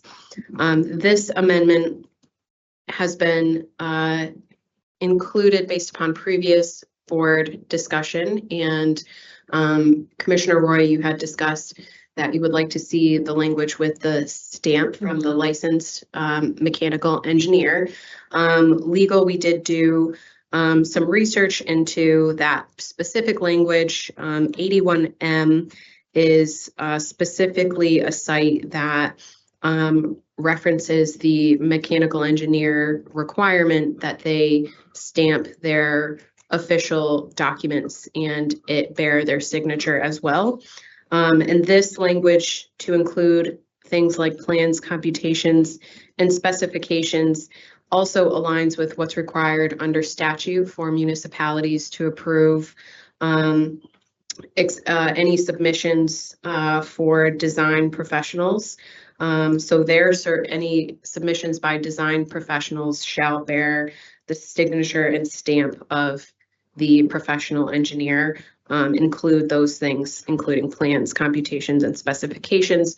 So for the Massachusetts statutory scheme as a whole, legal thought it would be appropriate to include this language here as part of the ventilation and filtration plan requirements. Thank you, Commissioner Roy. I applaud you for this language. Thank you very much. Ooh, that was like a handshake, just right there. You just got it. You just Like the Paul Hollywood on Great British Bake Off. Right. All Thank you. right, moving on. Thank you. Also on page 107, 500, 14110 I1. This reads, and I'll read I first. A social consumption establishment with an indoor smoking consumption area shall maintain and demonstrate ongoing compliance with 9 through 5 CMR 500, 14110. At a minimum, the licensee shall, and this is on page 8 of the page guide, maintain records of all ventilation and filtration system inspections, maintenance, and repairs from the date of the most recent certification of compliance through the date a subsequent certification is obtained. Obviously, that's a typo there. Is it a date? The date A? Oh, sorry, I missed. Date I'm a subsequent certification is yes, obtained. I'm wrong. Sorry. I'll read it again. Sorry. No problem. Thank you, Madam Chair. Maintain records of all ventilation and filtration system inspections, maintenance, and repairs from the date of the most recent certification of compliance through the date a subsequent certification is obtained. Upon obtaining a new annual certification pursuant to 9 through 5 CMR 500, 14110 I2, the licensee may archive or dispose of records maintained for the immediately preceding certification period, provided that new records are maintained for the next certification period.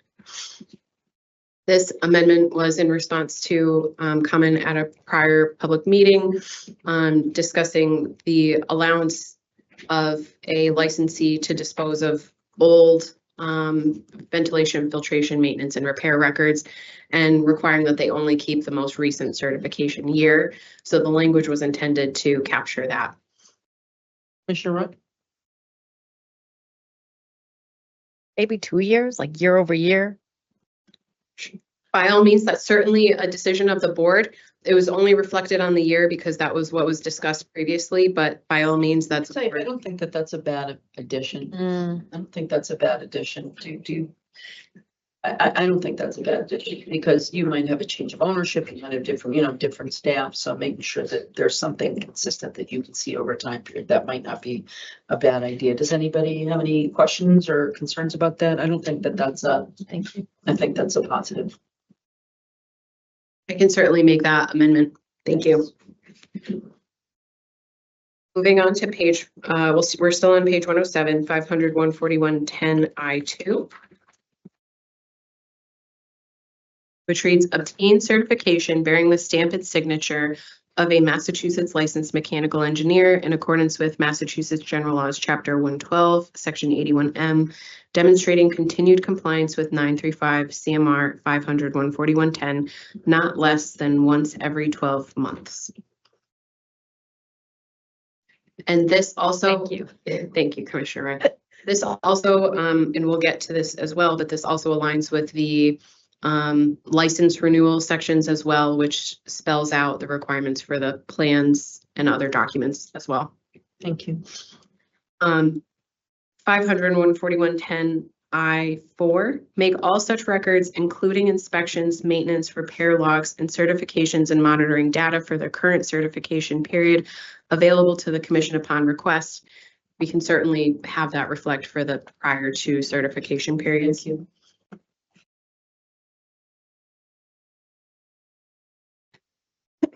Excuse me, just for note, number 3, for licensees operating under an alternative ventilation plan approved pursuant to 935 CMR 500 14110H, maintain monitoring data demonstrating compliance with the performance criteria set forth in the approved plan. That's language now with the board's direction.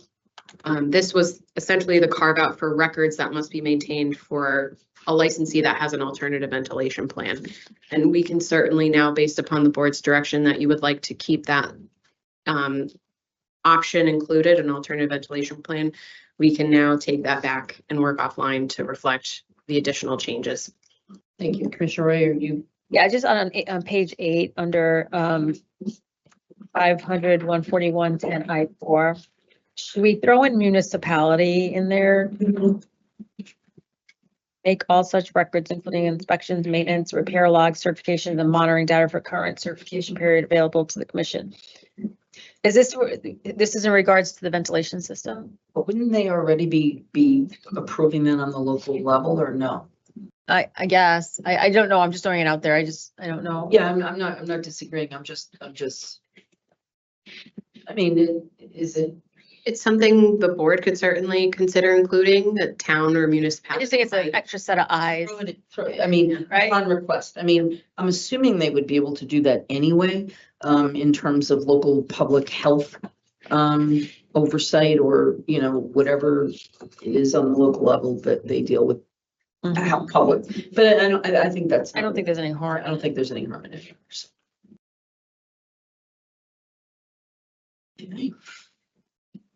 Okay, moving on. All right, thank you, Madam Chair. And now to the corresponding licensure and renewal sections to page 51. 51? Yes. Second, that's there.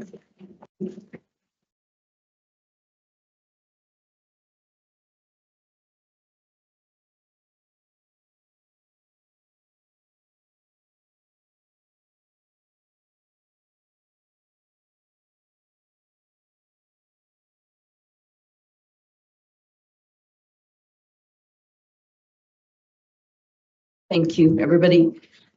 Where they need to be, thanks. And just for the page guide, we're on page 9.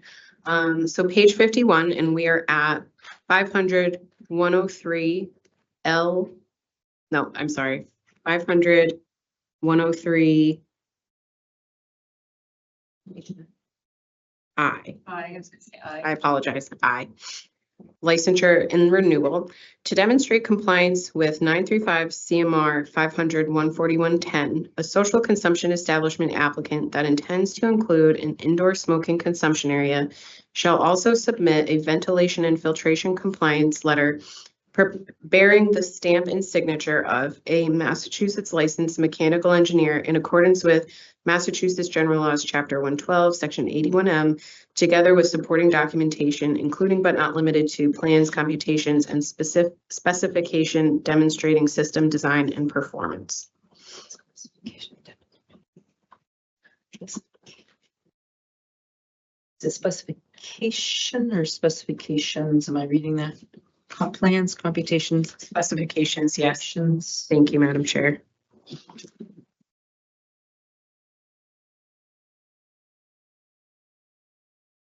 Anna, you're comfortable with that, Commissioner Wright? Yep. Okay, thanks. Right, and on page 53, this is the renewal section, 500-103-4K.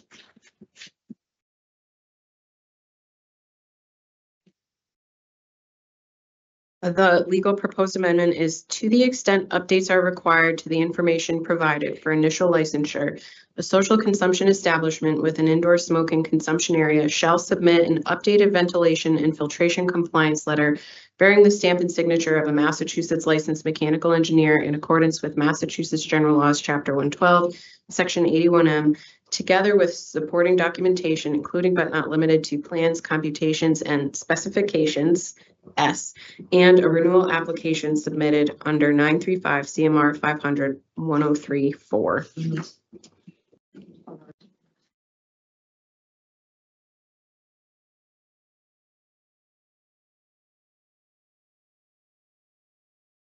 Can you just walk me above there? Because this is not something, can you just, the subsection J, can you just explain that to me? Because that's, obviously this was not something that was controversial, but can you just walk me through what that means?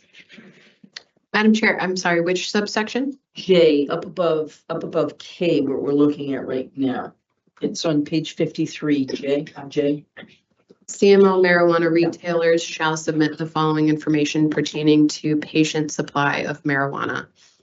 The licensee's policy and the procedures demonstrating example data points formulas relied on to determine what constitutes a sufficient quantity and variety of marijuana products consistent with 935. What? It's not scope for this, right? That's not in our scope. Oh, because it's already baked.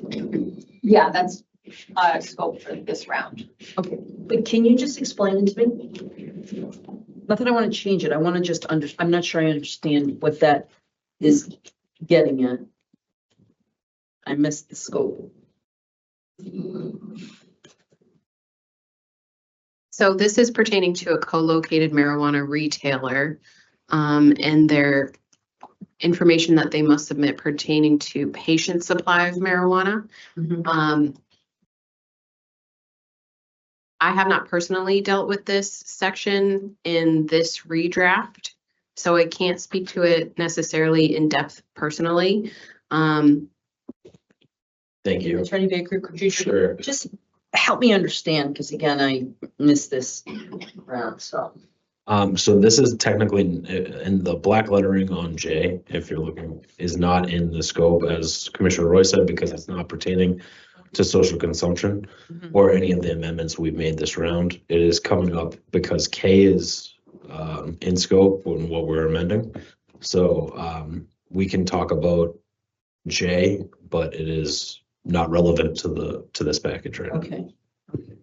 All right, but it's Commissioner Ryan, what am I? This could be red tape removal for okay. when we do medical, Thank you. that there's a prescriptive amount they have to keep on hand. Yeah, But now we've had medical for a decade now, and I think they know how to keep inventory. So this could be red tape that goes with medical. thank you. Yep. All right, thanks. Thank you, Madam Chair. Is everybody comfortable with the language in that I read in K? Yes. Okay, thank you. We will now move to page 105. And just by way of background, there was previous discussion by the board to include, excuse me, for incident reporting, instances of ventilation and filtration system failures, and to better house some of that language there, which is why we're now at page 105. This is 500 141 8B, and this would be a new 6 for incident reporting requirements for social consumption establishments. It's a new 6 because there's other amendments there that just aren't reflected in this particular draft about underage and individuals entering and whatnot. But this legal amendment would read 6, any instance in which the ventilation or filtration system in an indoor smoking consumption area fails or stops functioning properly. So we're here, and this is page 105, and it's 8B, but this is a new 8B, and then there's a new Yes. 6, but that would end up on page 106. Oh, yes, it would eventually overflow to page 106. Yes, Madam Chair. Reread that. Yes. So the new incident reporting requirement states any instance in which the ventilation or any instance in which the ventilation or filtration system in an indoor smoking consumption area fails or stops functioning properly.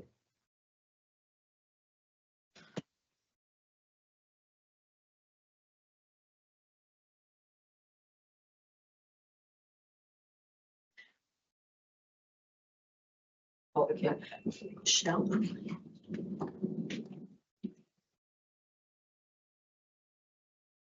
And I'm sorry if I wasn't clear. That language that I'm reading is on page 9 of the page guide. Yeah. Yeah, but I'm just reading it in context.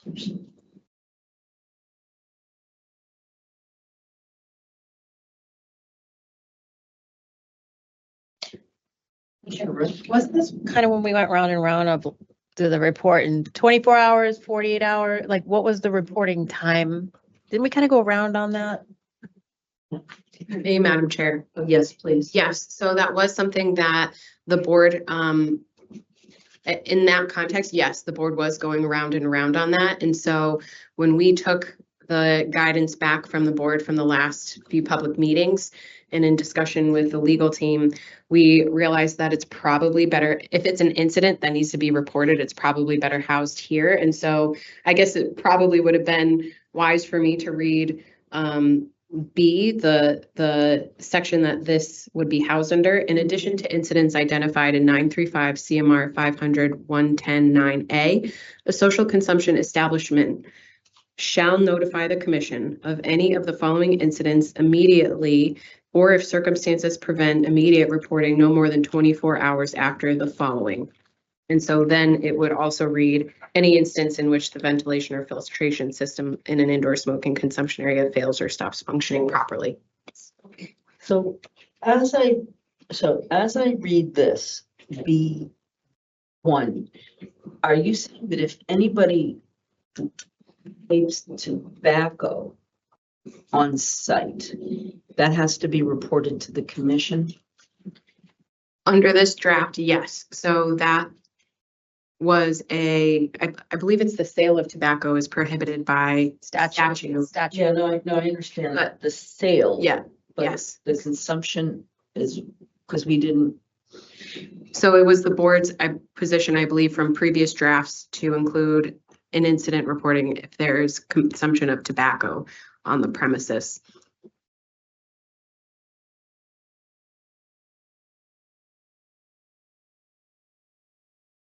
Or alcohol.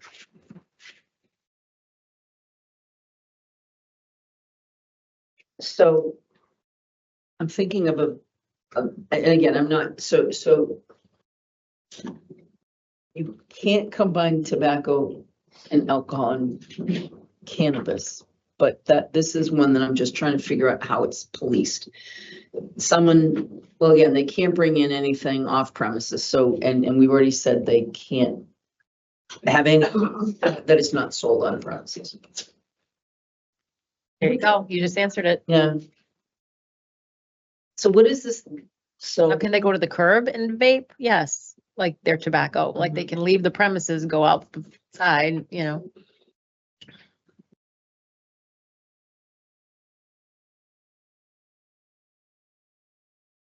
okay, If everybody's comfortable with the language that I had read, the addition, I can move on to the next. We're very close to finishing Yeah, the okay. indoor smoking section.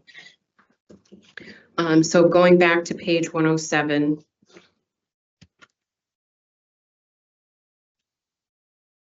This is section J, and this is the section that was previously discussed with respect to the need to break out for incident reporting for a failure or stoppage of the ventilation or filtration system.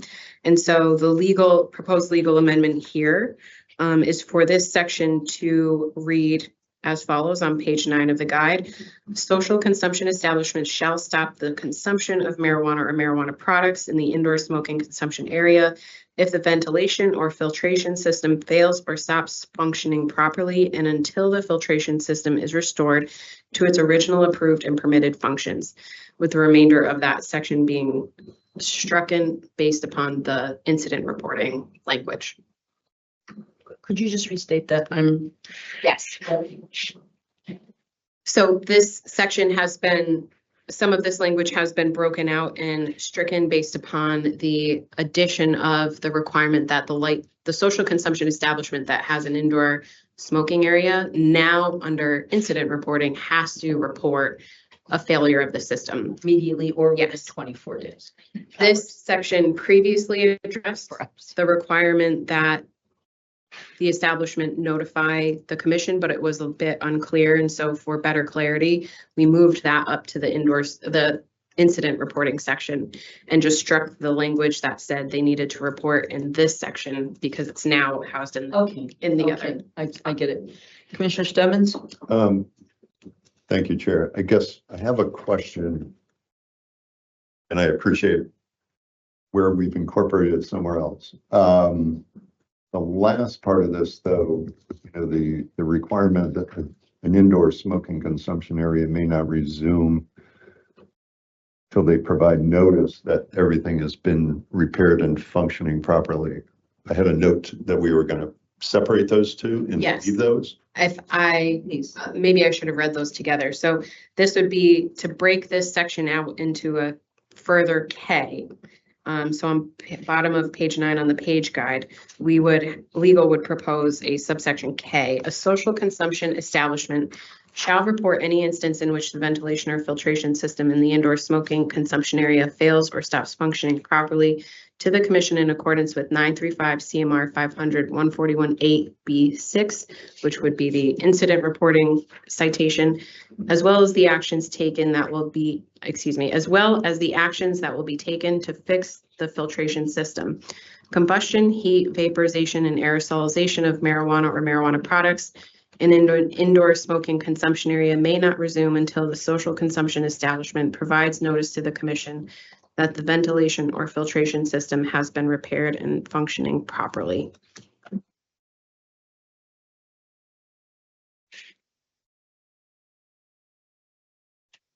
Any questions or comments on this? Commissioner Roy? Gonna steal a page out of, what's a notice? Like, what's a briefing? Yeah. What's notice? Documentation, repair, what's notice?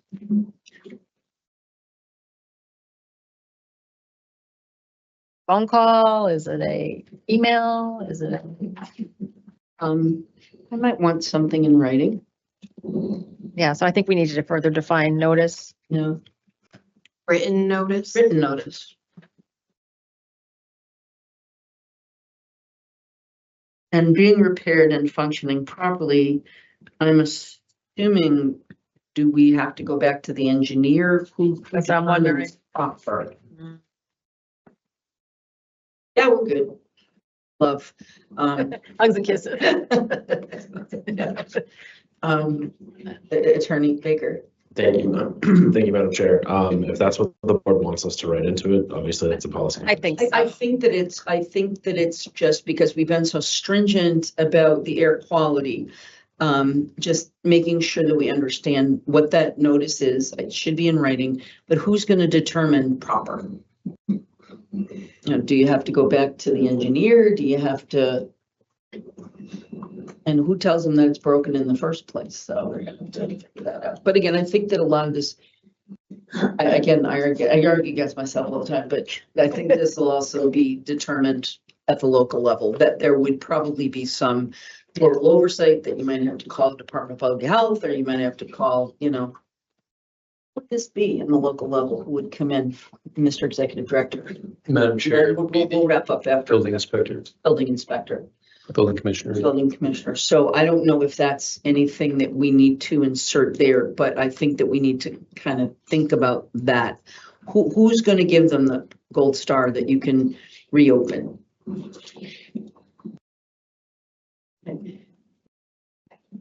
Commissioner, yes? One point related to J and the new K is that J states that social consumption establishments shall stop the consumption of marijuana, but then K refers to resuming combustion, heat, vaporization, or aerosolization. So my question there is, while the equipment is not functioning, does all consumption need to stop, or only combustion, heat, vaporization, and aerosolization? Attorney Baker, we had a robust conversation. Thank you. Yes, this is an excellent point, and good job picking up on that distinction. So yes, that is anything that is putting smoke into the air. If the HVAC system isn't working properly, then you can still consume other beverages, edibles, tinctures like drinks, because that's not affecting the air quality. So will the language in J then be amended? So looking at page 9 of the page guide, social consumption establishments shall stop the consumption. Should it specify they only need to stop the combustion, heat, vaporization, and aerosolization? If I should make Madam Chair. Yeah. It certainly can. It's a policy decision for the board. We broke it down as it was previously drafted to separate those two sections. And so the term consumption is from a prior draft, but if the board would like to continue to allow this licensee some business, that's certainly a consideration. Mr. Executive Director? Thank you, Madam Chair. I think in J, it's saying stop consumption specific to the indoor smoking consumption area. And so I do think we could be specific in the event that that business wanted to then use that area. If their system was down for a prolonged period, that they could use it for other types of consumption, but normally it would be the indoor smoking consumption area, which is the point of J as opposed to K, which is more broad. So I don't think it would hurt to stipulate that, to give the business the flexibility to use that space if the system were down. The bottom line is we've been concerned about smoking as it pertains to an emergency response, smoking as it pertains to, you know, staff, smoking as it pertains, you know what I mean? And the other stuff is not necessarily. So let me ask you this, though, just to play devil's advocate. So it's 100 people in a room. It's full of, you know, the system goes down. So now you have that lingering. Mhm. And so, gee, that's okay. But people are sitting in it and it's okay to consume. It's not being filtered. Mhm. Do you say after 24 hours? I don't know. You know, I don't want to be like the curmudgeon that says you can't use that space, but I don't want to be the person that says, yeah, you can continue activities in a room that's full of smoke that's not properly ventilated. Mhm. So how do we strike that balance? If I may, the Please. language already allows people to continue sitting there because it only prohibits the consumption and it doesn't say you have to vacate. Yeah, that's true too. Okay, Put a pin in it. put a pin in it. Okay. Yeah. I haven't forgotten anyone's name in the last half hour, so I think I'll be here. Okay. So. Made a lot of progress today. I think we did. And once again, thank you to our new commissioner for being such a participant and obviously coming into this midstream. Commissioner Stebbins? Thank you, Chair. And I agree. Thanks for everybody's good work on this. We're definitely making progress. On another topic, in based off the concerns that Commissioner Benedon raised, would like to make a motion to reconsider the vote that we did in the 2025 industry report and incorporate the previous motion language, I think, Chair, that you recommend. Would you just, I'm not sure what your motion to reconsider. Sure, motion to reconsider the vote we took earlier, and I know that Commissioner Benedon had the chance to offer some concerns about how that motion was written. I would make a motion to reconsider that vote and go back to the original motion language that you had provided. Meaning no waiver of the. Yes, and going back to the original language that you had drafted. Okay, do we hear a second? Having been moved and seconded, I'll take the call. Chair votes no. No. Yes. Yes. Okay, so it fails. But thank you. Now, Executive Director, yes, that's. I just note, Madam Chair, I believe the intent, and we have not posted this on the website yet, but just to give folks at home an option or the opportunity to sort of see this, we are looking at potentially adding a date through the chair for December 4th in addition. Yes. On the screen. Oh, okay. Yeah, thank you. I was gonna, thank you very much. I know this is hybrid, but is an expectation we're here, right? Yes, yeah, it's hybrid, but we intend to be in person for both these meetings. So we will, we're putting that out there about the 4th, and we already have December 11th noticed. And I don't think we're gonna have anything else beyond that, but that's not outside the realm of possibility. So anyway, with that, I don't know if there are any further comments or questions from the commissioners. Hearing none, I will entertain a motion to adjourn. Commissioner Benedon, would you like to move that we adjourn? I move to adjourn. All right, thank you. Do I hear a second? Commissioner Stebbins? Second. Having been moved and seconded, I'll take a call the roll. Chair votes aye. Commissioner Benedon? Aye. Commissioner Roy? Aye. Commissioner Stebbins? All right. It's unanimous. And thank you very much to the team. Thanks, Excellent work. Rachel, Betsy, everybody. We appreciate all the hard work. This is a long day, and thank you, everybody, for that.